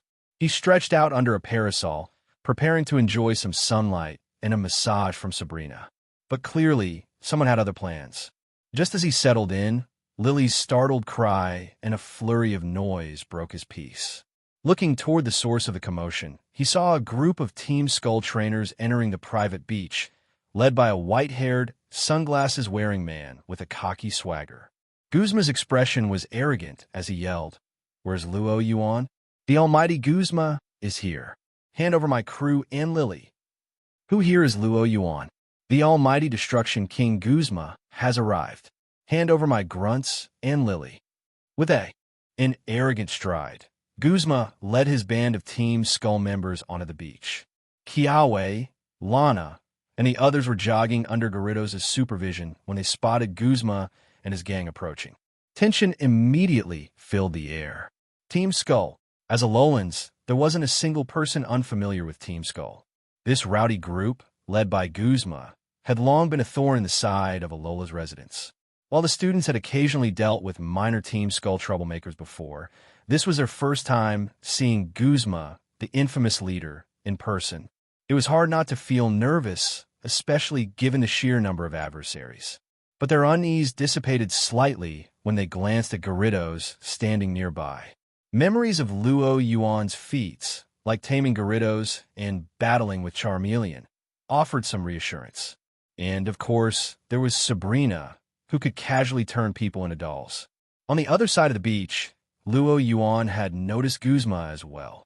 Honestly, Luo Yuan hadn't expected Guzma, or Luzamin for that matter, to act so recklessly. Barely a day after he'd rescued Lily, they were already causing trouble, with no attempt to gather intelligence or strategize. If it were Luo Yuan in Luzamin's shoes, he would have first investigated his opponent thoroughly. He'd have had someone tail Luo Yuan, waiting for a moment of weakness to strike and capture Lily in one swift move. Such a plan would have complicated things, even for someone of Luo Yuan's skill, especially against a native Alolan group familiar with the terrain. But instead, Team Skull had charged in head-on, as unsubtle as possible. Luo Yuan couldn't help but be impressed by their sheer audacity. Even more surprising was how it seemed like Guzma had brought every single Team Skull member with him. Behind Guzma, a woman with a punkish, Splatoon-inspired look caught Luo Yuan's eye. It was Plumeria, Team Skull's second-in-command and Guzma's right-hand woman. "So, you're Luo Yuan," Guzma said, eyeing him with disdain. "You dare to disrupt my plans? Barging into my territory and snatching Lily and my grunts. You must really not know who you're messing with." Luo Yuan smiled faintly. "And you've come to my class to make a scene? Looks like you don't take me seriously at all. You're just some Elite Four member from Johto," Guzma sneered. "Hand over Lily and my grunts, and I might just let this slide." He pointed at Luo Yuan. "Otherwise, you'll get a taste of what Guzma can really do." Luo Yuan raised an eyebrow. Just an Elite Four member from Johto? Not even Team Rocket had ever underestimated him like this. In the early days, when Team Rocket was still building its current empire, Luo Yuan had planned for weeks just to confront a gym leader like Drake. And while both Team Skull and Team Rocket were teams in name, their scale couldn't be more different. If Team Rocket was a shadowy organization bent on global domination, then Team Skull was a petty street gang shaking down passers-by for loose change. Yet here was Guzma, the head of this ragtag gang, daring to dismiss a member of the Elite Four. Luo Yuan wasn't sure whether to laugh or give him credit for his guts. While Luo Yuan mulled over Guzma's absurdity, Guzma grew impatient with the lack of a response. The longer they stayed on Melee Island, the greater the chance they'd attract Hala's attention. Though Guzma was confident in his strength, even he knew it would be a nightmare to face both Luo Yuan and Hala at once. "If you won't hand them over, don't blame me for what happens next," Guzma threatened. "I'm genuinely curious. What exactly do you plan to do?" Luo Yuan asked, his tone light and amused. Guzma's face darkened. He had been holding back, but Luo Yuan's mockery pushed him over the edge. "You'll regret that," Guzma barked. "Go Ariados." With a sharp gesture, his Ariados lunged at Luo Yuan. At the same time, Plumeria led a charge toward Lily and the other students, her Team Skull grunts trailing behind her. Despite his anger, Guzma hadn't forgotten his goal, Lily. As Ariados closed in, Luo Yuan casually snapped his fingers. In an instant, Mimikyu burst out of its pokeball, intercepting Ariados with a swift shadow claw that deflected its incoming attack. Meanwhile, Gyarados positioned itself between the students and the advancing Team Skull members. Ruo-or! With an earth-shaking roar, Gyarados towered over the grunts, its imposing presence making their knees buckle. "Don't lose your nerve," Plumeria shouted, trying to rally her gang. She sent out her own Pokemon, a Gengar. Gengar used Shadow Ball, but as Gyarados squared off against the Gengar, another figure stirred in the shadows. From the darkness beneath Luo Yuan, his own Gengar peeked out, a mischievous grin on its face. With a glint of malice, Luo Yuan's Jengar unleashed a sneaky dark pulse at its unsuspecting counterpart. The invisible wave of malevolent energy swept over Plumeria's Jengar, just as it was about to dodge Gyarados' Dragon Pulse. Paralyzed by the sudden attack, it took the full brunt of Gyarados' attack, flying backward and rolling several times before collapsing, unconscious. Cheers erupted from Lana and Mallow as they celebrated Gyarados' overwhelming strength. For Team Skull, however, the mood was much darker. What just happened? Plumeria muttered, unable to comprehend how her Jengar had been so easily defeated. It didn't make sense. Gyarados' Dragon Pulse alone shouldn't have been enough to knock out her Pokémon. Luo Yuan's Jengar chuckled quietly, proud of its successful prank. Still, while the students had Gyarados on their side, its lone presence wasn't enough to hold off all of Team Skull. Commanding Mimikyu to shred Ariados' webs, Luo Yuan used telepathy to contact Sabrina. Sabrina, the rest is up to you. Sabrina, who had been lounging nearby, smiled. Understood. With Sabrina handling the battle on Gyarados' side, Luo Yuan focused entirely on Guzma. While Guzma might seem arrogant and overconfident, Luo Yuan had to admit the man had some skill. Ariados, Poison Sting, Guzma ordered, wasting no time as he saw Luo Yuan dare to split his attention. Ariados opened its jaws wide, spitting a barrage of poisonous needles that rained down over Mimikyu and Luo Yuan. You think a move like that will work on me? You're underestimating me, Luo Yuan said casually. Before he could issue a command, Mimikyu acted on its own. A shadow claw emerged from beneath Mimikyu, sweeping forward and gathering all the incoming poison stings into its grasp. With a flick of its shadowy appendage, Mimikyu hurled the needles back at Guzma. Caught off guard, Guzma awkwardly jumped and twisted in place, narrowly avoiding the counterattack. You're really starting to annoy me, Guzma growled, placing a hand on his belt. Realizing Ariados wasn't enough to handle Mimikyu, Guzma decided it was time to bring out his ace. Go, Golisopod! A flash of white light revealed a towering figure clad in armor-like scales. With its sharp black claws and imposing stance, the bug and water-type Pokémon exuded an air of unwavering strength. So now it's 2-on-1, Luo Yuan remarked, shaking his head. The world of Pokémon battles has really changed. He sighed theatrically. Once upon a time, I was the one who'd pull a 2-on-1. It worked like a charm. But now, everyone I face is even more shameless than me. Is this moral decay, or just the collapse of common decency? Guzma's Pokémon worked seamlessly together. Ariados used String Shot to restrict Mimikyu's movement, while Golisopod charged forward, aiming directly for Luo Yuan himself. Clearly, Guzma understood the principle of targeting the trainer when battling their Pokémon proved too difficult. Luo Yuan, however, remained unfazed. Not only could his psychic powers allow him to teleport at will, but even without them, he had enough Pokémon at his disposal to make any direct assault futile. Dragonite, take over, Luo Yuan said, casually tossing a Pokeball. A roar echoed across the beach as Dragonite emerged from its ball, its towering frame radiating power. Without hesitation, it swung a massive arm toward Golisopod. Bam! A clash of titanic force erupted as Dragonite's Mega Punch collided with Golisopod's first impression. The resulting shockwave kicked up sand and wind, but the outcome was clear within moments. Despite its fierce entrance, Golisopod was sent flying by the sheer force of Dragonite's punch. It skidded across the ground, leaving deep gouges in the sand. Even with the power boost from first impression, Golisopod couldn't match Dragonite's raw strength. It wasn't surprising. Few Pokémon could compete with the immense physical power of a giant Dragonite. Were it not for Golisopod's exceptional defenses, it might not have survived the blow at all. TC. So close, Guzma muttered, frustrated.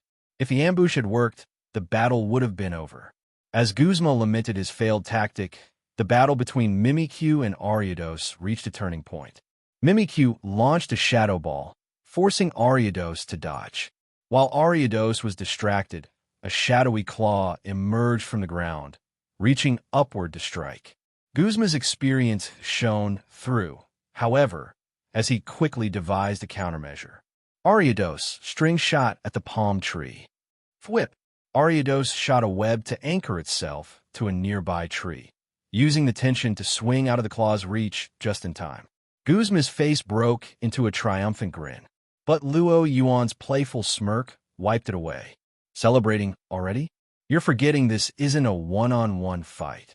No sooner had Luo Yuan spoken than a blur of orange streaked across the battlefield.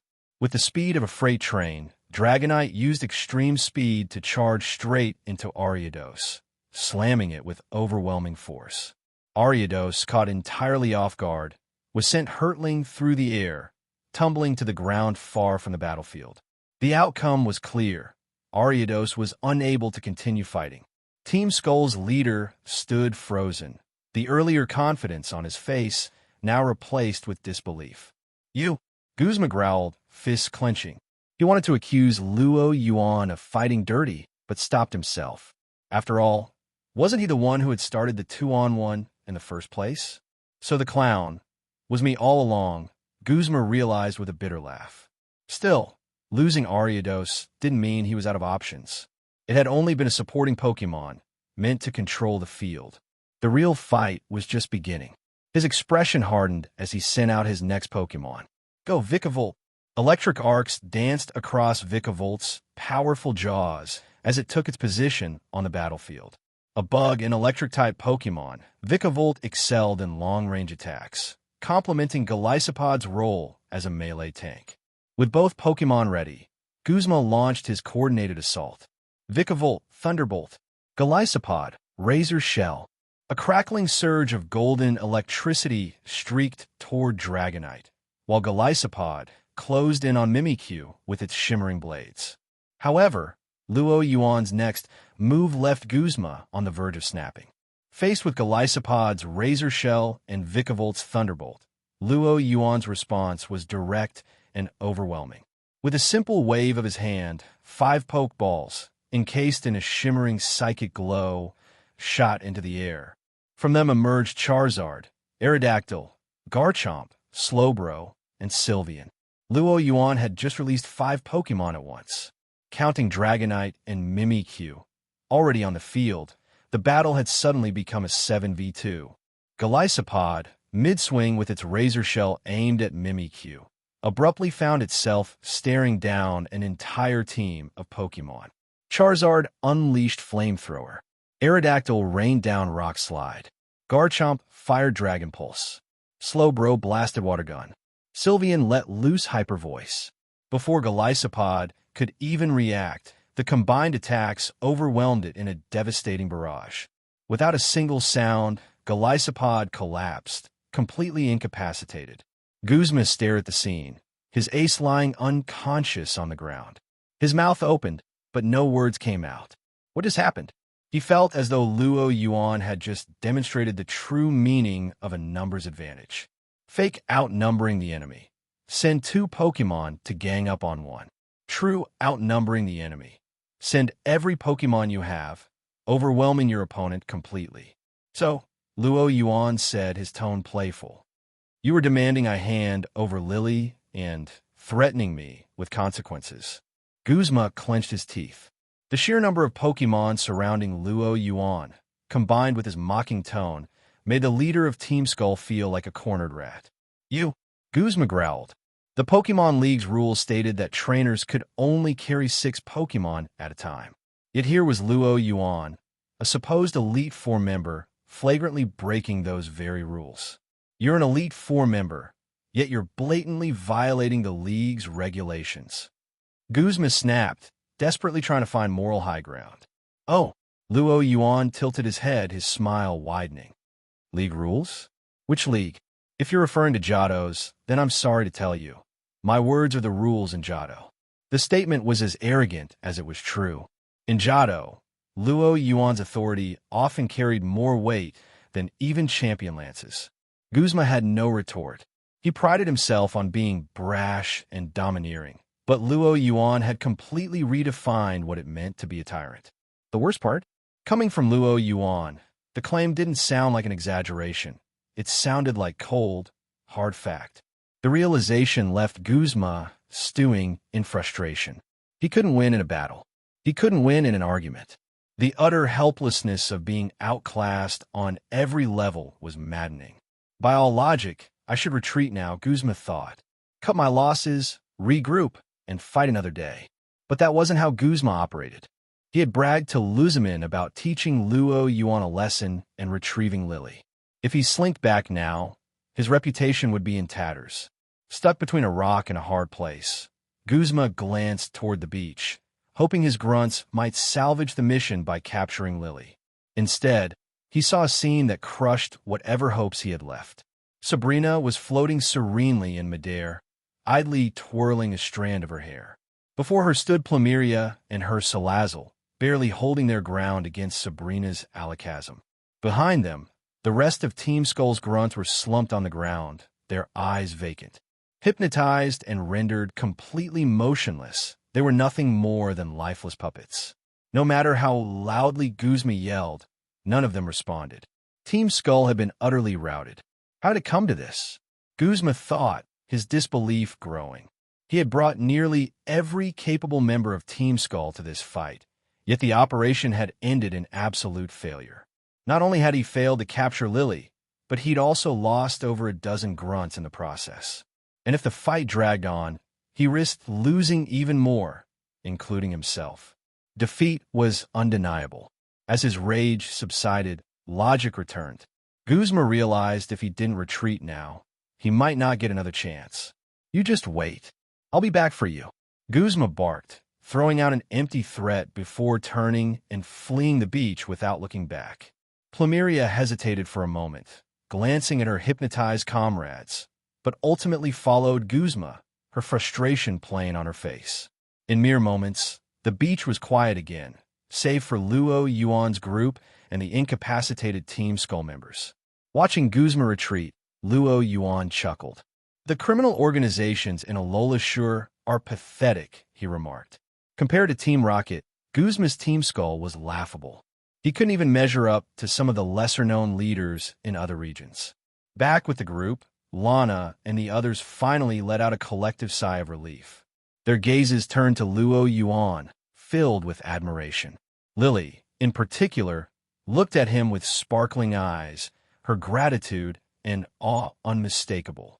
Sabrina floated down beside Luo Yuan, her voice echoing in his mind through telepathy. Why didn't you capture Guzma? You had plenty of opportunities. Luo Yuan smiled faintly. I'm an Elite Four member from Johto. I don't have the authority to enforce laws in Alola. He waved a hand dismissively. That's a job for Matt Ori. Unbeknownst to Sabrina, Luo Yuan had already notified Matt Ori the moment Guzma arrived on the beach. By now, Guzma was likely running straight into her, and Mutuo. Meanwhile, Guzma and Plumeria had retreated to Team Skull's hideout on the outskirts of Hawali City. Damn it, Guzma roared, slamming his fist onto a table. Luo Yuan's blatant disregard for the League's rules had turned the entire battle on its head. Not only had Guzma failed to capture Lily, but he had also lost most of his best grunts in the process. Plumeria sat nearby, her expression dark.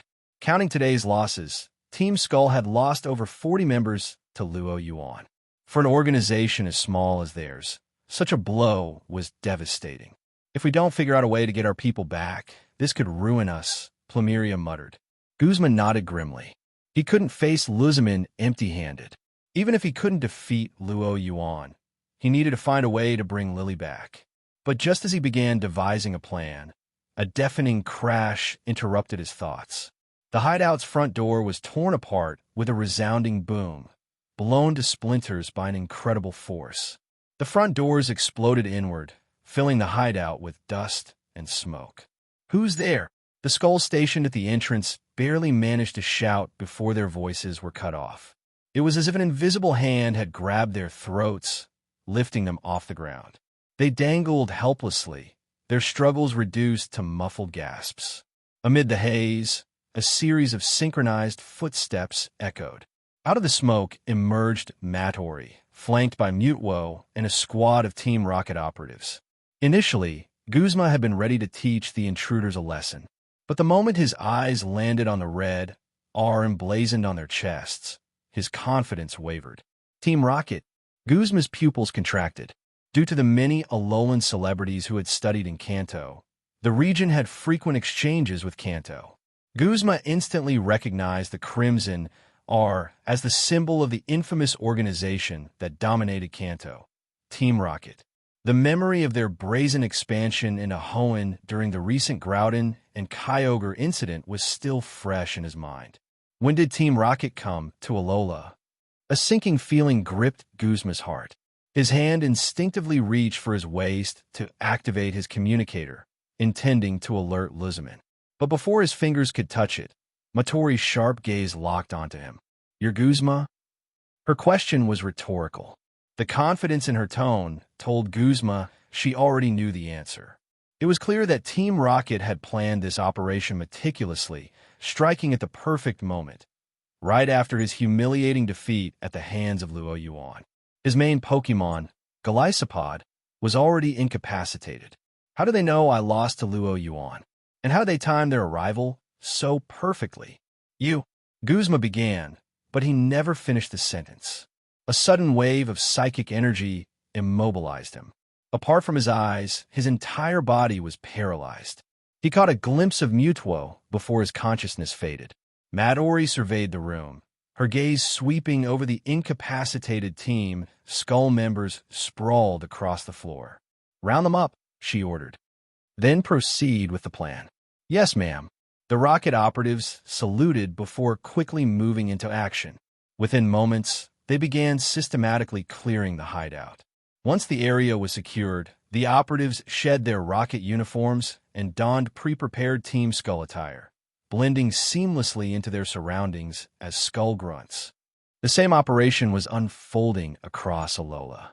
Guided by Team Skull insiders, Team Rocket systematically infiltrated and dismantled Skull hideouts, neutralizing their members and replacing them from within. It was the same shell company takeover strategy that Luo Yuan had successfully employed in the Kalos region. The operation went largely unnoticed by the general public. After all, few cared about the fate of a group as disliked as Team Skull. Even the local police rarely intervened unless Skull caused trouble, and with the Grunts lying low under Rocket control, no alarms were raised.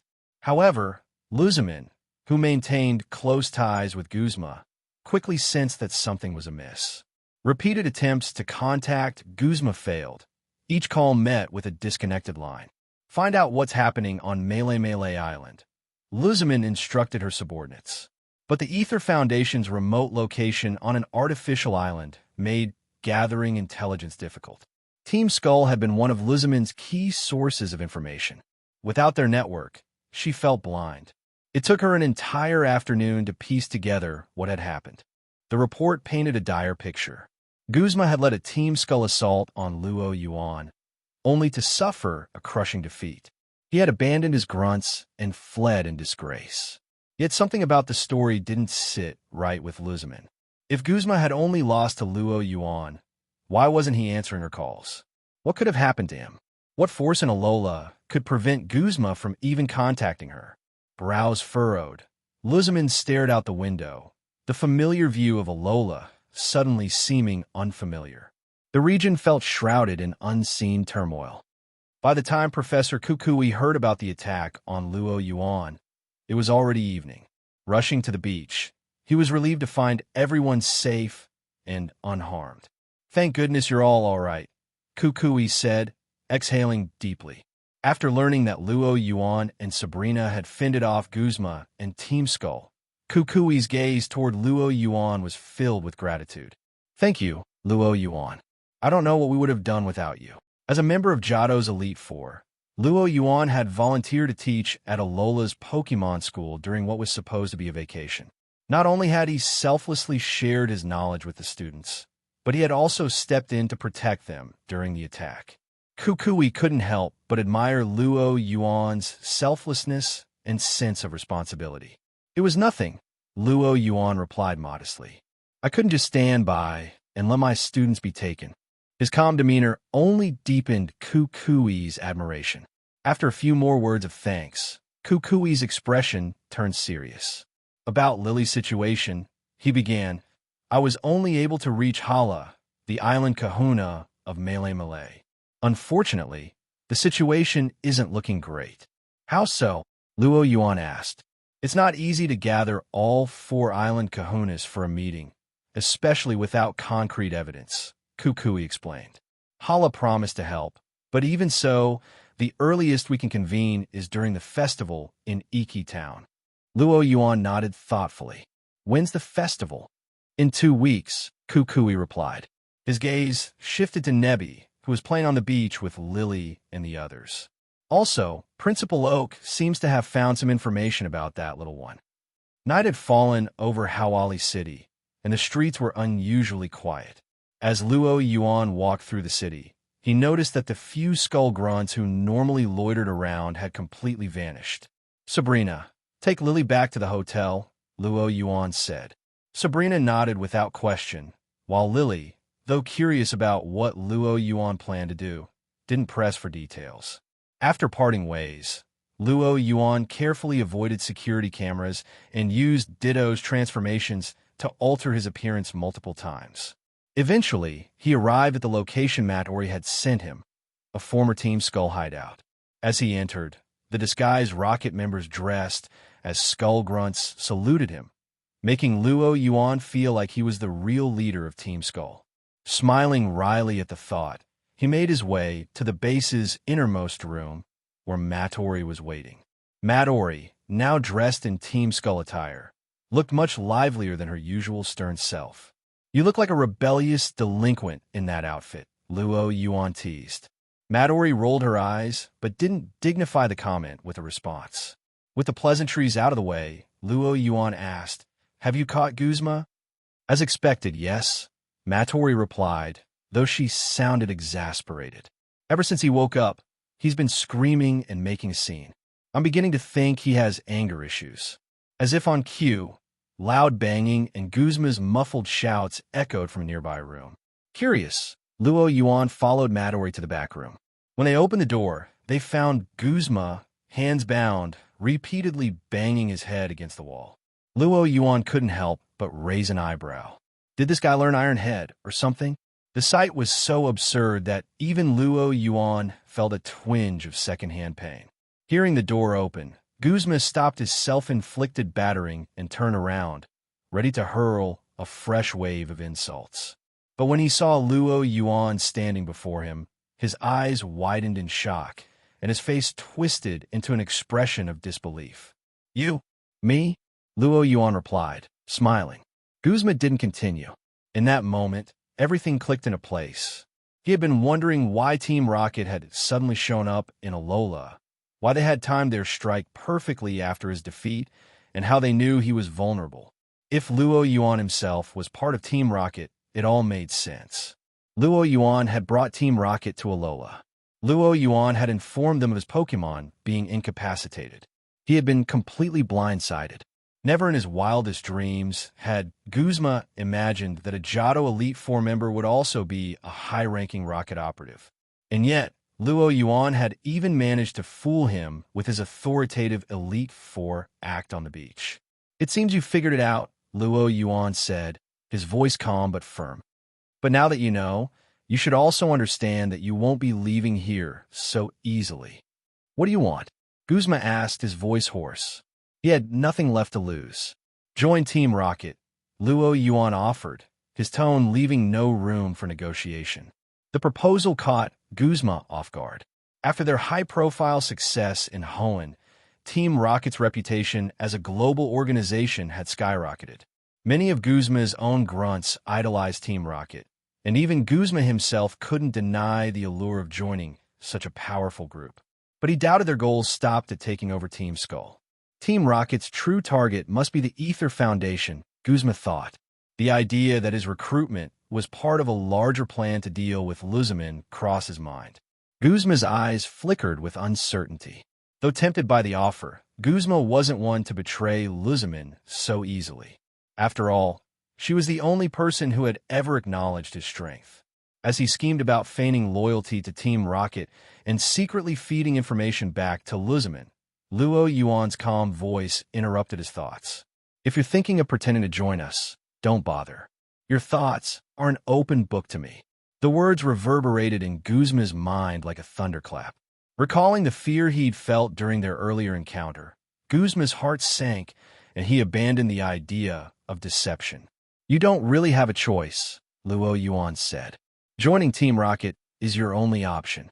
Guzma fell silent, grappling with the reality of his situation. Deep down, he knew Luo Yuan was right. Knowing Luo Yuan's dual identities as both a Jado Elite Four member and a Rocket executive left him with two paths: join Team Rocket or spend the rest of his life locked away. Guzma's loyalty to Luzamin was the only thing holding him back. She had given him a sense of purpose, a place where his strength was valued. But the prospect of freedom loomed large. Watching Guzma wrestle with his inner conflict, Luo Yuan smiled. There was no need to rush. Guzma would come around eventually. Leaving the room, Luo Yuan turned to Matori. How's the operation progressing? We've secured all of Team Skull's assets on Melee Island, Matori reported. But the grunts are more scattered across the other islands, and our forces are stretched thin. It'll take some time to clean up. Time, she added, is a conservative estimate. With all the major hideouts under Rocket control, only a few stragglers remained. By stationing operatives at key locations, they could easily pick off the remaining Skull members as they surfaced. Luo Yuan nodded. I just received word that Iki Town will be holding a festival in 2 weeks. At that time, all the island kahunas will gather to discuss the Ether Foundation. So we have 2 weeks. Matori quickly understood his implication. Exactly. We need to gain control of the Ether Foundation before the kahunas turn their attention to it. If their focus shifts there, it will become nearly impossible to take control without exposing Team Rocket. On the bright side, the kahunas and Professor Kukui would likely be too preoccupied with the festival's preparations during this time to notice Team Rocket's movements. When Luo Yuan returned to the hotel, Sabrina and Lily had just finished dinner. Inside the room, Mimikyu was using Shadow Claw to sew a new disguise for itself. Slowbro had removed the shelter from its tail, reverting to a carefree Slowpoke sprawled lazily on the rug with its white belly exposed. Sabrina sat in a chair, one hand propping up her chin while the other held a glass of juice, her gaze fixed on an automatically flipping book in front of her. Lily sat at one end of the sofa, nervously eyeing Sylvian, who was at the other end flipping through TV channels with the remote.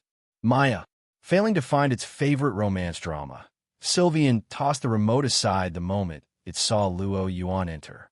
It bounded across the room and leapt into his arms, coiling its ribbons around him affectionately.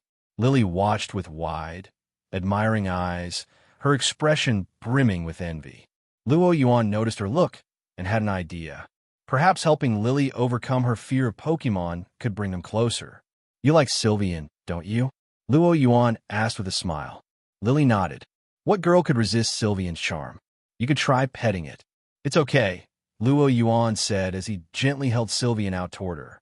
Lily immediately shook her head, hesitating. Her fear of Pokemon was still deeply ingrained. Sylvian is different, Luo Yuan assured her. You might find that spending time with it helps ease your fear of Pokemon. Lily hesitated, torn. She wanted to touch Sylvian, but couldn't overcome her apprehension. Sylvian, understanding Luo Yuan's silent plea through telepathy, twitched its ears and extended a ribbon toward Lily. Maya, Sylvian cooed, its gemstone blue eyes locking with Lily's. So pretty, Lily murmured, captivated by its gaze. Inside her mind, two voices waged a fierce battle. One warned her not to touch Sylvian, fearing she might faint and embarrass herself. The other urged her to reach out, lured by Sylvian's irresistible charm. In the end, her desire to connect won out. Trembling slightly, Lily extended her hand, brushing her fingers against Sylvian's ribbon. The instant she made contact, her entire body tensed, trembling visibly. Luo Yuan sighed inwardly. A bit dramatic, but I expected as much. He immediately activated his Viridian force, sending out waves of healing energy to soothe Lily's discomfort. At the same time, Sylvian's ribbons released a calming aura, gently dissolving her fear. Though her rigid posture softened, it was clear that more effort was needed. Maya, Sylvian called out, signaling that it had done all it could. Luo Yuan frowned slightly. If they stopped now, Lily's phobia might rebound, worsening her condition. Don't worry, I've got this, Luo Yuan assured Sabrina telepathically, signaling her not to intervene.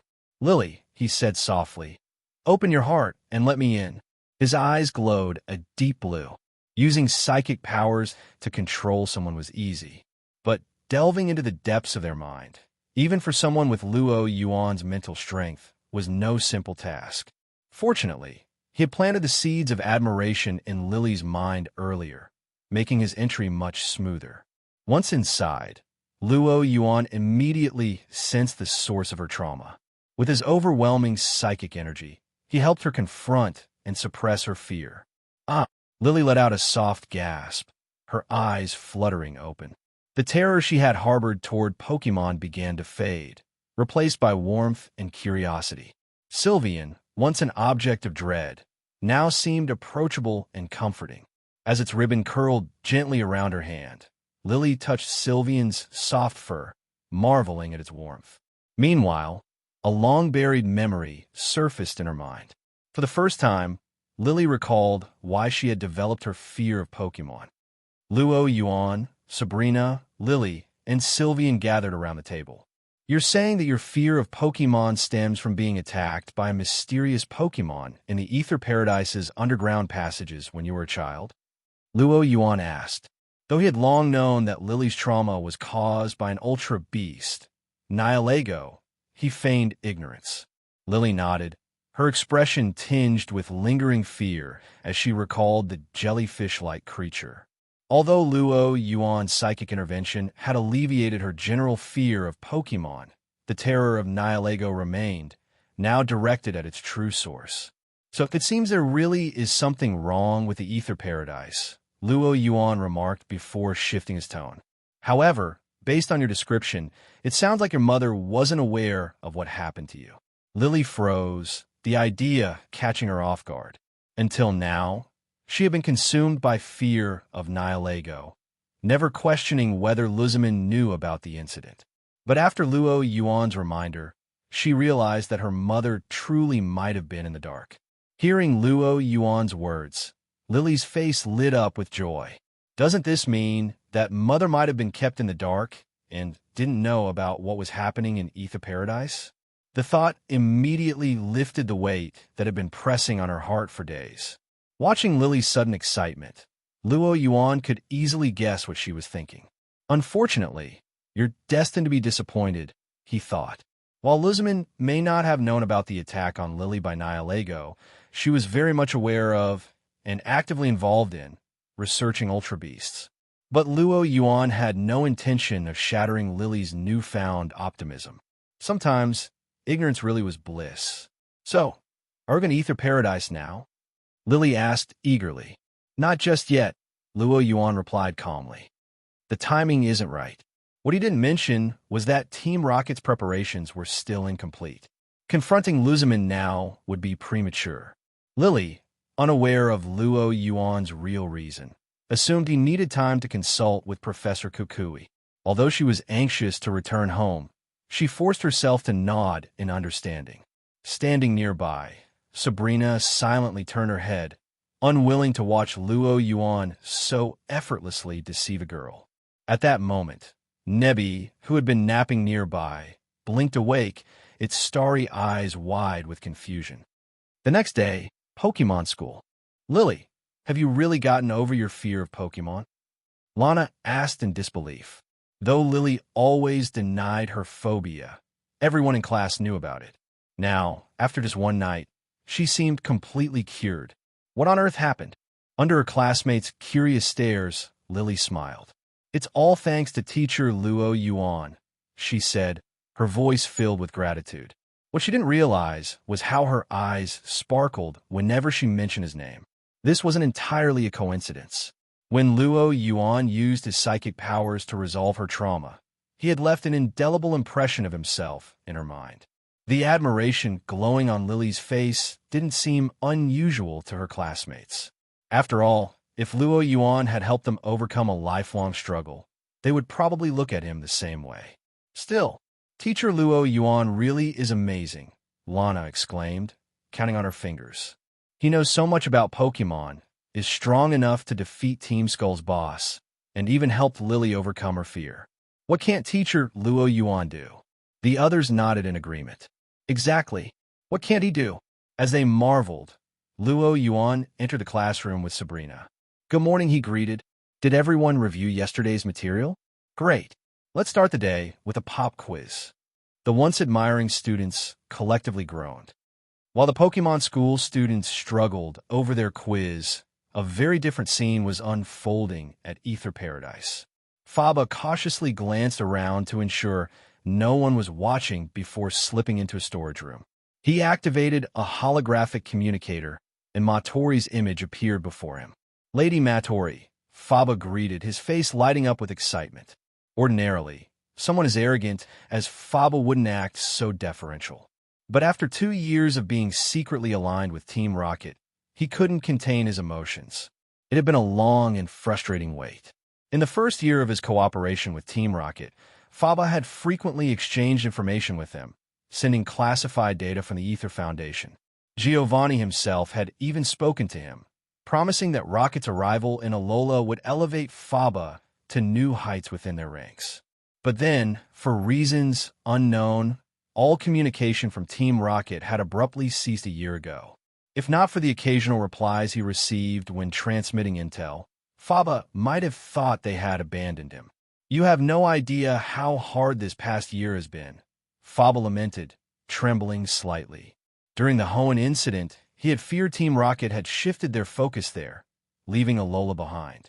But now, with Matori initiating contact, all his doubts were swept away. His faith in Team Rocket had been justified. What's wrong with this guy? Matori thought, watching Faba quiver with emotion. The intelligence report didn't mention any mental health issues. This man was their highest-ranking mole within the Ether Foundation. He couldn't just drop dead, could he? Fortunately, Faba eventually regained his composure. Lady Matori, does this mean Team Rocket is finally launching its plan? He asked, emphasizing our plan to highlight his allegiance. Matori nodded. Operation Alola has resumed. Team Rocket is advancing into the region, and the Ether Foundation, as an obstacle to our dominance, must be brought under control. I'm ready, Faba declared, adjusting his oversized green glasses. I've gathered detailed information on the Foundation's defenses and personnel. I'll transmit the data shortly. If necessary, I can also create a distraction within Ether Paradise to buy us some time. Though Wick is watching me closely, so I can't hold her off for long. He paused before continuing. Our best approach is to attack from the air. I designed the aerial defense system myself, and I can disable it whenever needed. However, I strongly advise against a seaborne assault. The open water offers no cover and could alert Luzamin, who still holds supreme authority over the Foundation's defenses. As an undercover operative for Team Rocket, Faba not only sold out Ether Foundation's intelligence, but also devised multiple plans for Team Rocket's infiltration. He even thoughtfully detailed the pros and cons of each plan. This level of dedication would surely leave Surd, who is still imprisoned in Team Rocket's jail, drowning in shame. Compared to Faba, Surd's years of leaking intelligence to Team Galactic seemed utterly lackluster. As Matori pondered this, Faba finally finished analyzing the pros and cons of each plan. Exhaling deeply, he said, "Now, all that's left is for Team Rocket's main force to arrive. Once I bring Team Rocket into Ether Foundation, my mission will be complete." Once Team Rocket fully assimilated Ether Foundation, Faba could finally shed his long-held title of Deputy Minister and replace it with Minister. Good. Your intelligence is valuable. When will Team Rocket's main force arrive? When does the operation begin? The operation will begin Matori thought of what Luo Yuan had mentioned earlier about a festival being held in 2 weeks. After a brief moment of consideration, she replied, "Within 2 weeks. Be ready." Understood. There's one more important thing. Just as Matori was about to hang up, Faba suddenly interjected. "What is it? Speak." Team Rocket's objective here. It must be Ultra Beasts, right? Faba guessed. In his view, only the Ultra Beasts could attract an organization as massive as Team Rocket to Alola and Ether Foundation. Something like that, Matori replied ambiguously. Ultra Beasts? That was a matter of the past. While they were still a target, ever since Mutuo had been created, the Ultra Beasts had become secondary. Team Rocket's current main goal was the resources and networks controlled by Ether Foundation in the Alola region. By using Ether Foundation as a springboard, they aimed to monopolize Alola's lucrative tourism industry. By dominating the tourism sector, they could generate enormous funds to support the Team Rocket branches in Hoenn and Kalos. Before the Hoenn League could react, the plan was to flood the Hoenn division with resources to accelerate its development. The Ultra Beasts? They were just icing on the cake. Of course, Faba didn't need to know any of this yet. Failing to pick up on Matori's evasiveness, Faba believed his guess was correct and continued. Currently, Ether Foundation's Ultra Beast project has made significant progress. Once Team Rocket takes over Ether Foundation, we can seamlessly pick it up. However, there's one critical issue, and that is the cosmic required to open Ultra Space and capture Ultra Beasts was taken by Luzamin's daughter. Right now, Luzamin is enlisting Team Skull to track her down. For Team Rocket's subsequent Ultra Beast project, we'll need Cosmic. If possible, it'd be best to locate Lily, Faba explained. Team Skull, huh? Your intel is outdated, Matori said flatly. What? Faba was taken aback. He hadn't expected Matori to already know about this matter. Explaining it in detail would take too long. Just know that it's not a problem. Focus on awaiting my orders and coordinating with Team Rocket's operation.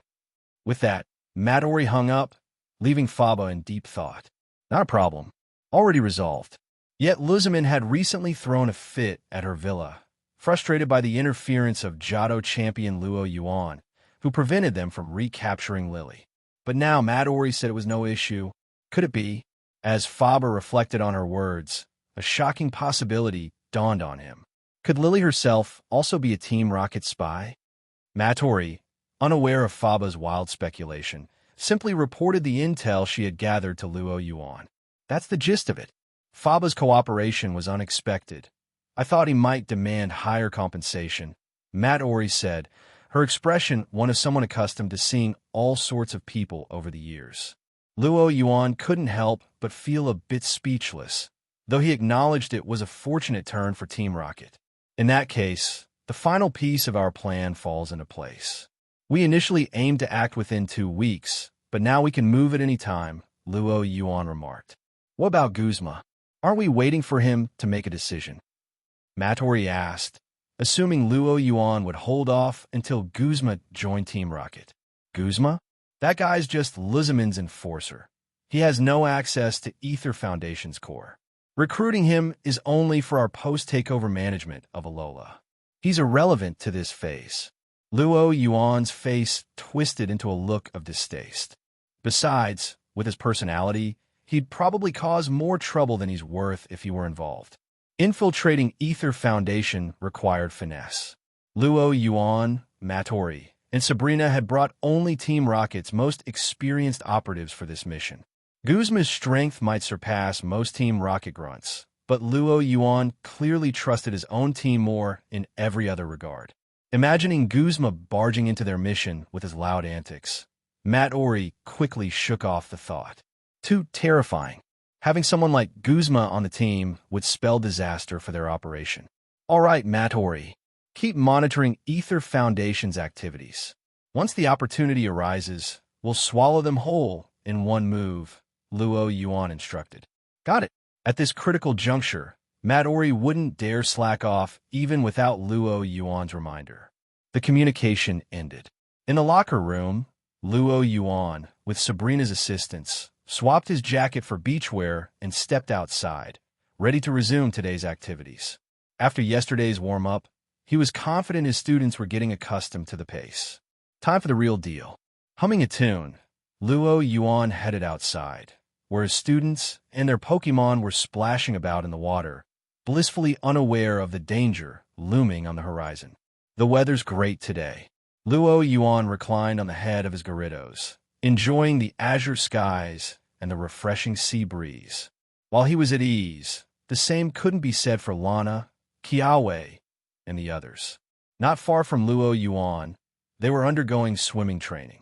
This particular regimen, acquired from Bruno, was nothing short of brutal. Even though Yuan had scaled it down to match Lily and the others' age and physical capabilities, the exercises were still so intense that only Kiawe, the fittest of the group, could barely keep up. I can't go on. Sophocles, who was the least physically inclined, was the first to give in. He floated motionlessly on the water's surface, utterly exhausted. The rest of the group, after swimming a few laps, were also nearing their limits. Watching them struggle, Yuan couldn't help but smile faintly. He had anticipated this outcome and came prepared. With a casual motion, he unleashed his Viridian aura. The soothing power enveloped everyone, instantly washing away the fatigue accumulated from their training. At the same time, Sabrina, who was temporarily acting as a safety supervisor, gave an order to her Gardevoir. Hovering gracefully in the air, Gardevoir emitted a wave of calming psychic energy, mentally rejuvenating Lily and the others. The dual healing of body and mind gave the group a newfound burst of energy. That's amazing. Feeling as if they'd been brought back to life, everyone marveled at the miraculous power. But their enthusiasm quickly vanished when Yuan uttered his next words. Keep training. Groans of despair echoed around him. Even if their physical and mental fatigue could be erased, the memory of their bodies teetering on the brink of collapse was forever etched in their minds. Watching them resume their swim, Yuan chuckled to himself. Bruno's training methods might be grueling, but they were undeniably effective in building physical strength. Yuan wasn't asking his students to reach Bruno's level of wrestling wild Machamps barehanded, but at the very least, they should be able to arm wrestle a Geodude, right? As Yuan gestured for Gyarados to shoo away a group of Corsola attracted by the Viridian aura, he prepared to lie back on Gyarados' back and bask in the sun again. Suddenly, he sensed a shadow darting into the range of his psychic detection at an imperceptible speed. Instinctively, Yuan activated his psychic powers, intercepting the rapidly moving shadow. A flash of crackling electricity followed, revealing a Pokemon with shield-like arms and a bird-like body, Tapu Koko. Caught off guard by Yuan's psychic interception, Tapu Koko lost its balance mid-air, spinning wildly before finally coming to a halt some distance away. Tapu Koko, Kiawe, swimming nearby, was the first to recognize the Pokemon in the sky. In the Alola region, for legendary Pokemon, each starting with Tapu, were revered as the island guardians. Tapu Koko, residing on Mele Mele Island, was known as the island's protector. What shocked Kiawe most, however, was that Yuan had managed to detect Tapu Koko's presence. Although Tapu Koko often challenged trainers to battles, its speed made it nearly impossible to track when it didn't want to be seen. Not only had Yuan detected it, but judging by Tapu Koko's unsteady appearance, he'd clearly caught it off guard. The others also turned their curious gazes toward Tapu Koko. Yuan looked up at the Pokemon in the sky, momentarily stunned. He swore he'd just reflexively intercepted it, without realizing it was Tapu Koko. Isn't this Alola Guardian a bit underwhelming? Sensing Tapu Koko's aura, Yuan couldn't help but feel that the supposedly mighty island protector wasn't all that strong. Even its impressive speed, as seen through Kiawe's eyes, seemed fairly ordinary to him. Compared to Deoxys in speed form, Tapu Koko's movement was nothing special. Yuan's psychic powers were accustomed to keeping up with Deoxys's high-speed movements, so tracking Tapu Koko was child's play.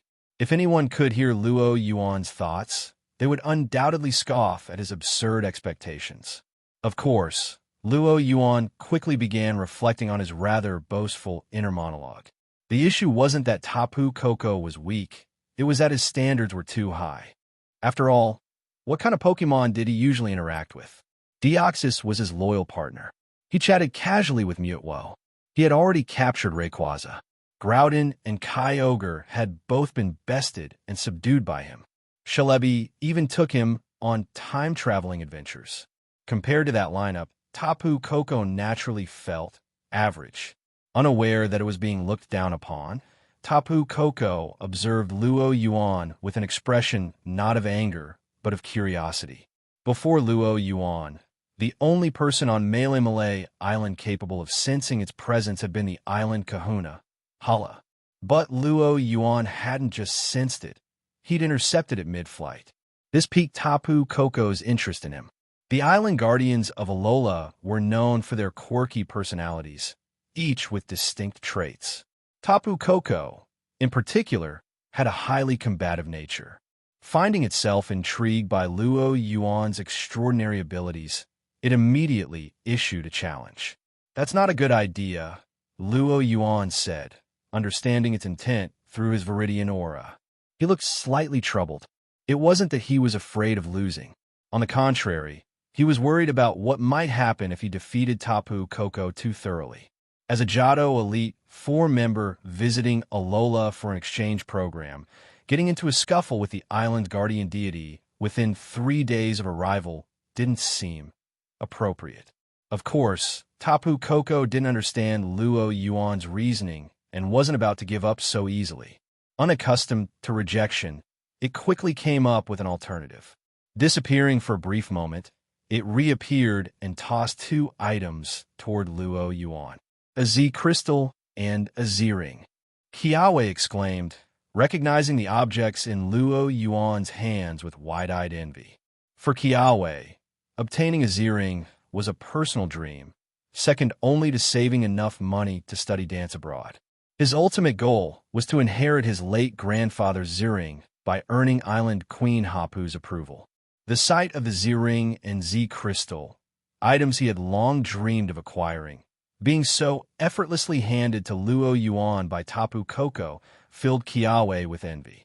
At the same time, he felt a deeper understanding of how important strength was. If he had Luo Yuan's power, he was sure he could earn Island Queen Hapu's approval and inherit his grandfather's Z ring. Determined, Kiawe resolved to follow Luo Yuan's training regimen more diligently. Meanwhile, Luo Yuan observed the Z ring and Z crystal floating before him. Is everyone in Alola this hospitable? Even the guardians? Without so much as a proper introduction, the items had been thrust into his hands. Given such generosity, refusing would seem ungrateful. As a guest in Alola, he decided it was best to go along with their customs. "Training is suspended," Luo Yuan announced. Cheers erupted from behind him as Luo Yuan descended to the beach alongside Tapu Koko. Sabrina, using her psychic powers, smoothed the sand to create a suitable battlefield. Standing in the arena, Luo Yuan faced Tapu Koko. Turning back to Lily and the others, he offered a small smile. "Today, I'll teach you how to battle a legendary Pokemon." With that, he released his Pokemon. "Go Slowbro." Everyone froze as the sight of the Slowbro registered. Was he seriously using this seemingly clueless Slowbro against Tapu Koko? They'd seen this Slowbro yesterday, lazing on the beach all afternoon, barely awake. Was it really suitable for battling a Tapu Koko? Not to mention, Slowbro's water typing left it at a disadvantage against Tapu Koko's electric attacks. Luo Yuan noticed the concern etched on their faces and smirked. Type advantages? If you don't get hit, type advantages are meaningless. As for whether Slowbro could handle Tapu Koko, if you screw this up at such a critical moment, you'll regret it, Luo Yuan muttered to Slowbro. Hearing his words, Slowbro, who had initially planned to half-heartedly participate, shivered. Snapping out of its stupor, it focused entirely on the battle. Tapu Koko, too, shifted into a combat stance in midair upon seeing its opponent. Whoosh! A golden aura spread across the beach. It's Tapu Koko's ability, Electric Surge. Mamane explained. Electric Surge created an electric terrain on the battlefield, boosting the power of electric-type moves for Pokémon grounded on the field. In a flash, Tapu Koko accelerated, charging straight towards Slowbro. Electro Ball. Luo Yuan's psychic link with Slowbro allowed him to monitor Tapu Koko's movements in real time. The moment it moved, he issued a command. Dodge to the right. Slowbro, attuned to Luo Yuan's mental instructions, rolled to the side just in time. Tapu Koko's attack narrowly missed, skimming past Slowbro and blasting a section of the beach. Sand erupted into the air, scattering far and wide. A nearby Sandygast, whose little shovel had been blown off its head by the gust, poked out from the sand. It glared furiously around, seeking the culprit, only to spot Tapu Koko above. In an instant, its anger vanished. It hastily burrowed into the sand, hiding itself. Out here was far too dangerous. Better to stay underground where it was safe. No one paid attention to the Sandygast's sudden appearance and retreat. All eyes were fixed on the ongoing battle. Slowbro used Safeguard. A shimmering, starlit barrier enveloped Slowbro just as Tapu Koko unleashed a wave of Thunderwave. The protective aura nullified the paralyzing effect of the electric attack. Then, something astonishing happened. Slowbro removed the shelter clamp to its tail and placed it on its head. In an instant, Slowbro evolved into Slowking. Its previously vacant expression sharpened into one of intense focus. Wait, that's a thing. Lana and the others were dumbfounded by the transformation. Only Lily remained relatively calm, having previously seen Slowbro revert to Slowpoke by removing the shelter during a hotel visit. Use Psychic. With its enhanced mental capabilities and Luo Yuan's precise psychic alignment, Slowking unleashed a psychic attack so powerful that even Tapu Koko hesitated. Unable to dodge in time, Tapu Koko retracted into its shell, a faint blue glow surrounding it. Protect. Boom! Slowking's psychic attack slammed into Tapu Koko's shell, unable to penetrate its defensive barrier. The immense force converted into kinetic energy, driving Tapu Koko into the sand. A massive crater formed, with Tapu Koko lying at the bottom alongside the trembling Sandygast it had inadvertently unearthed. Crackle. Tapu Koko's shell opened. It shook its head and stared at Slowking with newfound respect. Where it had initially underestimated the seemingly dopey Slowbro, it now realized its mistake. Its demeanor grew serious. Drawing energy from the electric terrain, Tapu Koko unleashed a surge of golden electricity. Discharge. From its position in the crater, a massive electric wave radiated outward, enveloping a radius of nearly 100 meters, including Slowking. This looks bad, Kiawe muttered, worried for Luo Yuan. A field-wide electric attack like Discharge could inflict considerable damage on Slowking. But their concerns were unwarranted. So what if it hits? Use Amnesia. Luo Yuan's calm command reassured everyone. A soft blue glow surrounded Slowking as it emptied its mind, significantly raising its already formidable special defense. The electric current from Discharge barely made Slowking flinch, only causing it to shiver briefly. By then, Slowking had already finished preparing its next move. Trick Room. A warped psychic field enveloped Slowking and Tapu Koko, flipping the battle's dynamics. In Trick Room, the slower a Pokemon is, the faster it acts. Thus, Tapu Koko's impressive 130 base speed became its greatest disadvantage. Trapped in the distorted dimensions, the time it needed to execute its moves seemed to stretch endlessly. On the other hand, Slowking, with its mere 30 base speed, was now at a distinct advantage. Slowking yawn? At Luo Yuan's command, Slowking's expression became sleepy. It opened its mouth and let out a drawn-out yawn. Tapu Koko, still struggling against the effects of Trick Room, was hit by the move and suddenly felt a wave of drowsiness wash over it. Luo Yuan wasn't expecting the Yuan to actually put Tapu Koko to sleep. After all, it was a legendary Pokemon. Without Luo Yuan's psychic affinity and mental reinforcement, Yuan alone wasn't enough to fully incapacitate it. But he had never intended to rely on that move for the win. After activating Future Sight, Luo Yuan gave the real command. Slowking Psychic. Slowking's eyes glowed blue as it unleashed a devastating psychic attack. With Luo Yuan's psychic synchronization and mental amplification, this psychic was far more powerful than the previous one. Under the combined effects of Yuan and Trick Room, Tapu Koko had no opportunity to use Protect again.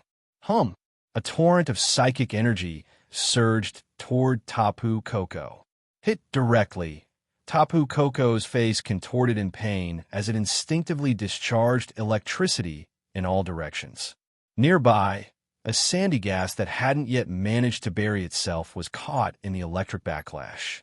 Its sandy body crystallized under the current, and it collapsed, knocked out, the first casualty of the battle. Despite the significant damage from Psychic, Tapu Koko, being a legendary Pokemon, wasn't defeated so easily. As a guardian deity of Melee Island and a Tier 2 legendary Pokemon, Tapu Koko wasn't about to fall after just one hit. Although severely injured, it shook off the effects of Yuan and finally released its long-prepared move. Nature's Madness. Tapu Koko slammed into the ground, sending out a pink shockwave that radiated across the entire electric terrain. Slowking was struck by the wave, its body flung into the air before being engulfed by a massive beam of light. The fight was full of twists and turns. Just as Lily had been celebrating Slowking's hit on Tapu Koko, she found herself worried again. Don't worry, Luo Yuan isn't the type to lose easily, Sabrina reassured her. The group turned to Sabrina, who offered no further explanation. Her gaze was fixed on Luo Yuan. Since the day she had met him, Sabrina had never seen Luo Yuan lose a battle he truly wanted to win. As expected, when Slowking was hit, Luo Yuan didn't panic. Instead, a subtle smile spread across his face. Pop! The Slowking struck by the beam of light vanished like a bubble. It was a substitute. Realizing it had been tricked, Tapu Koko tried to locate Slowking, only to hear a thunderous crash from the ocean. Turning its gaze, it saw Slowking riding atop a towering wave, having used surf to summon a massive wall of water. The tidal wave loomed over the battlefield, so immense that even Sabrina had to use her psychic powers to shield Lily and the others from its reach. Tapu Koko quickly assessed its options. Unless it fled and ended the battle, there was no escaping the wave's overwhelming range. Resolving not to retreat, Tapu Koko braced itself. Boom! The colossal wave crashed down, slamming into Tapu Koko with the force of a cannonball and sending it flying. But Slowking wasn't done yet. Psychic, a concentrated wave of telekinetic energy, struck Tapu Koko from the opposite direction, sending it hurtling back toward the battlefield. Still in its shell from bracing against surf, Tapu Koko resembled a ball as it was battered by the attack. Leaping gracefully from the wave, Slowking locked its sharp gaze onto the airborne Tapu Koko. The glow of psychic energy lit up Slowking's crown as it used telekinesis to force open Tapu Koko's protective shell, revealing the disoriented and battered guardian inside. With a powerful leap, Slowking propelled itself into the air. Zen Headbutt. Slowking's head glowed as it delivered a devastating blow to Tapu Koko's unprotected body. Crash! Tapu Koko was launched skyward once more. Anyone paying close attention could see that its eyes had already lost focus. Psychic Surf, Psychic again, and now Zen Headbutt. The relentless onslaught had finally overwhelmed Tapu Koko, leaving it unable to continue the fight. Slowking, meanwhile, performed a smooth mid-air flip before landing lightly on the sand. Glancing at the unconscious Tapu Koko sprawled on the beach, it let out a yawn, exposing its belly as it stretched. Slack off. Slowking's HP fully recovered. Then, reverting to its Slowbro form, it promptly began slacking off again. Watching the battle-hardened Slowking return to its laid-back demeanor, Kiawe and the others stared in disbelief. They shifted their gaze to the defeated Tapu Koko on the sand. Was this the strength of their teacher? Luo Yuan, noticing their awestruck expressions, smiled faintly. His victory was a product of precise psychic control and tactical brilliance. While Tapu Koko, as a Tier 2 legendary, could have secured the fight with a single wild charge landing squarely on Slowking, Luo Yuan's psychic tracking and strategy prevented it from ever getting the chance.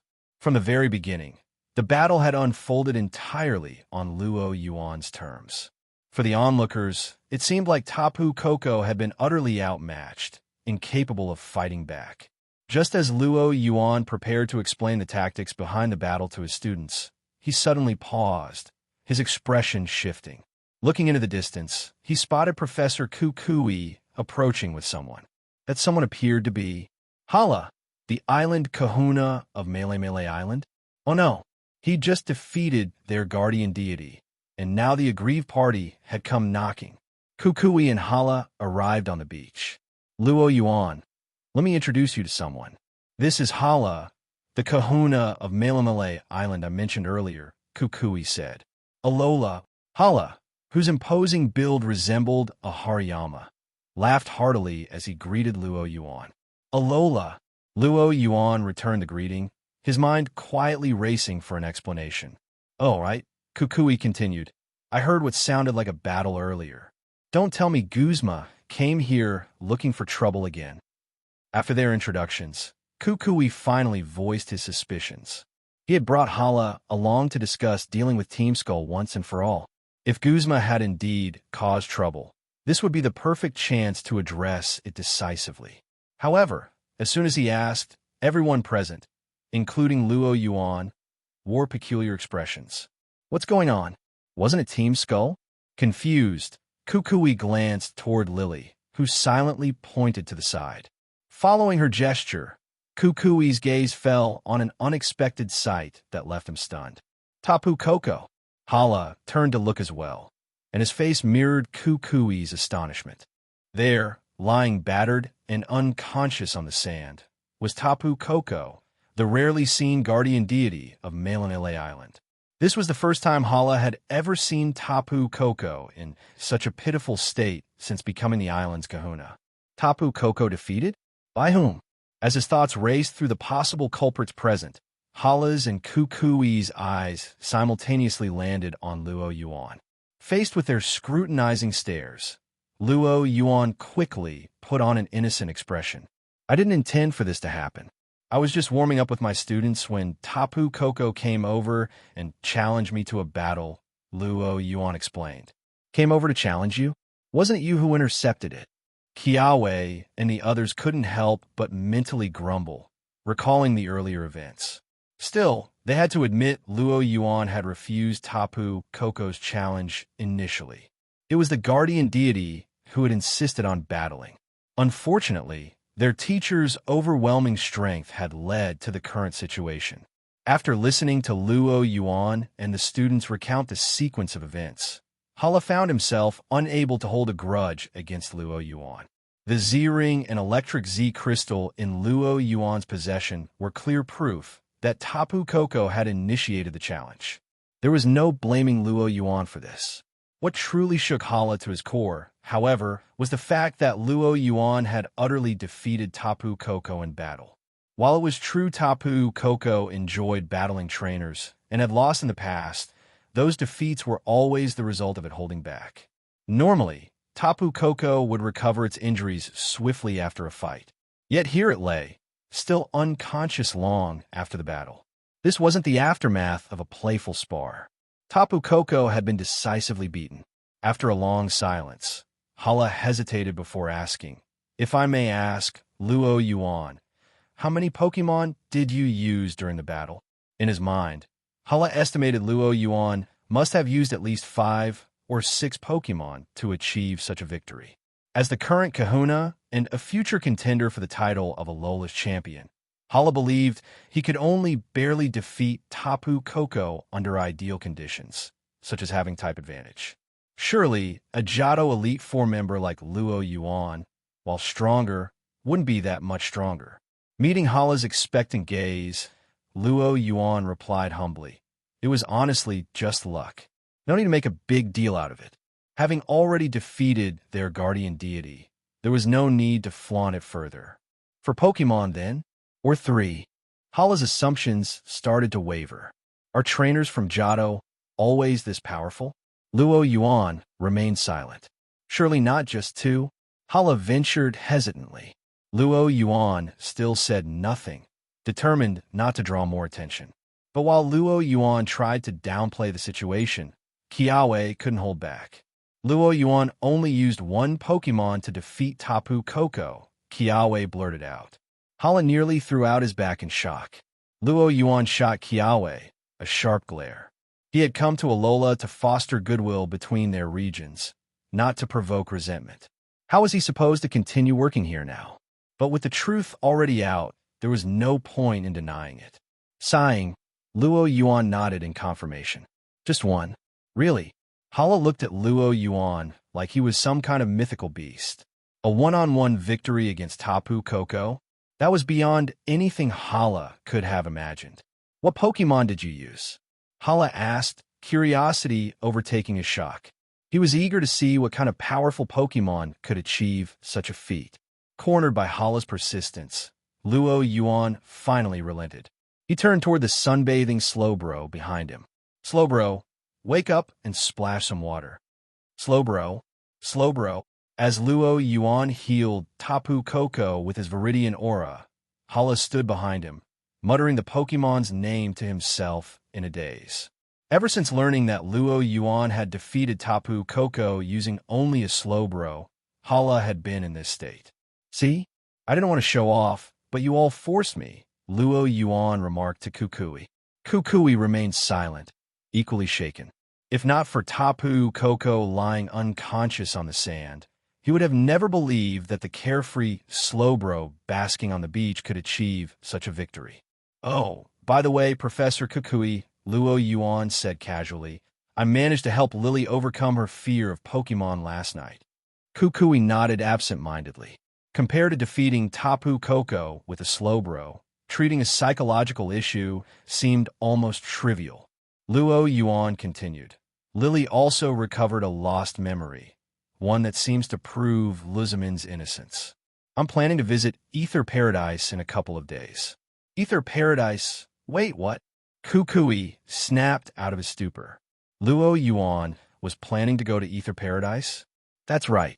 I like to conduct a little home visit for Lily. Home visit? Kukui echoed Luo Yuan's words, his tone carrying hesitation as he tried to dissuade him. After all, no one could predict what might happen at Ether Paradise. If something went wrong with Luo Yuan and Alola, Kukui would have a hard time explaining it to both Johto and Lance. Moreover, the Ether Foundation issue was Alola's own problem. Having someone like Luo Yuan step in to help might make the Alola League look incompetent. It's not just about the home visit, actually, Luo Yuan said. Aside from cultural exchange, I had another purpose for coming to Alola. Another purpose? Kukui asked curiously. I received an invitation from the Ether Foundation beforehand. Luo Yuan pulled out the invitation and showed it to Kukui. Sylph Company, Kukui exclaimed, recognizing the sender's name on the invitation. During his time training in Kanto, Kukui had learned about Sylph Company, a corporate giant in the region. Their latest product, the holographic communicator, had been a massive hit in Alola. But why had an invitation addressed to them ended up in Luo Yuan's hands? I'm a shareholder of Sylph Company and currently act as their spokesperson, Luo Yuan explained casually. This is part of my duties, so I have a solid reason to visit Ether Paradise. Kukui was momentarily stunned by the nonchalant tone with which Luo Yuan mentioned Sylph Company, as if he were discussing what to have for lunch. It was a perfect display of humble bragging. Even so, Kukui recognized that Luo Yuan had a legitimate reason for going. The words of protest that had been on the tip of his tongue were swallowed back. While he couldn't help worrying, Kukui's rational mind told him that no one in Alola could possibly rival Luo Yuan in strength. especially since he had single-handedly defeated Tapu Koko using only a slow bro. Surely, nothing could go wrong. Just as this thought crossed Kukui's mind, Tapu Koko, which had been unconscious before Luo Yuan, suddenly stirred. Its body shuddered slightly, and its eyes slowly opened. Realizing it had lost, and that Luo Yuan had healed its injuries, Tapu Koko gave Luo Yuan a look of gratitude. It then glanced at Hala, and finally, at Slowbro. Its gaze locked onto the dazed and utterly indifferent Slowbro. After a brief exchange of looks, Tapu Koko, its pride shattered from the battle, took off and flew away. It couldn't comprehend how it had lost to that Pokemon. Kukui, who had been about to greet Tapu Koko, froze mid-motion, his hand awkwardly suspended in the air. Maybe. It felt staying here would be too embarrassing, Luo Yuan remarked, casting a glance at Slowbro. The Pokemon basked lazily in the sun, its expression one of pure satisfaction. That Slowbro is definitely doing this on purpose, Luo Yuan thought. He sighed inwardly, suspecting his Pokemon was becoming more and more conniving. Perhaps, like they say, pink on the outside, black on the inside. Once Luo Yuan finished healing Tapu Koko, Hala finally snapped out of his daze. "Thank you for treating Tapu Koko," Hala said sincerely. As the kahuna chosen by the guardian deity, it was his duty to express gratitude on Tapu Koko's behalf. "It's nothing. After all, I was the one who injured it in the first place," Luo Yuan replied.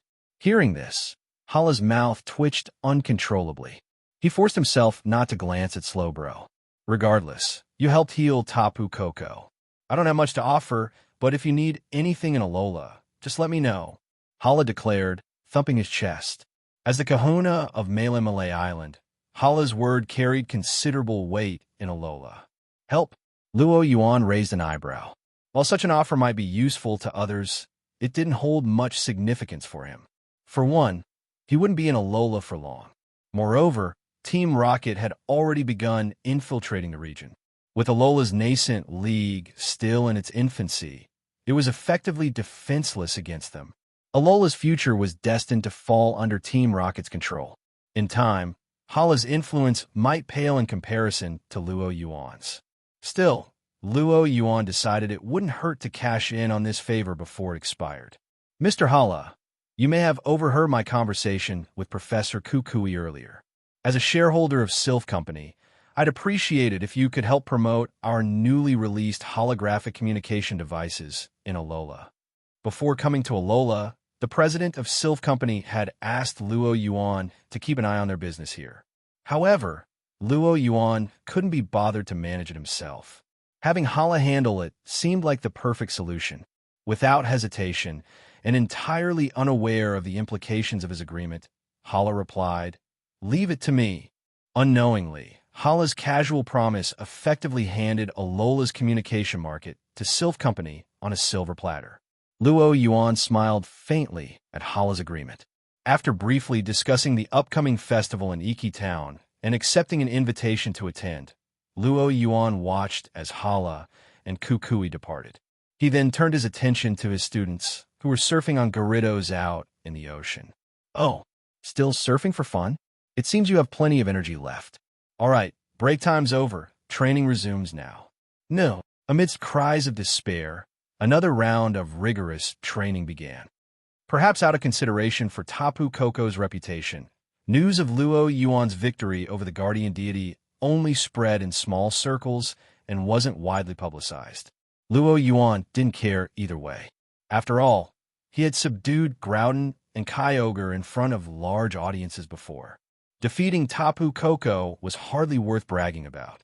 Time passed quickly as Luo Yuan focused on his teaching. But as the weekend approached, Lily's expression grew increasingly tense. "Lily, you don't need to look so worried. I'm not going there to fight. I'm just having a conversation with your mother to confirm our suspicions," Luo Yuan said, exasperated by her nervous demeanor. "MH." Lily nodded while clutching Nebby tightly, but her anxious expression remained unchanged. Seeing that his words had no effect, Luo Yuan turned to Sabrina. "Sabrina, are you coming with me?" Lily was worried. It wasn't her mother she was worried about. She believed that her teacher, Luo Yuan, was someone who always acted with discretion. If her mother truly had nothing to do with the situation, Luo Yuan wouldn't make things difficult for her. Her main concern was for Luo Yuan. The image of Nihilego in her memory was vivid and haunting. She feared Luo Yuan might encounter such Pokemon and get attacked. Though, hearing Lily's concerns, Luo Yuan gave her a reassuring smile. Don't worry, Nihilego might be terrifying to ordinary people, but to Luo Yuan, with his psychic abilities, the rock/poison-type Ultra Beast couldn't pose a real threat. It was impossible for it to parasitize him, and without that ability, it couldn't do much to harm him. Are you coming with me, Sabrina? Luo Yuan asked. Sabrina closed the novel she was halfway through, glanced at Lily, and shook her head. I'll stay here to protect Lily. This was to prevent Luzamin from pulling any tricks while Luo Yuan was at Ether Paradise, like sneaking in to take Lily away. Though such an act wouldn't affect their plans much, it would create unnecessary trouble. Fair enough. Luo Yuan nodded.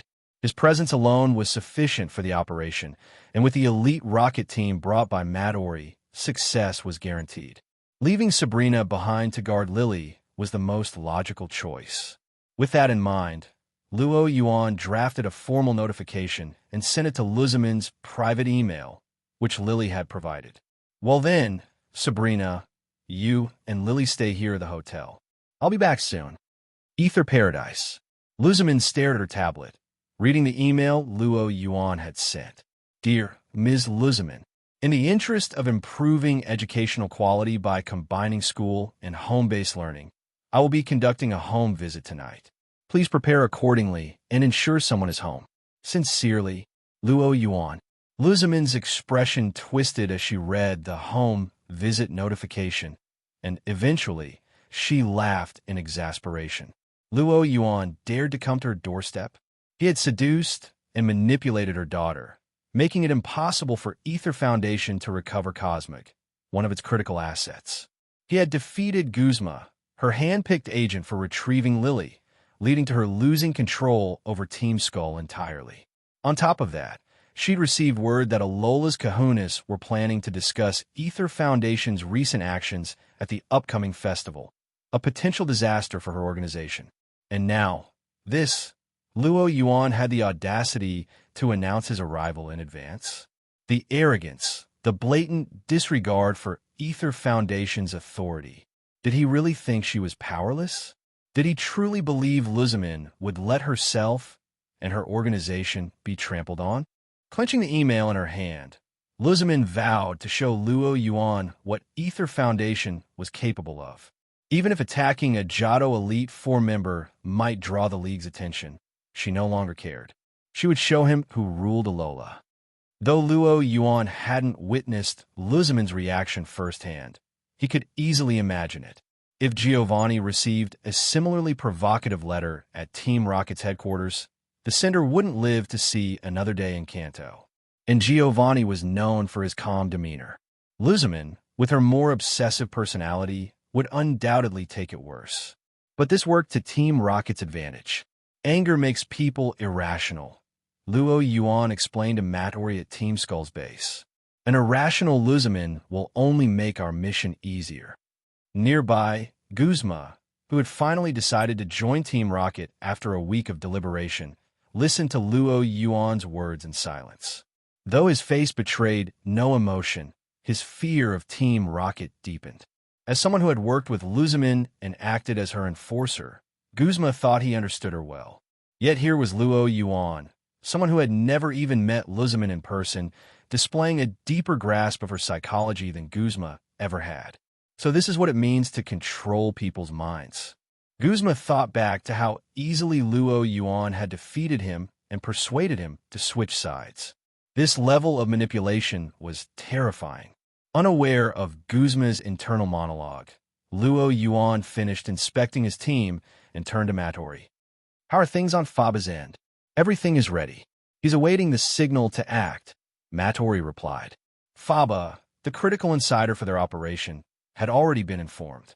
Tonight, He would deactivate Ether Foundation's air defenses and alarm systems. Simultaneously, he would create chaos within the Foundation to weaken their defenses, coordinating perfectly with Team Rocket's infiltration. Hearing this, Guzma couldn't help but blurt out, "Faba." If memory served, Faba was one of Ether Foundation's key members. Though Guzma had only interacted with him a few times, the man's unbearable demeanor had left a lasting impression. Ether Foundation's senior staff member, one of Luzman's most trusted aides, was a rocket operative. When he considered that Team Skull had already been absorbed into Luo Yuan's fold, Guzma began to wonder if Luzman had anyone left to rely on. The way Team Rocket had quietly infiltrated Alola was horrifying. Good thing I joined Team Rocket, Guzma thought, his fear giving way to relief. Having Team Rocket as an enemy was terrifying, but being on their side was incredibly reassuring. For the first time in his life, Guzma felt that joining Team Rocket might have been the best decision he'd ever made. Luo Yuan, noticing Guzma grinning inexplicably to himself, cast him a puzzled glance. Whatever Guzma found amusing, Luo Yuan couldn't see it. He simply chalked it up to Guzma's simple-minded joy. Time tonight. Location: Ether Paradise. Objective: take over the Ether Foundation. Any questions? Luo Yuan asked, scanning the room. None, came a unanimous reply. Then let's move out. With a wave of his hand, Luo Yuan signaled the start of the operation. The submarine-like airship submerged beneath the waves surged upward, breaking through the water surface. Its massive hull, adorned with the iconic Crimson R, activated its cloaking device and soared into the sky, heading toward Ether Paradise. Under the night sky, Ether Paradise was still aglow with lights.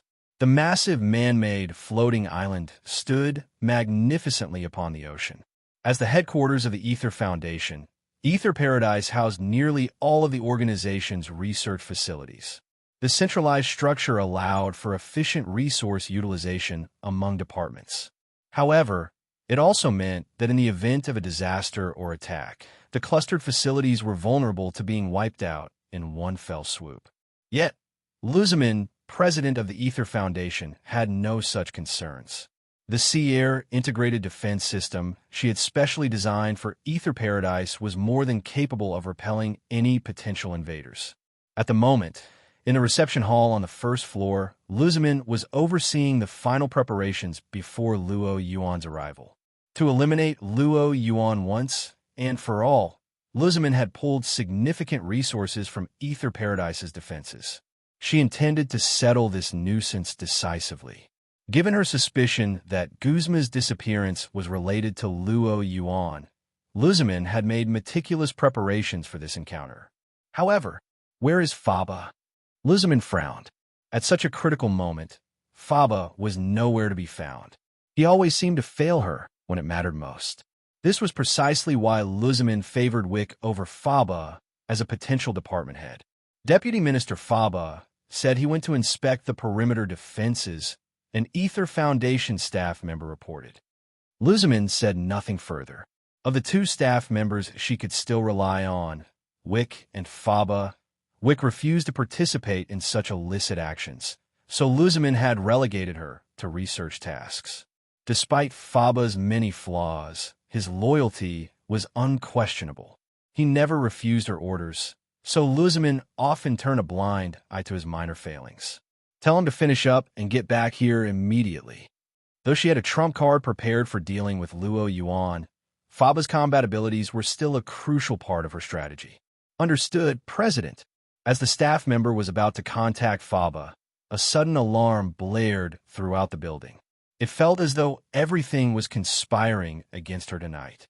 Snatching a communicator, Luzman dialed Faba directly. Faba, what's going on? Why was the alarm triggered? Apologies, President. My mistake. I accidentally triggered the alarm system. Everything's back to normal now. As if to confirm Faba's words, the alarm abruptly ceased. Finish up your work there and get back here. Understood, understood. Faba replied hastily. Luzman hung up, visibly irritated but not overly suspicious. On the other end of the line, Faba's demeanor shifted entirely. Gone was his earlier flustered tone, replaced by a smirk as he glanced at the communicator. He quickly dialed Matori. Matori, the alarm system and aerial defenses are disabled. You're clear to proceed. Matori's calm voice responded. Team Rocket won't forget your contributions. All for Team Rocket, Faba declared with conviction. Meanwhile, Luzman remained uneasy despite ending her call. Something about Faba's behavior didn't sit right with her. What did Faba say he was doing again? She asked a nearby staff member. The staff member, unsure of the reason for her inquiry, answered truthfully. Deputy Minister Faba said he was inspecting the perimeter defenses. Luzman's expression darkened. If she remembered correctly, the alarm system's master control was located in the central control room on the second basement floor. What was Faba doing there if he was supposedly inspecting the perimeter? Her instincts screamed that something was amiss. Still, the idea that Faba might betray the Ether Foundation seemed far-fetched. What reason could he possibly have for turning against them? To confirm her suspicions, Luzman dialed Faba's number again. This time, however, the call went unanswered. Luzman's face grew grim. As she prepared to dial again, a faint tremor ran through the ground, interrupting her thoughts. Is it just some waves? As a floating island, Ether Paradise occasionally experienced tremors from rough seas. The staff attempted to contact the central control room, but before they could get a response, a panicked Ether Foundation trainer burst into the room. President! Outside! It's... Irritated by the stammering, Luzman pushed past him and strode outside. What greeted her eyes was a massive airship, its hull emblazoned with a crimson R. The airship descended from the skies, docking on Ether Paradise's helipad. As its doors opened, a line of trainers in black Team Rocket uniforms emerged in formation. Team Rocket. The bright red are left no doubt about their identity.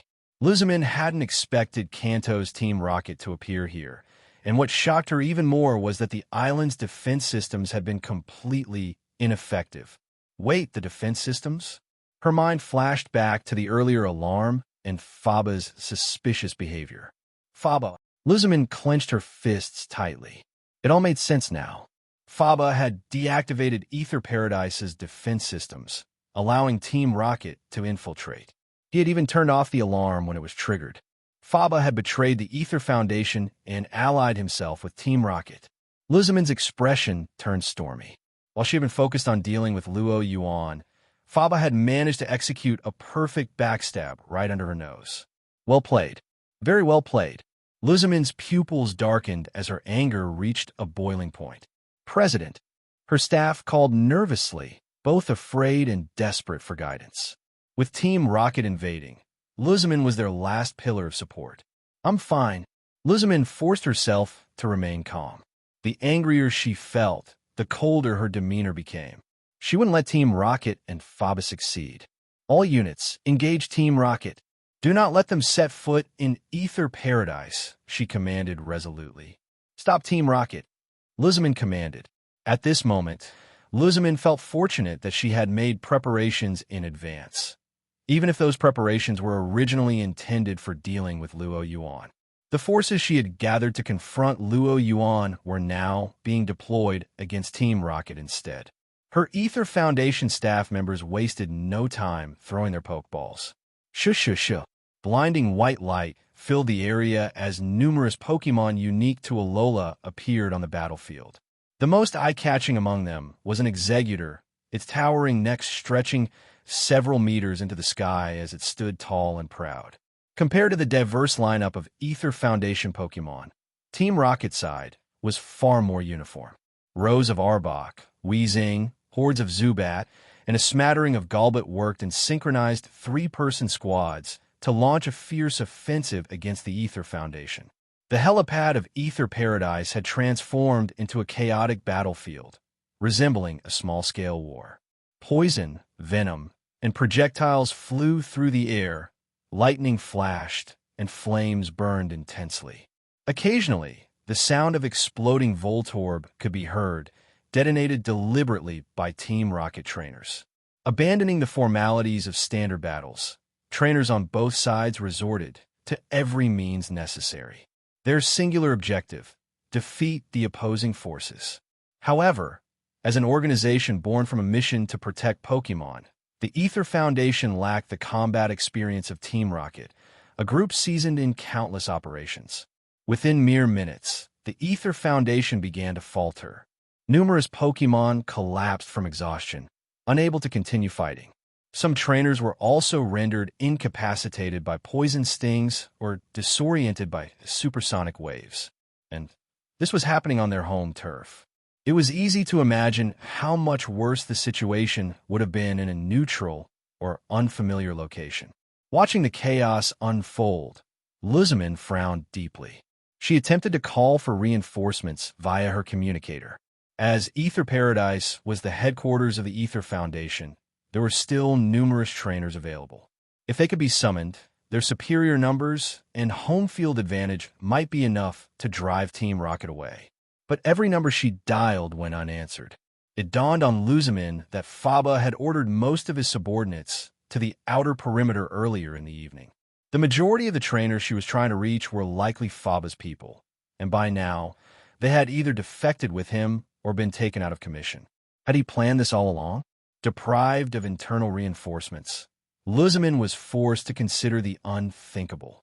She could expose the Ether Foundation's research into Ultra Beasts to the outside world, alert the Alolan Kahunas, and seek their support.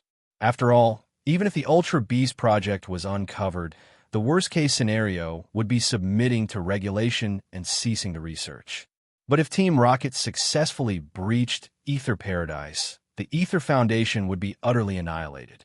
Yet, when Luzmin attempted to contact the outside world, she discovered that all communications from Ether Paradise had been cut off. Not a single message could get through. The only explanation was that the signal tower had been sabotaged.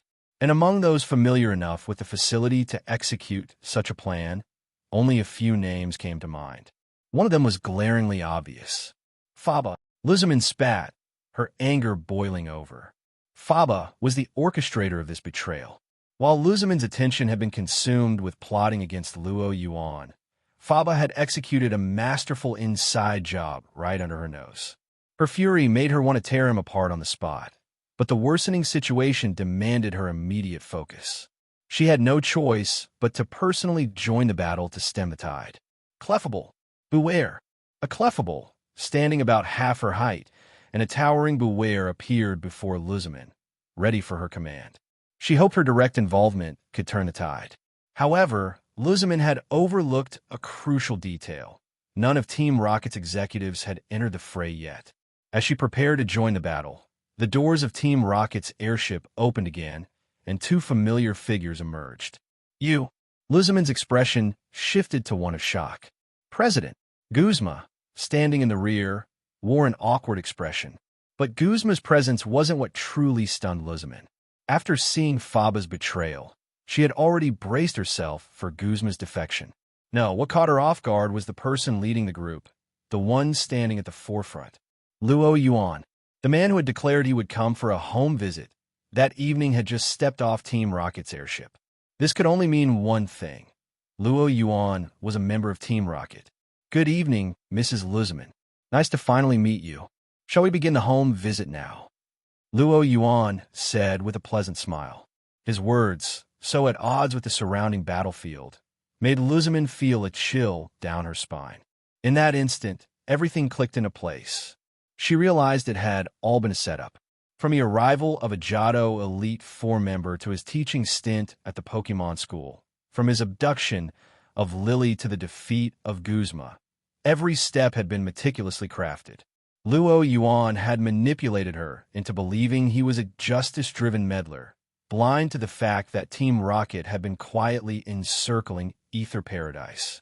An Elite Four member bought off by Team Rocket. Luzmin sneered, trying to mask her growing dread. Correction, Luo Yuan replied earnestly. I became a Team Rocket executive before I became an Elite Four member. To him, this was a matter of principle. Letting her think otherwise might make it seem like he was an undercover operative for the League, and that simply wasn't true. But to Luzmin, his words were utterly chilling. Before becoming an Elite Four member? But at that age, Her investigation into Luo Yuan had revealed that he was only 2 years older than Lily. Becoming an Elite Four member at his age was already staggering, but to hear that he was a Team Rocket executive before that, it was horrifying to contemplate. Luzmin forced herself not to dwell on it, afraid that continuing to think about it would completely shatter her will to fight. And what about your reputation? Aren't you afraid your identity will be exposed with so many witnesses here? Luzmin asked, trying to shift the conversation. There's no need to worry about that, Luo Yuan said as his eyes glowed faintly blue. After all, they'd have to survive long enough to tell anyone. Luzmin instinctively glanced at the battlefield. To her shock, as Luo Yuan had pointed out, not a single person was looking in their direction during their conversation. What was going on? It's a simple psychic suggestion, Luo Yuan explained, sensing her confusion. A basic technique in the use of psychic abilities. Luo Yuan had always considered the possibility of his identity being exposed.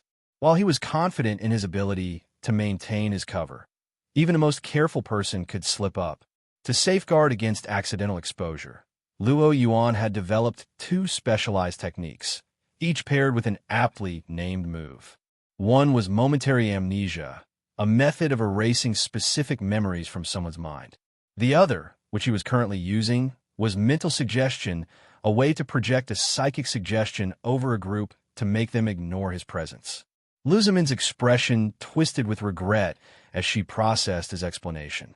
Clearly, she was lamenting her missed opportunity to create trouble for Luo Yuan. Noticing her look, Luo Yuan smirked playfully. Instead of worrying about whether my cover will be blown, isn't it rather rude of you, Mrs. Luzmin, not to invite me into your home? After all, I am here for a home visit. Hearing Luo Yuan bring up the home visit again, Luzmin felt a surge of anger, especially as she thought of Lily still in his custody. Taking a deep breath, she struggled to calm herself. Her chest heaved with the effort, but eventually she managed to filter out his provoking words. Shifting her focus to the battlefield, Luzmin quickly realized there was no chance of winning against Team Rocket in a direct confrontation, not with Luo Yuan present. Even with every resource the Ether Foundation had at its disposal, victory wasn't guaranteed. And, in the current situation, it was out of the question. If you dare, then come.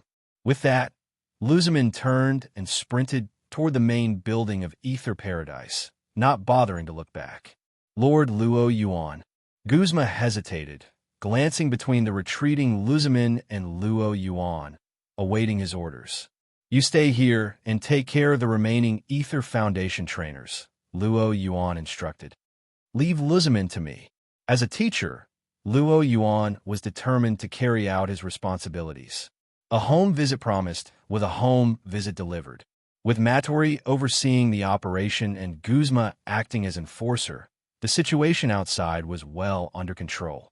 Tapping his earpiece, Luo Yuan said, Matori, send me the layout of Ether Paradise. Luo Yuan moved leisurely through Ether Paradise, his psychic energy locked onto Luzmin as she fled. He made no effort to catch up. If capturing Luzmin was his sole goal, he could have done so 1,000 different ways earlier. But eliminating her wasn't part of Team Rocket's plan. For Team Rocket to discreetly seize control of the Ether Foundation, Luzmin, as its president, had to be subdued.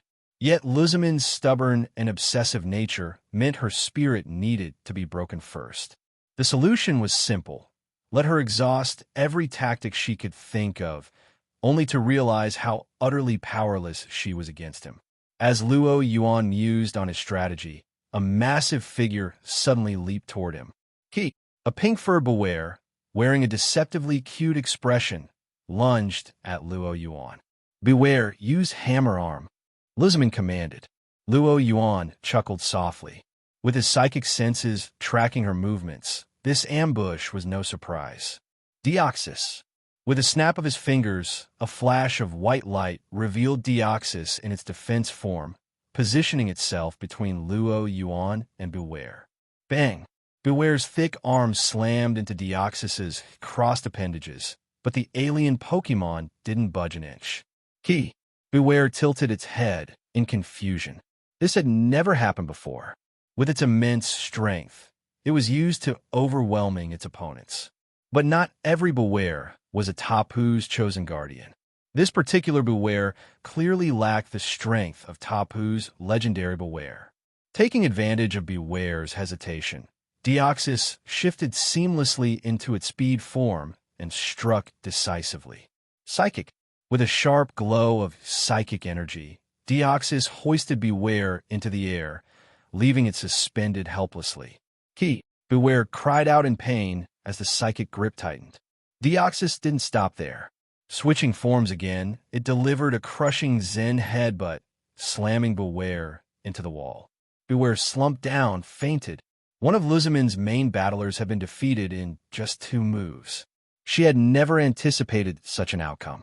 But as she observed Deoxys, recognition dawned. It was one of the legendary Pokemon that had clashed with Groudon and Kyogre during the Hoenn incident.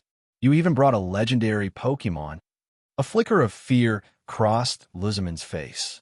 Hastily recalling her fallen Beware, she activated the hallway's security doors in a desperate attempt to block Luo Yuan's path before running deeper into the facility. She saw Deoxys and still hasn't given up? Luo Yuan muttered, "Let's see what else you've got."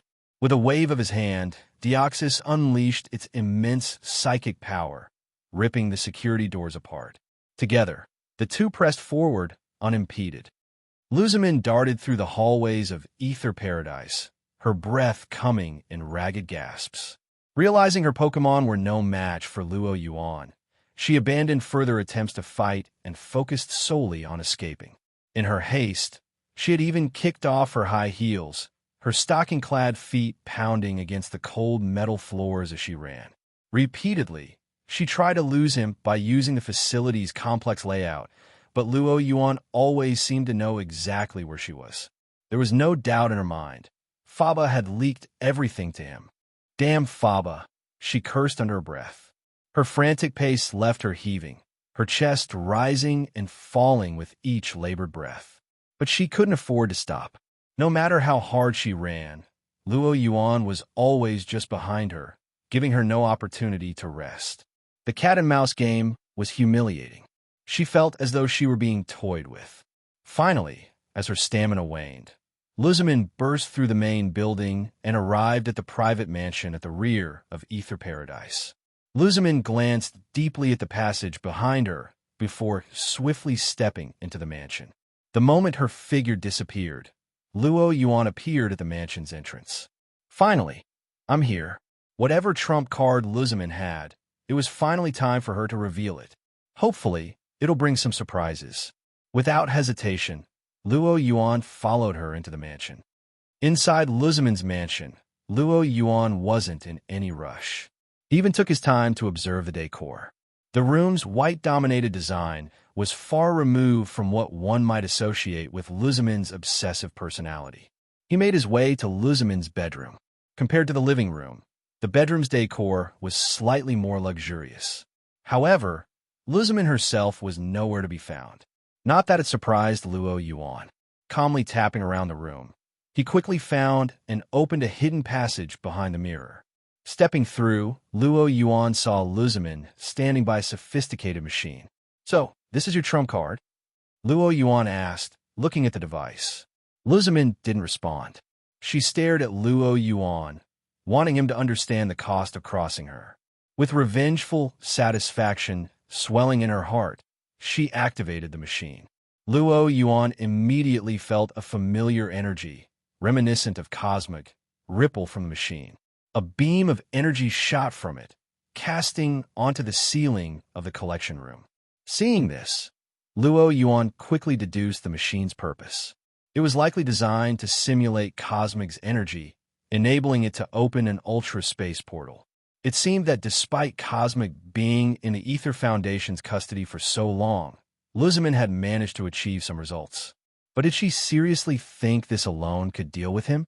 Just as Luo Yuan mused, the energy beam finally began to shift. As he expected, the energy gathered on the collection room's ceiling, forming a shimmering, multicolored portal. An oppressive aura seeped through the portal as Luzamin stared upward, excitement shining in her eyes. A single translucent tentacle cautiously emerged from the void, followed by more, until a white, semi-transparent Nihilego appeared in the collection room.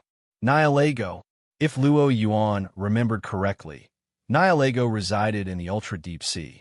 It seemed Luzimin's portal led directly there. But Luo Yuan glanced at Luzimin. Now that she had summoned a wild Nihilego, how did she plan to deal with him? Just as Luo Yuan wondered what Luzimin's next move might be, she abruptly took 2 steps back. A transparent glass wall descended, separating her and Luo Yuan, trapping him with Nihilego. Was that it? Luo Yuan had thought Luzimin had some grand plan for returning to the collection room. But no, her strategy was simply to summon an ultra beast, lock him inside with it, and let the beast handle him. It was crude and straightforward, to say the least. Luo Yuan couldn't help but wonder if the Ultra Beast actually killed him. Did Luzimin have a plan for dealing with it afterward? And if he defeated the Ultra Beast, there was no way he'd spare Luzimin.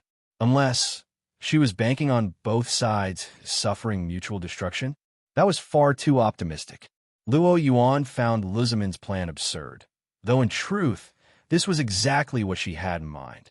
Release an Ultra Beast to fight Luo Yuan, rely on him to weaken the beast, and then swoop in to capture it while both were incapacitated. Her confidence stemmed from the controller in her hand, which could open and close the portal at will, and the Ether Foundation's specially developed beast balls designed to capture Ultra Beasts. Become the stepping stone for my Ultra Beast conquest, Luzimin declared, her usual haughty expression returning. Of course, it would have been more convincing if she weren't barefoot on the cold floor instead of wearing heels. Luo Yuan found her antics baffling. Meanwhile, Nihilego, having emerged from the ultra wormhole, finally noticed the 2 humans below. Its jelly-like, springy body swayed in the air like a girl twirling mid-dance. Hovering for a moment, Nihilego didn't attack Luo Yuan as Luzimin had hoped. Instead, it turned and floated toward her.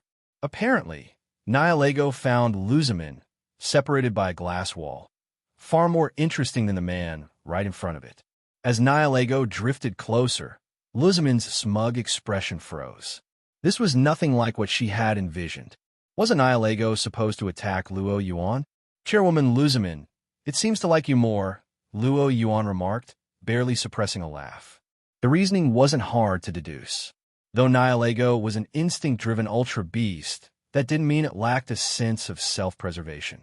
On the contrary, its lack of cognition heightened its danger perception far beyond that of other ultra beasts.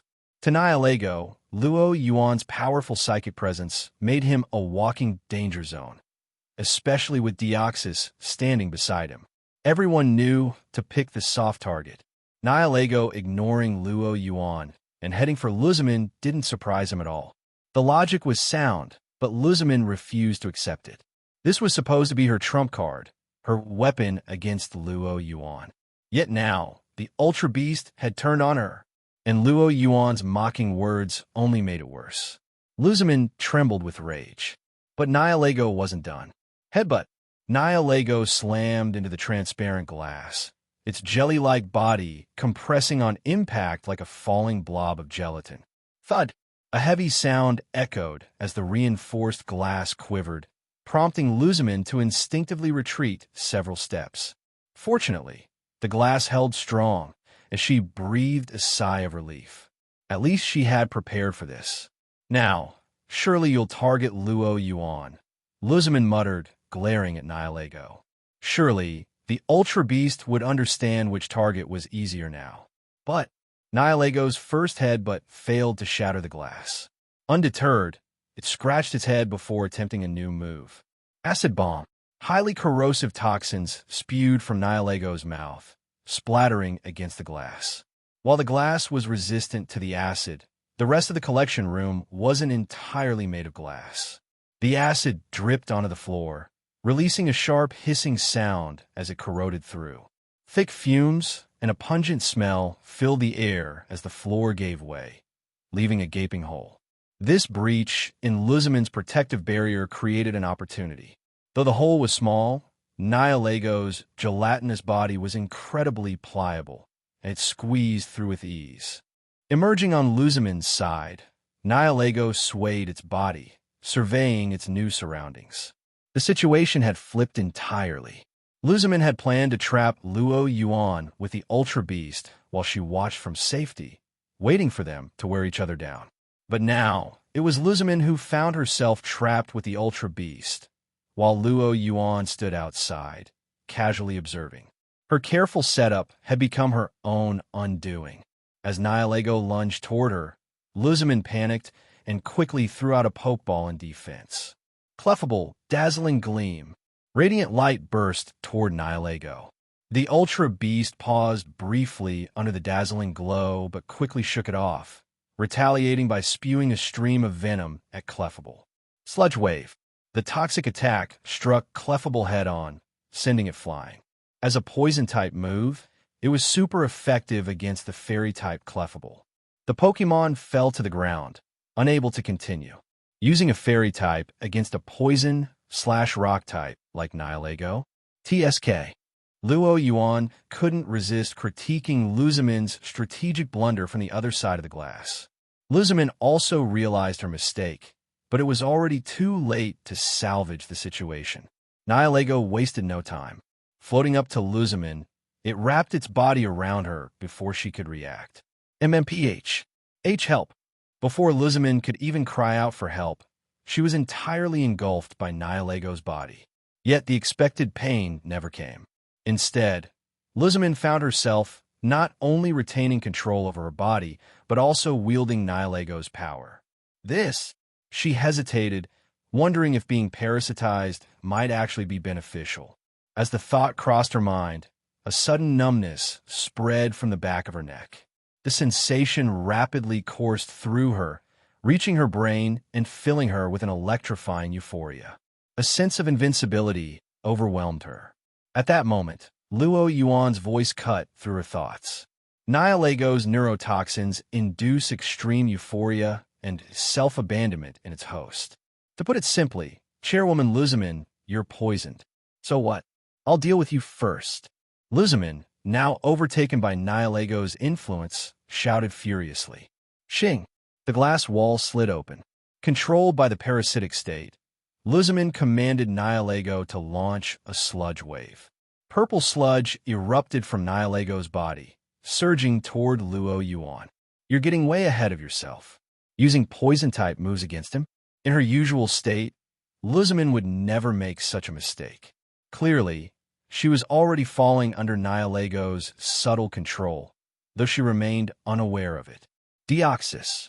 Luo Yuan's voice was calm. At his command, the blue light in Deoxys's eyes flared. A massive psychic force materialized, forming an invisible wall that stopped the incoming sludge in its tracks. Unfazed, Luzamin commanded Nihilego to strike again. Its tentacles suddenly lashed out, unleashing a barrage of gem-like light. Power Gem. Beams of radiant energy rained down on Deoxys. In an instant, Deoxys switched to its defense for me, positioning itself in front of Luo Yuan. Explosions rippled through the room, but as the smoke cleared, both Deoxys and Luo Yuan stood unharmed. Damn it! Missing twice in a row, Luzamin's rationality, already eroded by the neurotoxins, was consumed by rage. Double-edged headbutt. Nihilego summoned all its strength, launching itself at Deoxys in a reckless charge. Luo Yuan raised an eyebrow. Double-edged headbutt was powerful, but inflicted severe recoil damage on its user. Using this move now showed just how desperate Luzamin had become. Still, Luo Yuan remained composed. Deoxys psychic. Deoxys's core began to glow, and its eyes flared blue as an overwhelming psychic force collided with the charging Nihilego midair. The invisible psychic energy felt almost tangible. Nihilego, unable to advance, seemed to struggle against an immense barrier. At the same time, the psychic energy seeped into Nihilego's body, targeting both the Ultra Beast and its host. Under the influence of the neurotoxins, Luzamin's rationality was completely gone, leaving Nihilego's instincts to take over. But the combination of psychic pain and Deoxys's overwhelming power triggered Nihilego primal fear of stronger life forms. Instinctively, Nihilego began retreating, floating toward the portal above in a bid to return to its home in ultra space. Yuan, however, had no intention of letting it escape. Luzamin was still parasitized. If Nihilego fled, who would he rely on to control the Ether Foundation? Faba? Not a chance. And how would he explain to Lily that her mother vanished during his visit? Stay right here. Yuan raised his hand. Deoxys instantly shifted in his speed for me, becoming a streak of light that intercepted Nihilego with ease. Simultaneously, Yuan used his psychic powers to sever the machine's power supply. Shing! The ultra wormhole closed, trapping Nihilego in the real world. With Deoxys blocking its path forward and Yuan behind it, Nihilego, already weakened by Deoxys's earlier attacks, hovered aimlessly, unsure what to do next. Behind it, Yuan stared at the ultra beast and its parasitized host, deep in thought. He pondered a peculiar question. If he threw a pokeball at Nihilego now, would Luzamin get captured too? Yuan ultimately decided not to act on his bold idea. After all, Luzamin still held significant value for Team Rocket. Now, spit her out, Yuan commanded Nihilego. Given its limited intelligence, Yuan made sure to use the power of Viridian Forest to translate his words into something the Ultra Beast could understand. Suspended midair and left adrift after the Ultra Wormhole was closed, Nihilego hesitated. Its translucent body wobbled, as if to reject the order. Yuan and Deoxys simultaneously unleashed their immense psychic energy. The sheer force filled the entire collection room, distorting the very space around them. Witnessing this terrifying display, Nihilego froze in place. Though it was clearly reluctant, it eventually conceded and expelled Luzamin from its gelatinous body. Using telekinesis, Yuan caught the unconscious Luzamin and searched her body. Unsurprisingly, he found a specially designed beast ball meant for Ultra Beast capture. So, you even came prepared with a ball, Yuan chuckled. He turned back to Nihilego. Now, will you enter this on your own, or do I have to beat you senseless first? With the Ultra Wormhole closed, Nihilego had no way to return to Ultra Space. Letting it roam free would undoubtedly cause trouble, so Yuan resolved to capture it. Behind him, Deoxys conjured a shadow ball in its chest, ready to attack if necessary. Sensing the energy radiating from the shadow ball, Nihilego, like any normal Pokemon, might have reacted with anger. But the simple-minded Ultra Beast lacked even the concept of pride. To it, Yuan was an undeniable powerhouse. Having already chosen submission once, capitulating again didn't make much difference. In the end, Nihilego willingly entered the beast ball Yuan held. With Nihilego captured, the next matter at hand was addressing the Ether Foundation and Luzamin's situation. Luzamin stirred from her unconsciousness and found herself lying in her bedroom. "What happened?" she murmured, clutching her throbbing head. She vaguely remembered being pursued by Yuan, summoning Nihilego, and then being swallowed by the Ultra Beast. She had controlled Nihilego to launch an attack, but everything after that was a blank. From the fact that she was unharmed and resting her bed, had she won? But where was Nihilego? And Team Rocket? What had happened to Ether Paradise during her blackout? As questions swirled in her mind, the door to her bedroom suddenly opened. "Who's there?" Luzamin instinctively grabbed the blanket to cover herself, her gaze fixed on the doorway. Normally, her servants or staff would knock before entering. So who could it be now? A short-haired woman wearing a Team Rocket uniform and glasses stepped into the room. Upon seeing the Rocket uniform, Luzamin's hand shot to her belt for her pokeballs, only to find them gone. Her Pokemon had disappeared. Noticing Luzamin's reaction, Matori, Team Rocket's executive secretary, remained unfazed. "Please follow me. Yuan is waiting for you, Chairwoman Luzamin." "Who are you?" Luzamin's voice was sharp, her tone laced with defiance. Matori's words hinted at a truth Luzamin didn't want to accept. "Did I forget to introduce myself?" "My apologies," Matori said with a polite smile. "I am Matori, Team Rocket's executive secretary. It's a pleasure to meet you, Chairwoman Luzamin." Under Matori's escort, Luzamin walked through the Ether Paradise building toward the conference room. Along the way, she noticed that the familiar faces of her staff had vanished, replaced by strangers patrolling the halls. Though they wore Ether Foundation uniforms, it was clear from their demeanor that these people were Team Rocket agents. Every time Matori passed by, they stopped whatever they were doing to salute her. Luzamin's Pokemon were confiscated, leaving her no room to resist. Instead, she coldly observed the facility, once her domain, now unrecognizably overtaken. By the time they reached the conference room, Luzamin saw two familiar figures stepping out. One was Faba, whom she hated so much her teeth ground together in rage. The other was Guzma, another traitor. Guzma avoided her gaze, guilt written all over his face. Faba, on the other hand, looked smug, his expression devoid of remorse. Luzamin stared at Faba with a cold, penetrating glare, but said nothing as she walked past him, following Matori into the room. Inside stood Luo Yuan. Luo Yuan. At the sight of him, anger surged within Luzamin. If anyone bore the brunt of her hatred, aside from Faba, it was Luo Yuan, the instigator of it all. Not only had he orchestrated this entire mess, but his cat-and-mouse pursuit earlier had humiliated her beyond words. Yet, beneath her fury was an overwhelming sense of helplessness.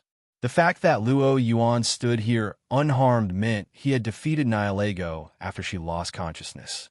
Her final gambit, summoning the Ultra Beast, had failed. She was utterly powerless against him now. Luo Yuan, seeing the look on her face, knew his plan had succeeded. Someone as prideful as Luzamin wouldn't wear such an expression unless she had completely despaired of ever overcoming him. "You seem to be recovering well," Luo Yuan remarked casually. After capturing Nihilego, he had initially planned to wake her up, but the effects of Nihilego's neurotoxins had lasted far longer than he expected, even with the aid of the Viridian Forest's power. Left with no choice, he'd had her moved to her bedroom and instructed Matori to alert him when she regained consciousness. Recovering, Luzamin's instinct was to resist cooperating with Luo Yuan, yet she couldn't stop herself from asking. She had no memory of what happened and could only get answers from him. Despite her reluctance, Luzamin had no choice but to ask. "Of course, it's the neurotoxin. You didn't really think being parasitized by Nihilego was a good thing, did you?" Luo Yuan said, staring at Luzamin. Under his gaze, Luzamin thought back to her condition when she was parasitized. At the time, she hadn't noticed anything unusual, but now, in hindsight, she recalled behaving far more exuberantly than usual, completely out of character for her. Those parasitized by Nihilego experience a significant boost in physical and mental capabilities. However, they also lose their rationality, acting purely on their desires and instincts, Luo Yuan explained. In simple terms, the neurotoxin functioned like a potent stimulant, with the unfortunate side effect of reducing intelligence. Total loss of inhibition. Luzamin quickly reviewed her actions, hoping she hadn't done anything embarrassing. Before losing consciousness, she'd been entirely focused on dealing with Luo Yuan, so nothing seemed amiss. But she had no memory of what happened after Nihilego took control. Without any awareness, surely she wouldn't have done anything strange, right? "Don't worry too much. You definitely didn't do something like cling to me and beg me not to leave," Luo Yuan said, casually tossing the beast ball in his hand. The way he said it only confirmed her worst fears. She must have done exactly that. The thought of herself clutching Luo Yuan's clothes and refusing to let him go sent a wave of shame coursing through her. Her pale neck turned a deep shade of crimson, but her attention soon shifted to the beast ball in Luo Yuan's hand. Seeing it, her heart sank. Had Luo Yuan captured Nihilego? And with her beast ball? Noticing her reaction, Luo Yuan smiled faintly. He had deliberately shown her the beast ball to make a point that Nihilego, which had once controlled her, was now under his control. If he wanted, he could use the neurotoxin to control her again. As expected, after a deep breath, Luzmin finally set aside her defiance. What do you want? Attacking the Ether Foundation, going through all this trouble, even using a flimsy excuse like a home visit. Luzmin knew Luo Yuan's goal wasn't as simple as just taking over the Foundation. Finally, we're getting to the point, Luo Yuan said with a slight smile. It's not as complicated as you think. Our goal is for the Ether Foundation to join Team Rocket. He leaned back and continued. In the past, Team Rocket's actions were a bit high-profile. Right now, we can't afford to provoke the League any further. This time, we're taking a more discreet approach. Discreet. Luzmin looked at him incredulously. Her understanding of discreet seemed vastly different from Luo Yuan's. Wouldn't a truly discreet approach involve infiltrating the Ether Foundation in secret, covertly taking control of its leadership, and gradually dominating the organization? Instead, Team Rocket had shown up in airships, brazenly storming the Ether Paradise, breaking through its defenses and seizing control outright. And he dared call this discreet? Seeing her expression, Luo Yuan coughed lightly, realizing that their actions might have been less than subtle. Ever since the Hoenn incident, his methods had become increasingly bold, and old habits were hard to break. Ahem. Anyway, the process doesn't matter as long as the results are good. Simply put, I want you to lead the Ether Foundation in adjoining Team Rocket, evade oversight from the Alola League, and help cover up the fact that we've already taken over. In its current state, the Alola League would never suspect the Ether Foundation had been taken over, as long as Luzmin didn't expose them herself. So, you want to annex the Ether Foundation, which I've spent years building, and you expect me to cooperate? Luzmin asked, glaring at him in disbelief. I'm merely offering a proposal that benefits everyone, Luo Yuan replied with a shrug. And if I refuse? Luzmin stared into his eyes, trying to glean his intentions. At her words, Luo Yuan's lips curved into a faint smirk. I've considered that as well. Since you're Lily's mother, I wouldn't go so far as to kill you. After all, I have to maintain my reputation as a stellar teacher. But he tossed the beast ball lightly in his hand. You could choose between neurotoxin control and psychic control. Though a controlled Luzmin wouldn't align with Lily's idealized image of her mother, Luo Yuan wouldn't hesitate if she refused to cooperate. It wasn't personal, just necessary. Luzmin didn't want to pick either option. Whether through neurotoxins or psychic manipulation, the Ether Foundation would still end up under Team Rocket's control, and she would lose herself in the process.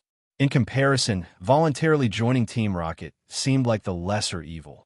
The thought of seeing the foundation she had nurtured for years swallowed by Team Rocket made her chest ache. But as the Ether Foundation's president, Luzmin eventually made the choice Luo Yuan had been waiting for. I'll join Team Rocket, but I have one condition. What condition? Feel free to ask, Luo Yuan replied. As long as she submitted, everything was negotiable, even if it required some personal sacrifice. Kill that traitor, Faba, Luzmin growled through clenched teeth. Having been forced to yield to Luo Yuan, all her anger had redirected toward Faba, the mole who had betrayed her.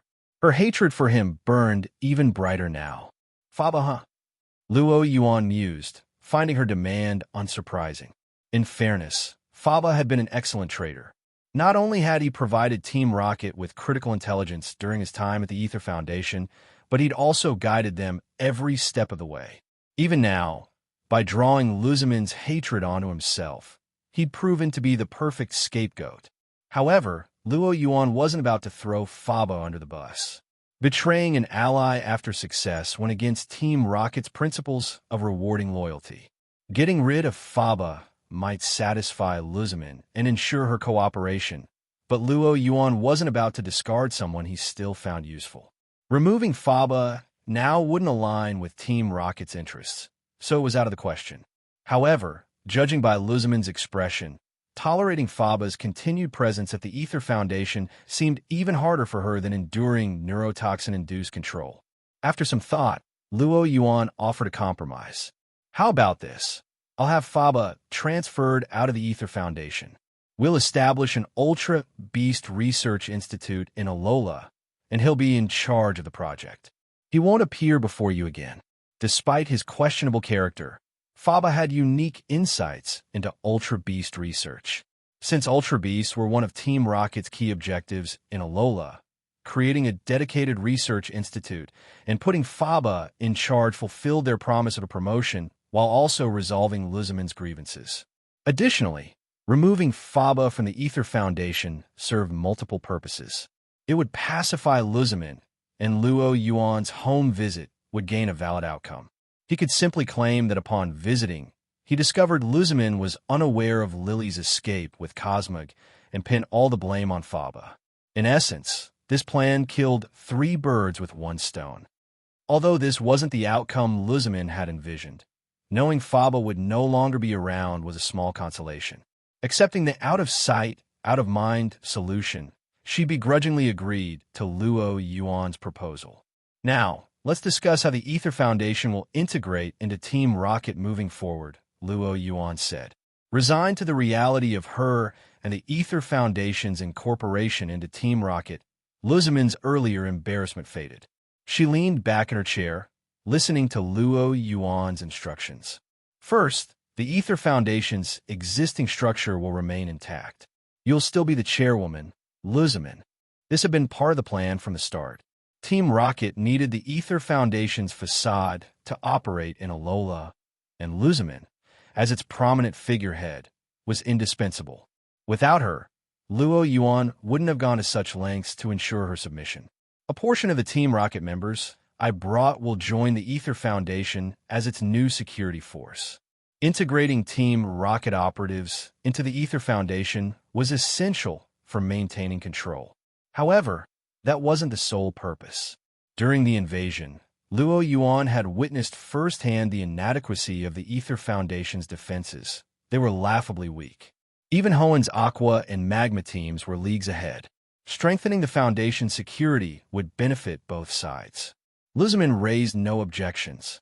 She recognized her position as the loser and understood she had no leverage to negotiate. Next is the Ether Foundation's assets, which are critical. Team Rocket intends to use the Foundation as a stepping stone to enter Alola's tourism industry. We'll need your cooperation on this. Team Rocket was strapped for cash.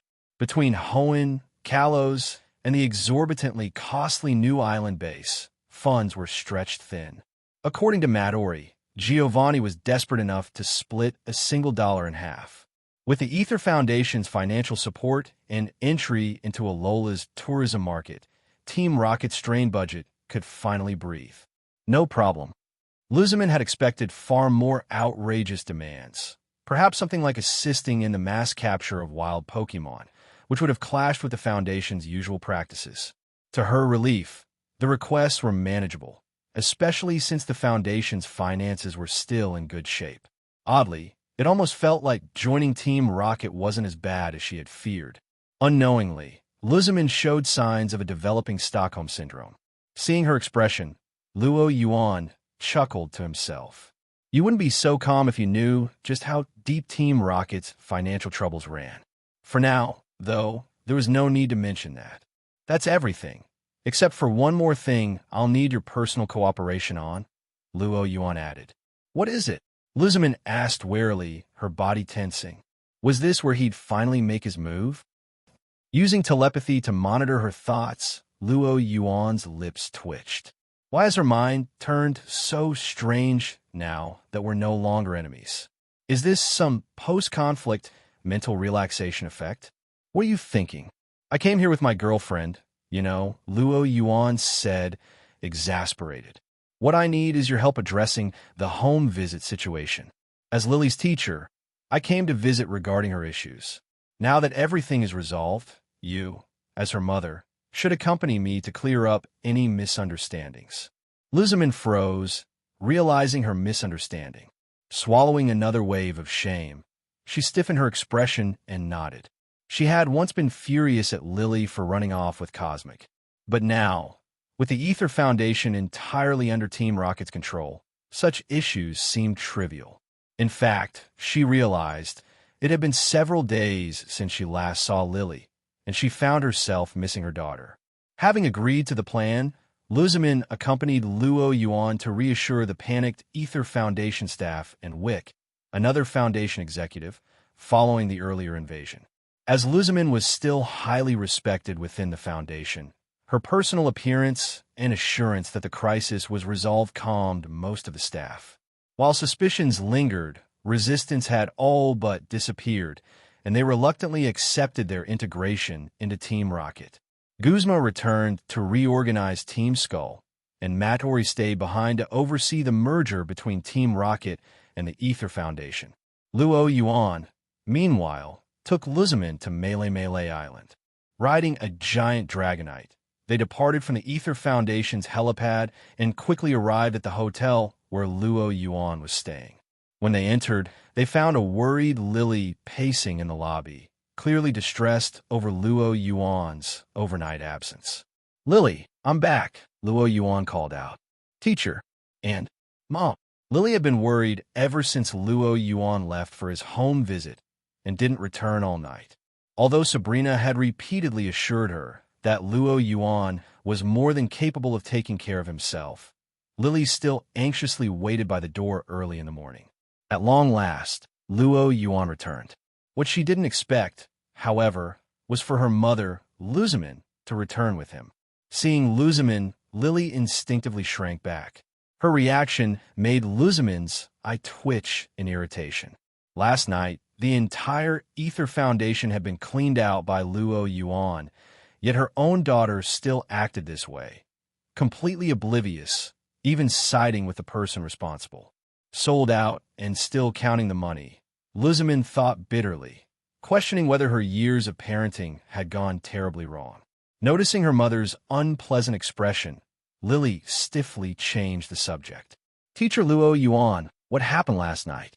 You didn't come back at all." "Well, here's the story," Luo Yuan began. He smoothly laid out the fabricated truth he had prepared in advance, recounting the events of the previous night in vivid detail. In his version, Luzamin was portrayed as the victim, while Faba, one of the Ether Foundation's executives, became the villain. Luo Yuan pinned everything on Faba: the Ultra Beast research, the opening of the Ultra Wormhole, the summoning of Nihilego, and even Luzamin's parasitization. Since Faba was already a member of Team Rocket, there was no issue with him taking the fall. As a subordinate, he couldn't exactly refuse when the organization's second-in-command handed him the blame. To further sell the story, Luo Yuan casually displayed the beast ball containing Nihilego, reinforcing the credibility of his account. Lily thought back to Faba's appearance. "Faba, he does look kind of like a bad guy," she said hesitantly. Lily's method of judging a person's morality was simple: by their appearance. For instance, Luo Yuan looked trustworthy and kind, while Faba's appearance practically screamed villain. However, upon learning that Nihilego was in the beast ball Luo Yuan carried, memories of her childhood encounter with the Ultra Beast resurfaced. Overcome with fear, she shrank back like a frightened rabbit, hiding behind Sabrina. "What's going on?" Luzamin asked, puzzled. She knew Lily was afraid of Pokemon, but had her condition worsened to the point of fearing even those sealed inside Pokeballs? Seeing Luzamin's confusion, Luo Yuan explained. "Lily's fear of Pokemon has already been cured," he said. "Cured?" Luzamin stared at him in disbelief. She had sought countless psychologists and tried various treatments for Lily's condition, all to no avail. Yet under Luo Yuan's care for just a few days, her daughter's phobia had been resolved? "It actually only took one night," Luo Yuan added. Luzamin's face betrayed her incredulity, so Luo Yuan elaborated. Lily's fears stemmed from Nihilego. She wasn't originally afraid of all Pokemon. She was attacked by Nihilego as a child, but she repressed the memory, which caused her fear to generalize to all Pokemon. As a child, Luzamin murmured, recalling a faint memory. And yes, the one who released Nihilego back then was Faba. Luo Yuan confirmed her suspicion. This time, Luo Yuan wasn't framing Faba. The incident had indeed been his doing. Hearing the full story, Luzamin felt a pang of guilt as she looked at Lily. She hadn't known her daughter had been attacked by an ultra beast. Consumed by her research, she had clearly neglected her relationship with Lily to the point of missing something so critical. Still, Faber remained the true culprit.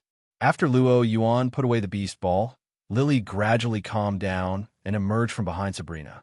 Luzmin's expression softened as she pulled her daughter into a gentle hug, comforting her until her emotions stabilized. But once Lily was calm, Luzmin's demeanor shifted back to that of the composed and authoritative Ether Foundation chairwoman. "What's next?" she asked. Visiting Lily had been her own request. Now that she'd confirmed her daughter's safety and learned her Pokemon phobia had been cured, Luzmin felt her resistance to joining Team Rocket weaken further. She even took the initiative to ask about their next move. Watching Luzmin slowly but surely accept her new reality, Luo Yuan was pleased. His initial plan, to use Lily to approach Luzmin and then leverage Lily to influence her, had proven highly effective. Without Lily, convincing Luzmin to fully integrate into Team Rocket would have taken much longer. After a moment's thought, Luo Yuan responded, "Let's head to the Pokemon school. I'll call Kukui and Hala there, so we can inform them that the Ether Paradise incident has been resolved." Pokemon school. Luo Yuan, Sabrina, Lily, Luzmin, Professor Samson Oak, Kukui, and Hala all gather at the school. Once again, Luo Yuan recounted the story he had shared with Lily, painting Luzmin as a victim and pinning all the blame on Faba. When Kukui and Hala heard that Luzmin was unaware of Faba's actions, they both sighed in relief. Frankly, if given the choice, neither of them would have wanted to confront the Ether Foundation. Not only was the Foundation a major investor in Alola's economy, but challenging it would have cast doubts on the fledgling Alola League. This outcome was ideal. The culprit was merely an individual employee, not the organization itself. "Where's Faba now?" Hala asked, cutting to the heart of the matter. "Unfortunately, Faba escaped before the chairwoman and I could apprehend him. We searched for him all night, but couldn't find a trace," Luo Yuan said, feigning regret. "So that's why Teacher Luo Yuan didn't return all night," Lily thought, her earlier confusion now resolved. "Still, the Ultra Beast you mentioned."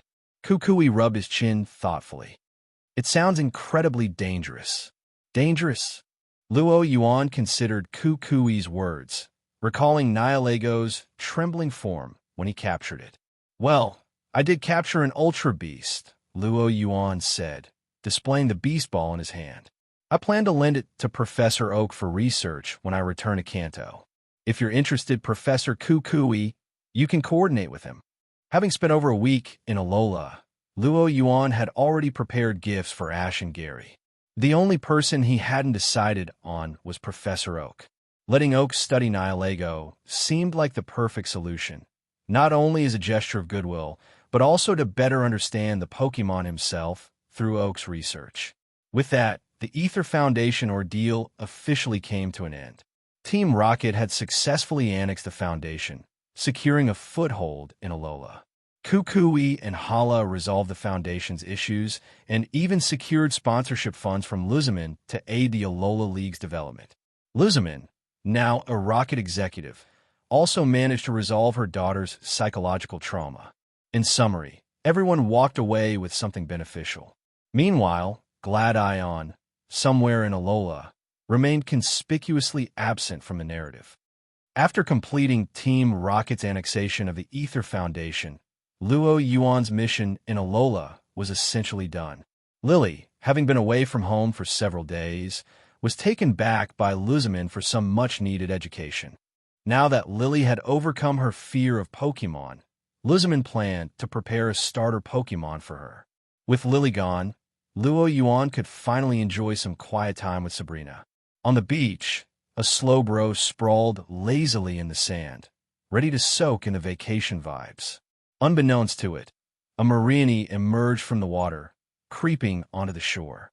Taking advantage of Slowbro's inattention, the Marini leaped onto its head. Slowbro, with a shelter already clamped to its tail, and now the Marini perched on its head, Slowbro stumbled about unsteadily. its vision obscured and Marini's toxins interfering with its psychic abilities. Slowbro clumsily tried to swat the intruder off its head. Unfortunately, its stubby arms couldn't reach. Out of options, Slowbro turned to a nearby Garchomp for help. Eager to assist, Garchomp responded with a swift chop aimed at Marini. The startled Marini hopped off Slowbro's head and fled into the sea. Just as Slowbro regained its sight, it looked up, only to see Garchomp plummeting straight toward it. Thud! Garchomp's dragon claw landed squarely on Slowbro's head. Slowbro collapsed onto its back, dazed.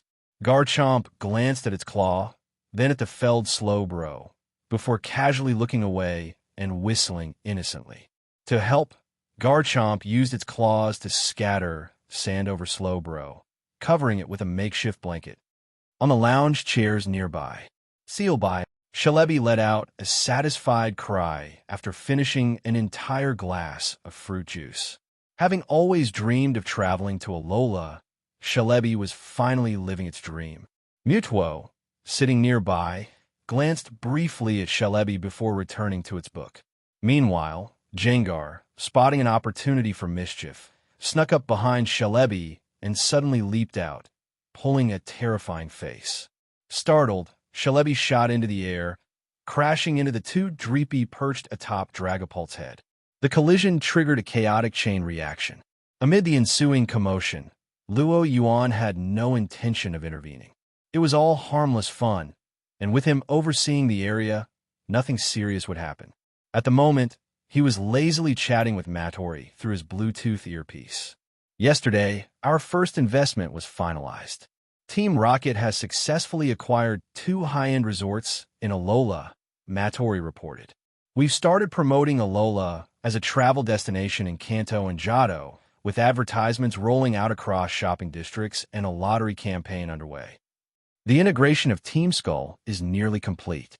Guzma, despite his personality flaws, has proven capable enough. From my observations, he's suitable for a temporary role as a Team Rocket executive overseeing Alola operations. Luo Yuan, are you even listening? Mattori asked, her tone tinged with suspicion after his prolonged silence. She had every reason to believe he might have dozed off.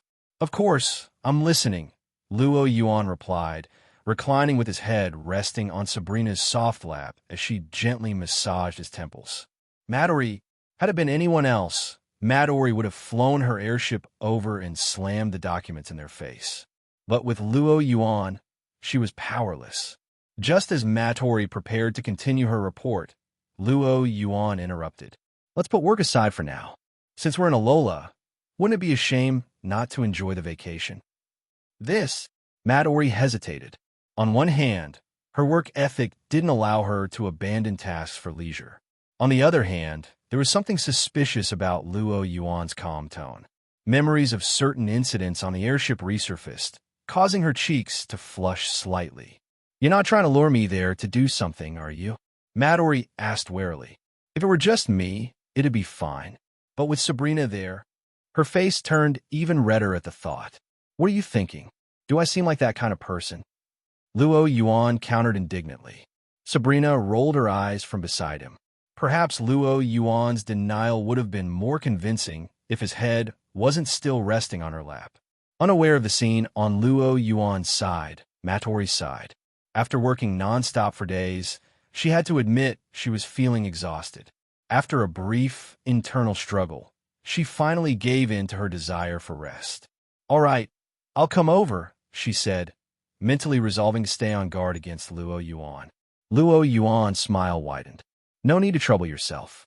My Dragonite is already waiting at the Ether Paradise to pick you up. Mattori froze, realizing she'd been set up. Luo Yuan had planned this from the start. But a promise was a promise, and she wasn't one to back out. Besides, it's just Sabrina. Her determination flared. Mattori decided to assert herself and show Luo Yuan she wasn't someone to be trifled with. Despite her earlier declaration to take the lead, Mattori found herself flustered the moment she arrived at the beach. Once again, it was clear that when it came to these situations, Mattori was all talk. When reality hit, The confident bravado she displayed about taking control was nowhere to be found. You really didn't have to distance yourself so much, Luo Yuan teased, watching her hide on the far end of the beach, nearly burying herself in the sand. Ever since she arrived, Midori had been acting like this. Midori thought, if I hadn't stayed this far away, you'd have eaten me alive by now. Fresh Alolan coconut, I just picked it. Want to try? Luo Yuan asked, using telekinesis to crack one open and holding out toward her.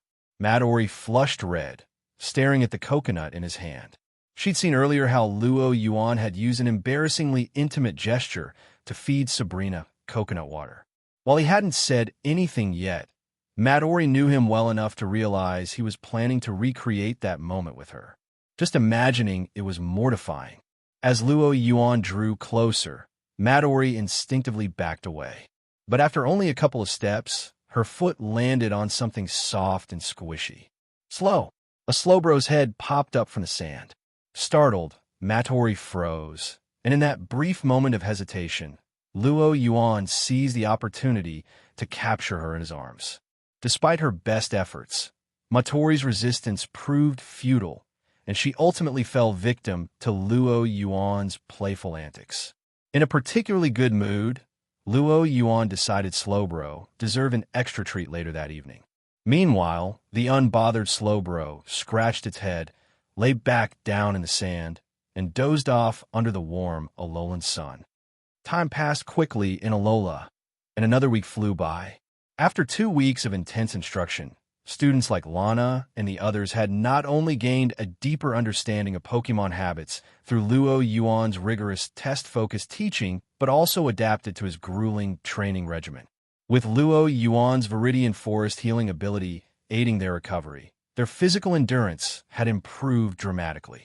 Even Sophocles, who had the weakest physical constitution, could now easily run 3,000 meters.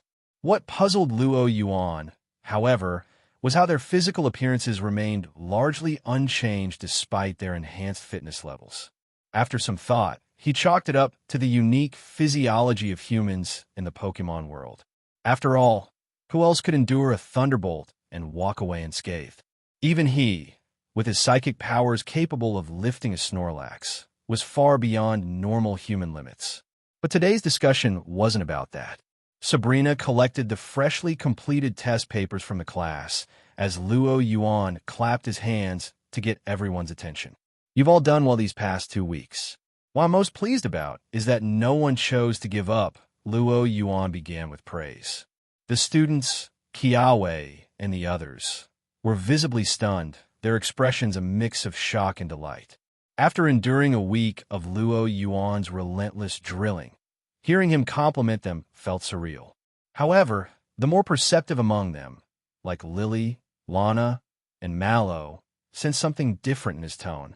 Before they could voice their suspicions, Luo Yuan continued. I've really enjoyed working with you these past 2 weeks. But my time as your teacher is coming to an end.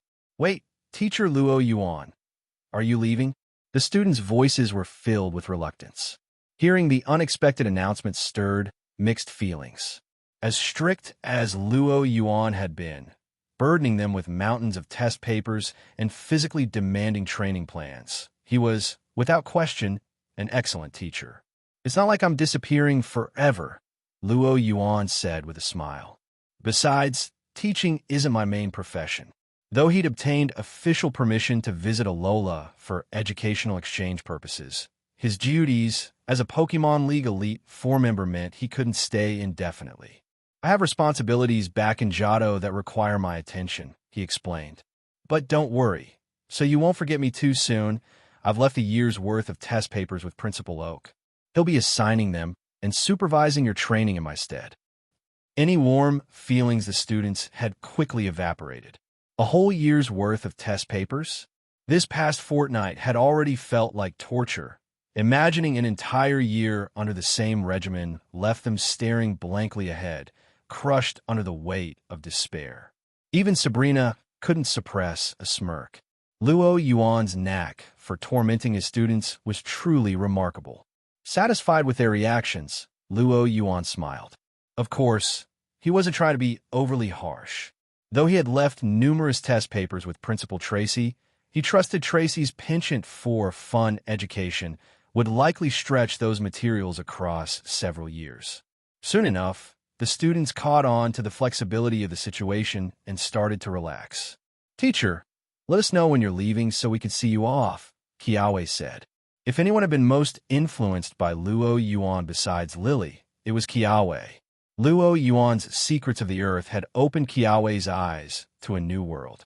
Now, in addition to his focus on fire types, Kiawe had begun exploring ground types as well.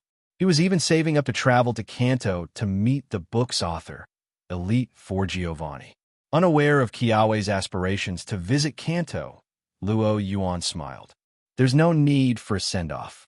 I'm not sure when I'll leave. I still have some minor matters to handle in Alola, likely within the next couple of days." That evening, Kukui and Hala had invited him to the festival in Iki Town. Additionally, there were still arrangements to finalize at the Ether Paradise. Turning to Lily, who was holding an Alolan Vulpix in her arms, Luo Yuan said, "Lily, come with me after school to meet your mother." The Vulpix, which Luzamin had chosen for Lily, had an impressive lineage. Its glossy, pristine fur made it exceptionally beautiful. "Yes, Teacher Luo Yuan," Lily replied cheerfully. Unlike the others, Lily already knew Luo Yuan was preparing to return to Kanto. Moreover, Luzamin had decided to send her to Johto to continue her training under Luo Yuan. As dusk fell, the festival in Iki Town began in full swing. This traditional event, held on Mele Mele Island, honored Tapu Koko, the guardian deity of Alola. The festival attracted not only locals, but also numerous tourists eager to witness the celebrations.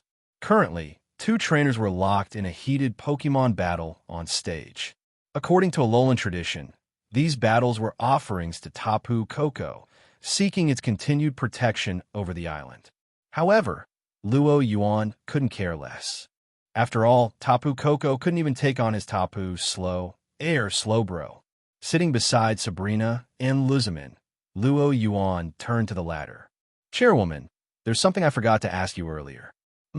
Luzamin glanced at Lily, concerned that Luo Yuan might bring up Team Rocket in front of her daughter. Though she had joined Team Rocket herself, Luzamin was adamant about keeping Lily uninvolved, at least until she was an adult. Luzamin's concerns were misplaced. Luo Yuan had no intention of exposing Lily to Team Rocket just yet. Instead, he pulled an invitation card from his pocket. "This invitation, didn't you issue it?" he asked. "The Sylph Company."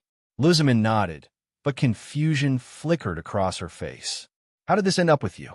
Surely, Luo Yuan hadn't harmed the Sylph representatives she'd sent the invitation to. Given his reputation, the possibility wasn't entirely far-fetched. Noticing Luzamin's wary expression and sensing her thoughts through psychic abilities, Luo Yuan felt exasperated. "Do you really see me that way?" he asked dryly before clarifying. "Allow me to reintroduce myself. Luo Yuan, Elite Four of Johto and shareholder of the Sylph Company." "A Sylph shareholder?" Luzamin blinked in surprise, never having considered that Luo Yuan might hold such a position. "That's because you haven't paid enough attention to Kanto," Luo Yuan remarked. As the youngest Elite Four member in Johto's history, Luo Yuan had been the face of Sylph Company's marketing campaign across Kanto. Anyone in the region could tell you about his association with the corporation. Luzamin, she had to admit, this was an area she hadn't explored. "Honestly, if it weren't for your invitation, I might not have come to Alola at all," Luo Yuan continued. If not for seeing Luzamin's letter, Luo Yuan might have directed Team Rocket's efforts towards Sinnoh, clashing with Team Galactic instead. Exclamation point. Luzamin had always assumed that Team Rocket's annexation of the Ether Foundation was a premeditated move. To learn that her own invitation was the catalyst left her utterly stunned. "I invited Team Rocket to take over the Ether Foundation myself." The bitter irony wasn't lost on Luzamin. Her voice tinged with regret. She explained the reasoning behind her invitation. "I noticed the potential of Sylpha's holographic communication devices in Alola and wanted to propose a partnership. If she had known it would bring Team Rocket to her doorstep, No amount of technological allure would have convinced her to send that letter. With the Ether Foundation now under Team Rocket's control, Luzimin could only rue her decision, powerless to change the past. Luo Yuan, however, found the idea intriguing.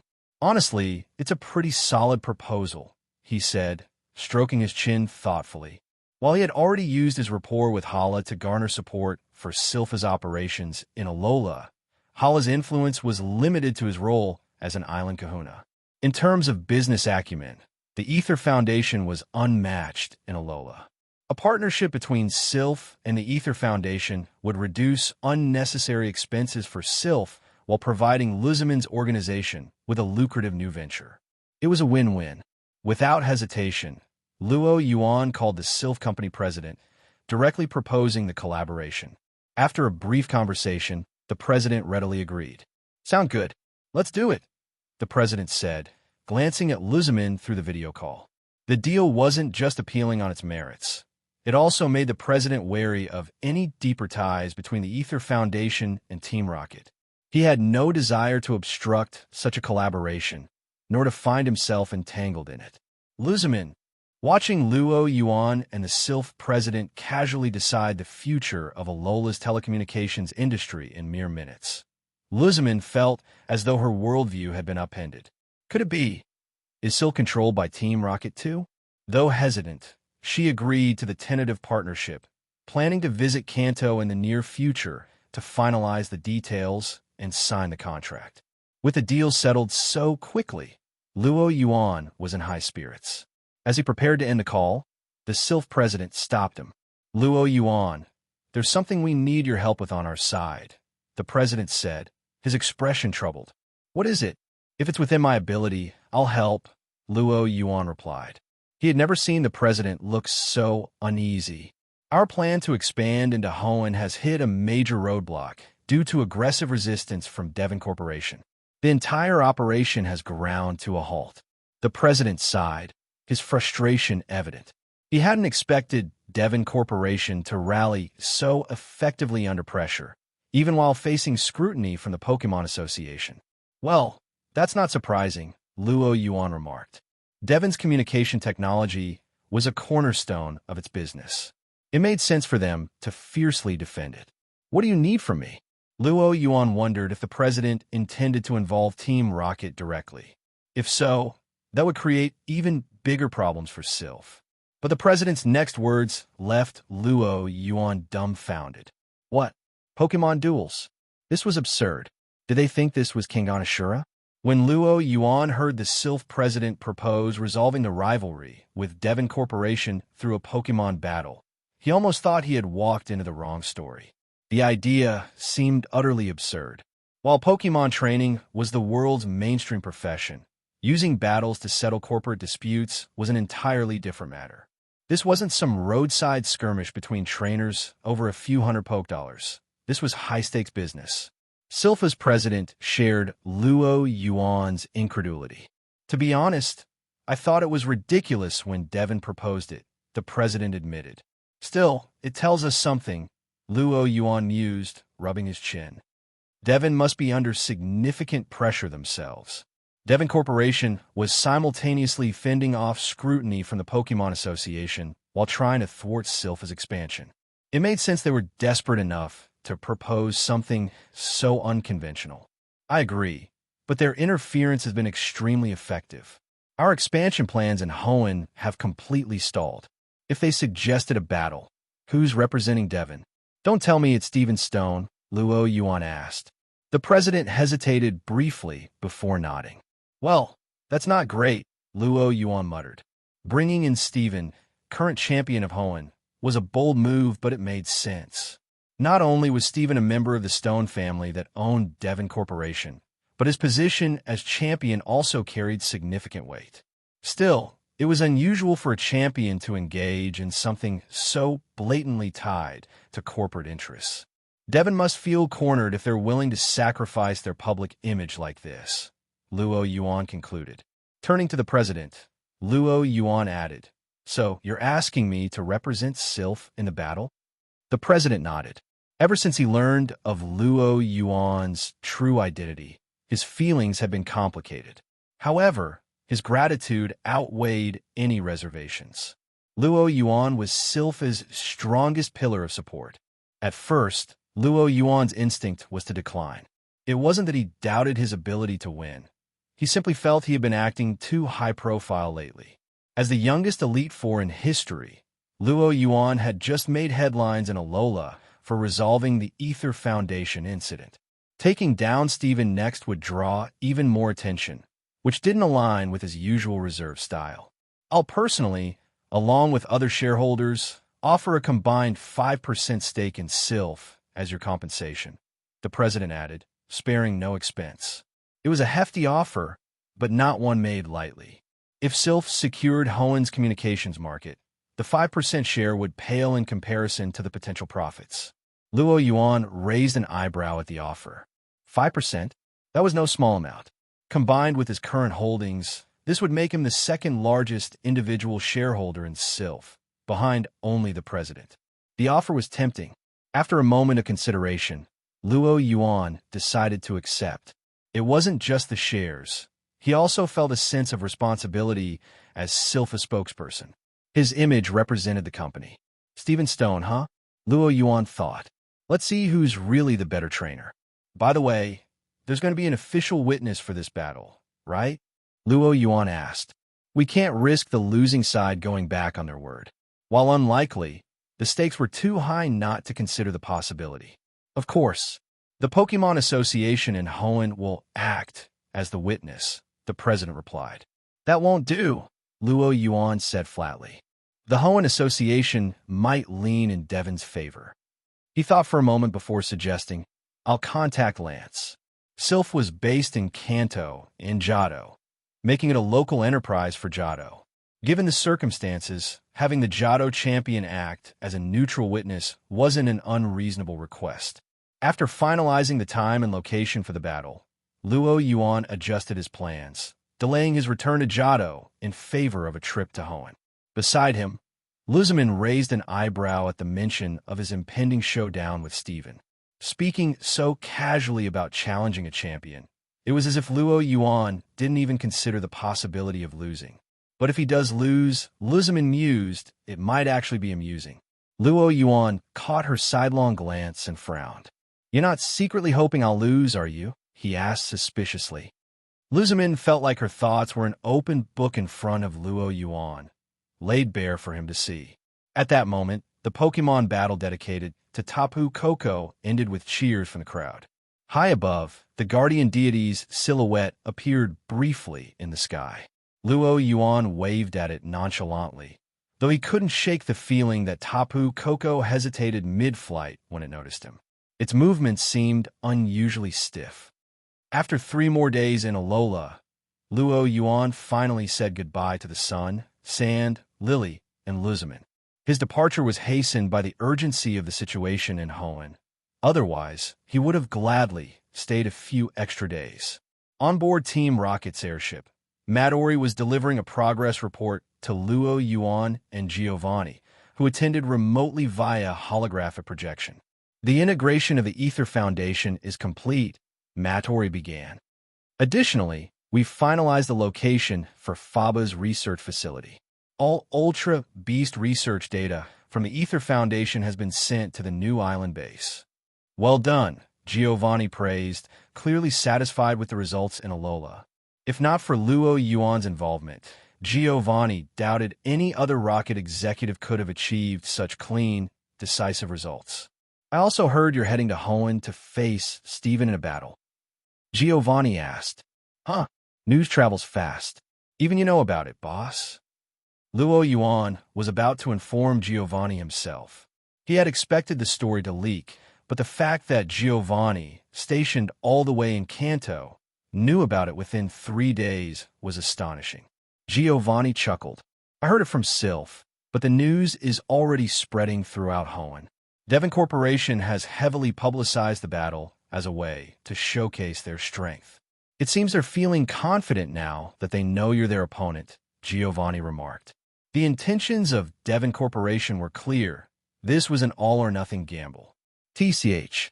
Luo Yuan clicked his tongue in irritation. Devon Corporation had decided to bet everything, ignoring the potential repercussions of dragging their champion, Steven, into this mess. But it wasn't entirely the wrong move on their part. After all, the champion title was a temporary position, while the corporation was the foundation of the Stone family's legacy. Unfortunately for them, they were up against him. They're in for a rude awakening if they think their plans will succeed with me in the picture, Luo Yuan said with a smile. As long as you're confident, Giovanni replied. Initially, Giovanni had some concerns. Without the use of legendary Pokemon, Gengar, or Dragapult, could Luo Yuan still stand up to Steven? Now, however, it seemed he had worried for nothing. By the way, you mentioned you were uneasy about Guzma. I've sent Carr to keep an eye on him, Giovanni added. Carr? He's an excellent choice. Leaving Guzma in charge of Alola had made Luo Yuan uneasy from the start. But with Carr supervising him, there wouldn't be an issue. After a previous misstep had sent Carr to the Orange Islands, he'd taken the opportunity to reflect and correct some of his bad habits. As a senior Team Rocket officer with considerable strength, Carr was the perfect fit to oversee Guzma. Besides, the Orange Islands didn't require much oversight anyway. Keeping Carr, there had been a waste of his talents. After wrapping up their discussion about Team Rocket's operations in Alola, Luo Yuan could sense Giovanni's mood improving, thanks to the organization's recovering financial situation. Satisfied, Giovanni ended the call. Hoenn region. It had only been about a month since Luo Yuan's last visit to Hoenn. He hadn't expected to return so soon. As the airship descended, the ground beneath opened, revealing a hidden Team Rocket base. Luo Yuan stepped off the airship with Mattori and Sabrina. Waiting to greet them was Hunter J. Standing beside Jay was Courtney, who had recently joined Team Rocket. Dressed in a Team Rocket uniform, Courtney now exuded an allure that surpassed her time with Team Magma. However, when her eyes met Luo Yuan's, a blush crept on her face. Even though a month had passed, she still remembered the humiliating moment when Jay had tied her up and delivered her to Luo Yuan. Noticing Courtney's expression, Sabrina shot a glance at Luo Yuan, her meaning unmistakable. First Lily and Luzamin, and now this? You certainly have no shortage of admirers. Her gaze was laced with amusement.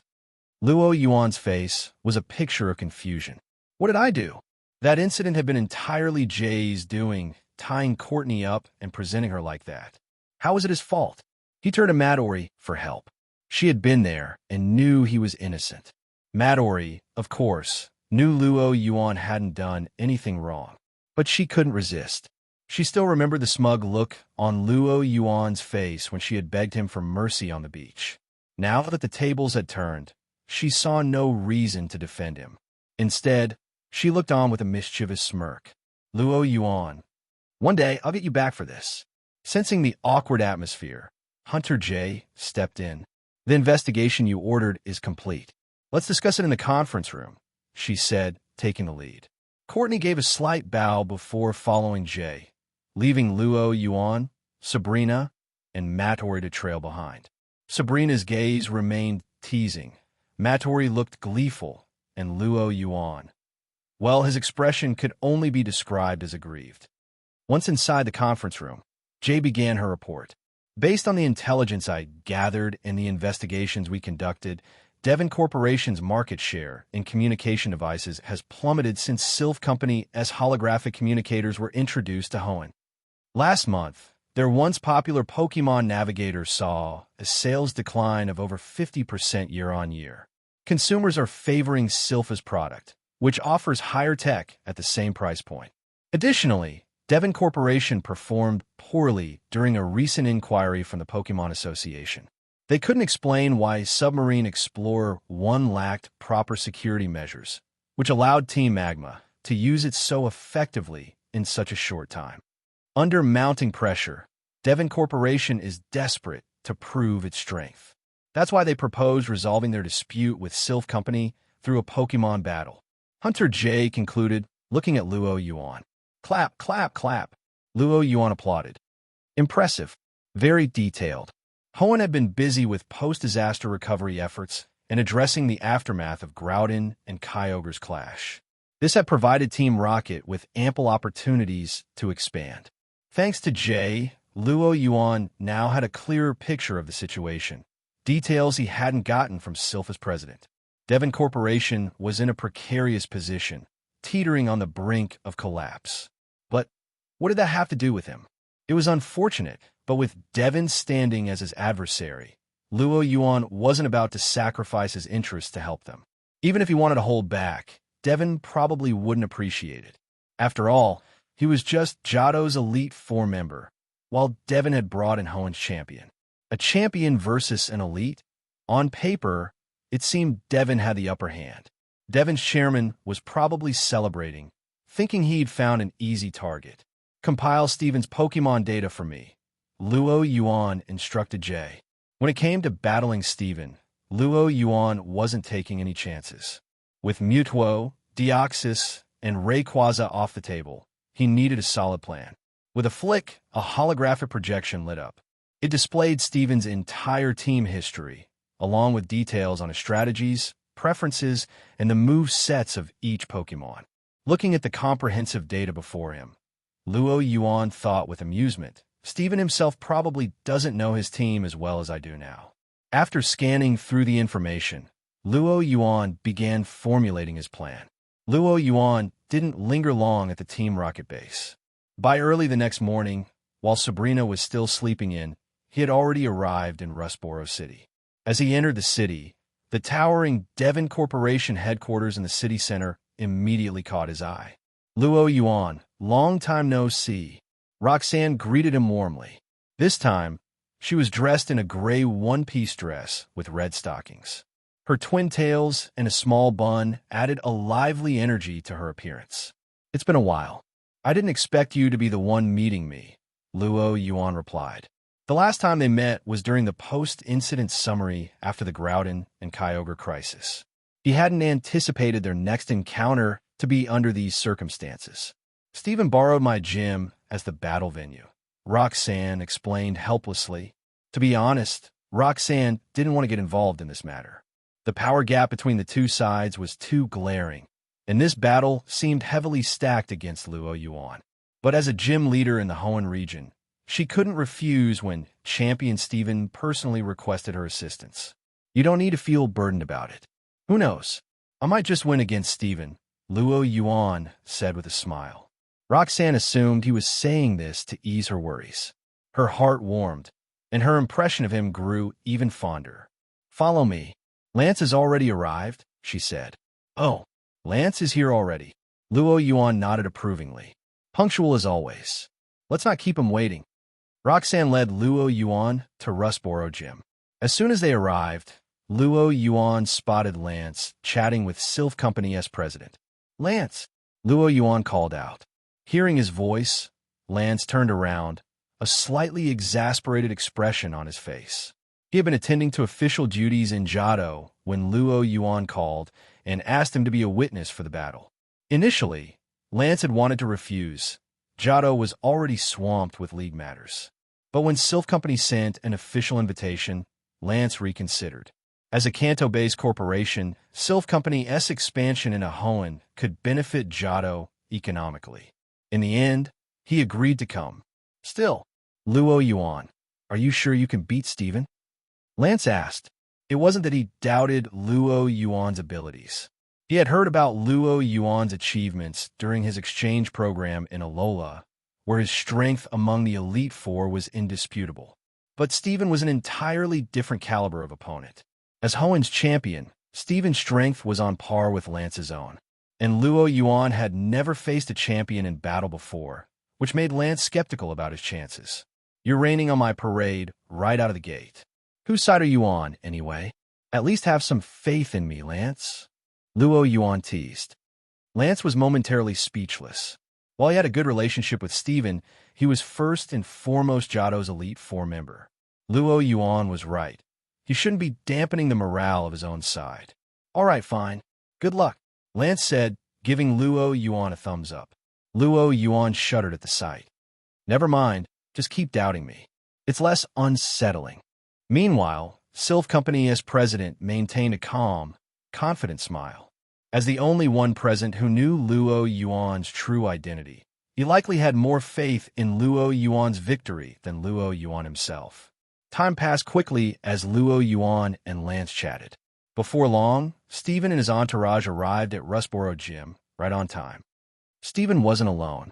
Accompanying him were two others, the witness for the Hoenn side, the chairman of the Hoenn Pokemon Association, and Stephen's father, Joseph Stone, the president of Devon Corporation and a mastermind behind this battle. As soon as Joseph Stone entered the gym, the atmosphere shifted. Sylph Company as president and Devon Corporation's president immediately began a subtle clash of auras, their competitive tension palpable. The match hasn't even started, and you two look like you're about to throw down, everyone thought. But no one was surprised. The commercial rivalry between Sylph Company and Devon Corporation had reached a fever pitch in recent months. If not for the Pokemon League's oversight, their conflict might have escalated into corporate sabotage by now. Still, today wasn't about them. Realizing they wouldn't be able to outdo each other in sheer presence, both presidents reined in their intensity and stepped aside, leaving the stage for the real stars of the day. Stephen, long time no see. I didn't expect we'd meet under these circumstances, Luo Yuan greeted with a smile. Neither did I, Stephen replied, his expression conflicted. On one hand, Luo Yuan had been an immense help during the Groudon and Kyogre crisis. On the other hand, Sylph Company had used Luo Yuan as a stepping stone to break into Hoenn's communications market, threatening Devon Corporation's dominance. Now, Stephen was forced to take the stage as Hoenn's champion to confront Luo Yuan. The situation left him with mixed emotions. Luo Yuan could guess what Stephen was thinking just by reading his face. For someone who was usually seen as the strong one, it was a novel experience to be regarded as the underdog. Don't overthink it. Let's settle this with our strength, Luo Yuan said calmly. Although he could have used mind games to unsettle Stephen, he chose not to. Firstly, it didn't suit him. Secondly, it wouldn't force Devon Corporation to accept defeat wholeheartedly. Luo Yuan hadn't forgotten why he was here, to crush Devon Corporation's resistance and reclaim the Hoenn communications market. Hearing Luo Yuan's words, Stephen took a deep breath and composed himself. He was right. They had come too far to back out now. As Luo Yuan said, they would let their Pokemon do the talking. In a world where many things could be faked, a Pokemon battle was one of the few absolute truths. Stephen gripped his Ultra Ball, his resolve firm. Lance and the association chairman exchanged glances. Seeing that both trainers were ready, they nodded in unison. Let the battle to decide Sylph Company's future in Hoenn begin. Hello, everyone. As we wrap up this video, I want to share a quick note. I have a Patreon account. If you'd like to support me and enjoy on-demand audiobooks, you can become a Patreon member.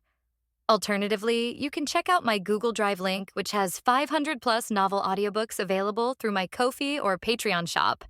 I appreciate your support.